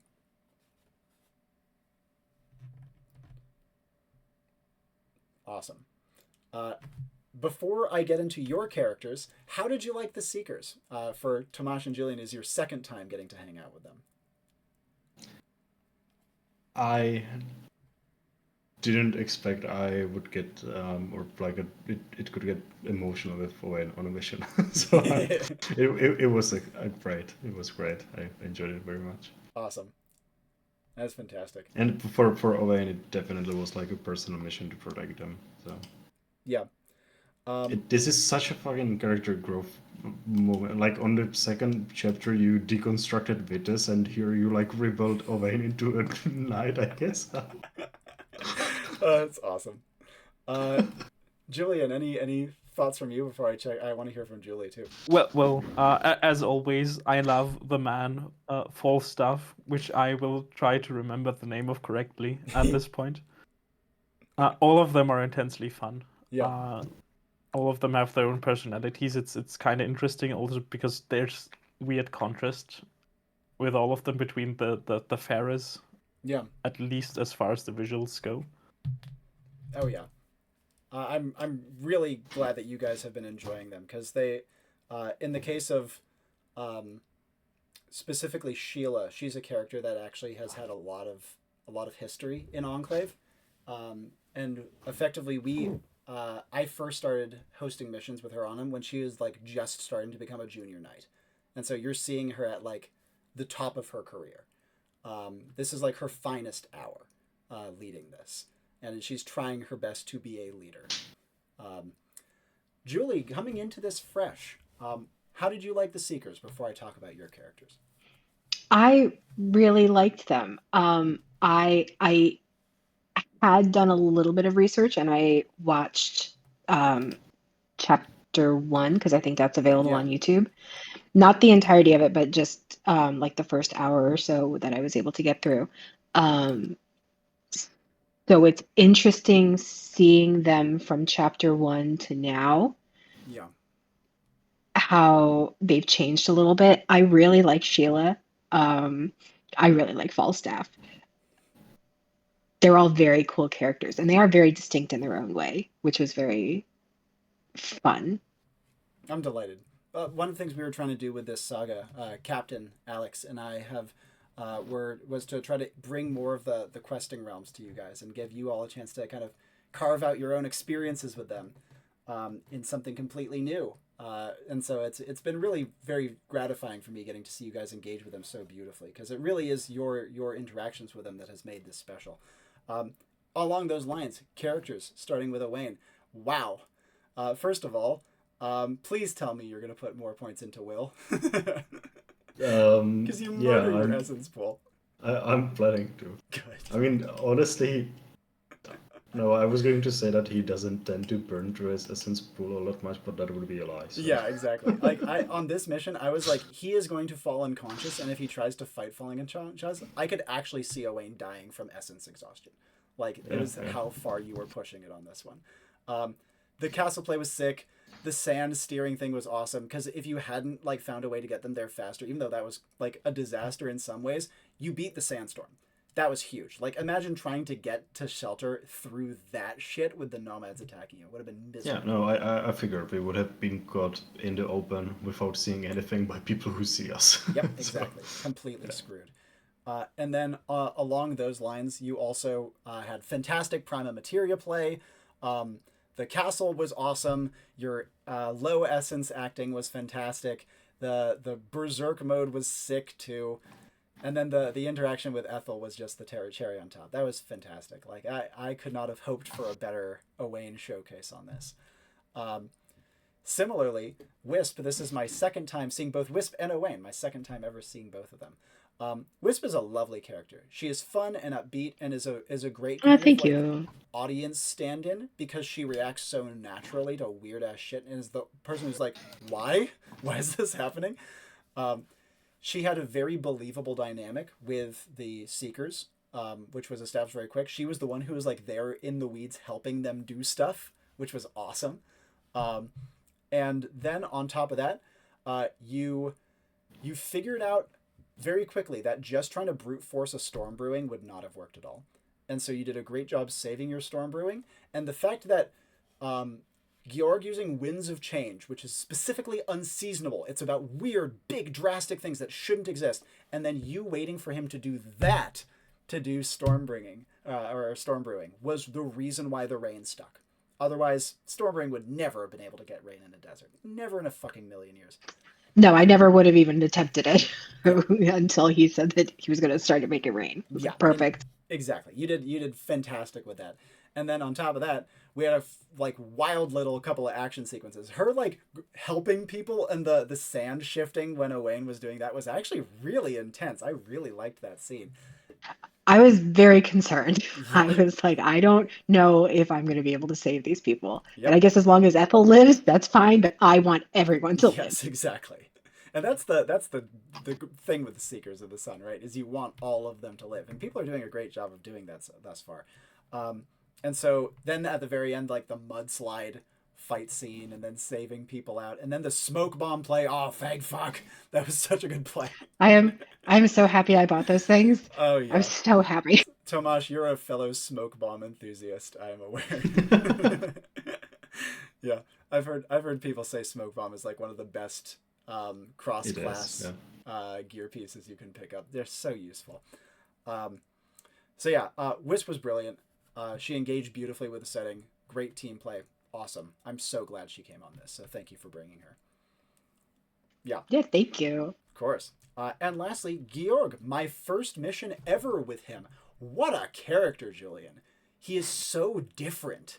He's weird and patronizing and cool all at the same time. You know what I mean? Like he does act old. You're right. I do also think he is like, this is the first time you see me not do a safe play style with a character. Yes, I know, it's weird. Because, yeah, he's so risky, but that's how you play the Greybeard. Honestly, it's a hard class to save. But that was for brilliant Greybeard play. It goes to show like you have more experience with that class than almost anyone at this point, given how much you were involved in testing it. The Winds of Changes were perfect. Obviously, that was great. Your use of the Weathered Cloak was perfect. No doubt about that. I think that your use of the staff was fantastic as well. The gravity thing was a complete surprise to me, but you made great use of it. And then you pulled a gun. And I'll be honest, I didn't see that on the character sheet. Like it is both a funny joke because Tomáš and I have this insider that we give people you wouldn't expect to have a gun. Yeah. But also it mirrors the whole like Gandalf running around with a sword and a staff, but this person is not from a sword fighting kind of age, Yeah. so why would they have one of those And if they could have a gun? Big gun is sick. That was so Yeah. cool. And then the 4 pluses to arcane. You used your intelligence well. Great, Mimis Brunner.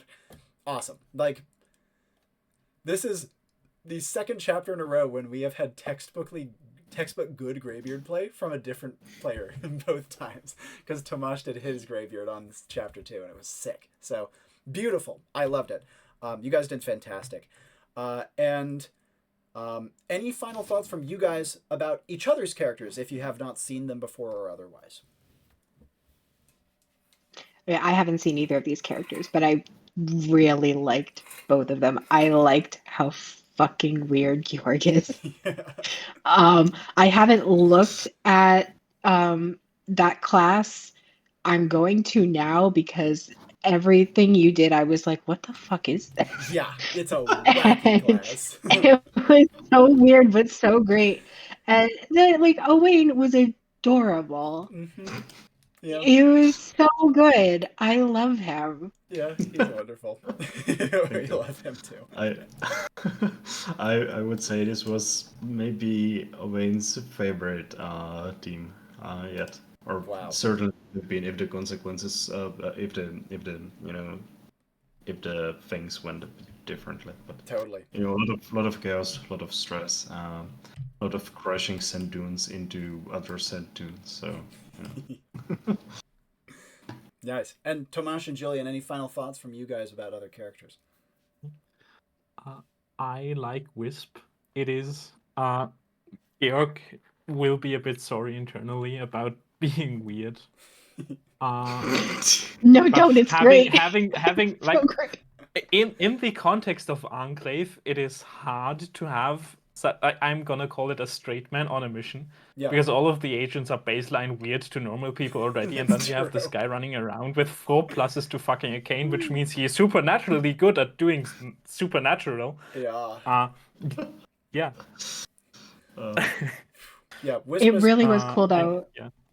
Like having him be the straight man and just trying to be diplomatic as chaos is just erupting behind him. Yeah. And then on top of that, Wisp is like the audience stand-in, being able to like witness the weirdness. Yeah. But yeah. Also Owain, big props. I have seen him thrice at this point, I think. Yeah. We need more animal characters from you, Tomáš. Probably, I hope you're fully aware that I'm going to have like a fucking Knighthood arc for.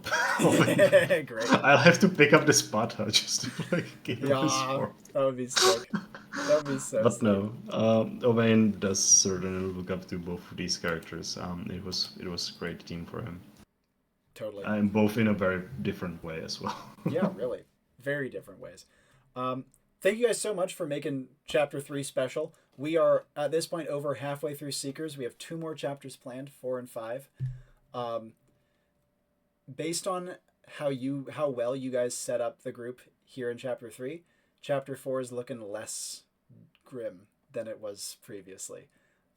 Yay! Yeah, and if Chapter 4 can be breached, that's going to be the last, like, really scary one. Chapter 5 is going to be a different kind of scary. Chapter 5 is looking to be almost a pure social mission. But Chapter 4, and that's assuming Chapter 4 goes the way I think it will, Chapter 4 is likely to be a really daunting combat mission. So we will see how that goes. You guys did great with this environmental survival plus negotiation plus combat mission. So beautifully done. Thank you so much for playing. And let's do our outros in the same order we signed on, which was, I believe, Juli, Julian, and then Tomáš. Feel free to say your goodbyes in whatever manner you wish. Yeah. My name is Juli. I played Wisp, and thank you so much for watching Chapter 3. Hi there, I am Julian. I hope to see some of you watching on the servers at some point. I can highly recommend doing it. If only to get your hands on the Greybeard, which is a good class and you should play.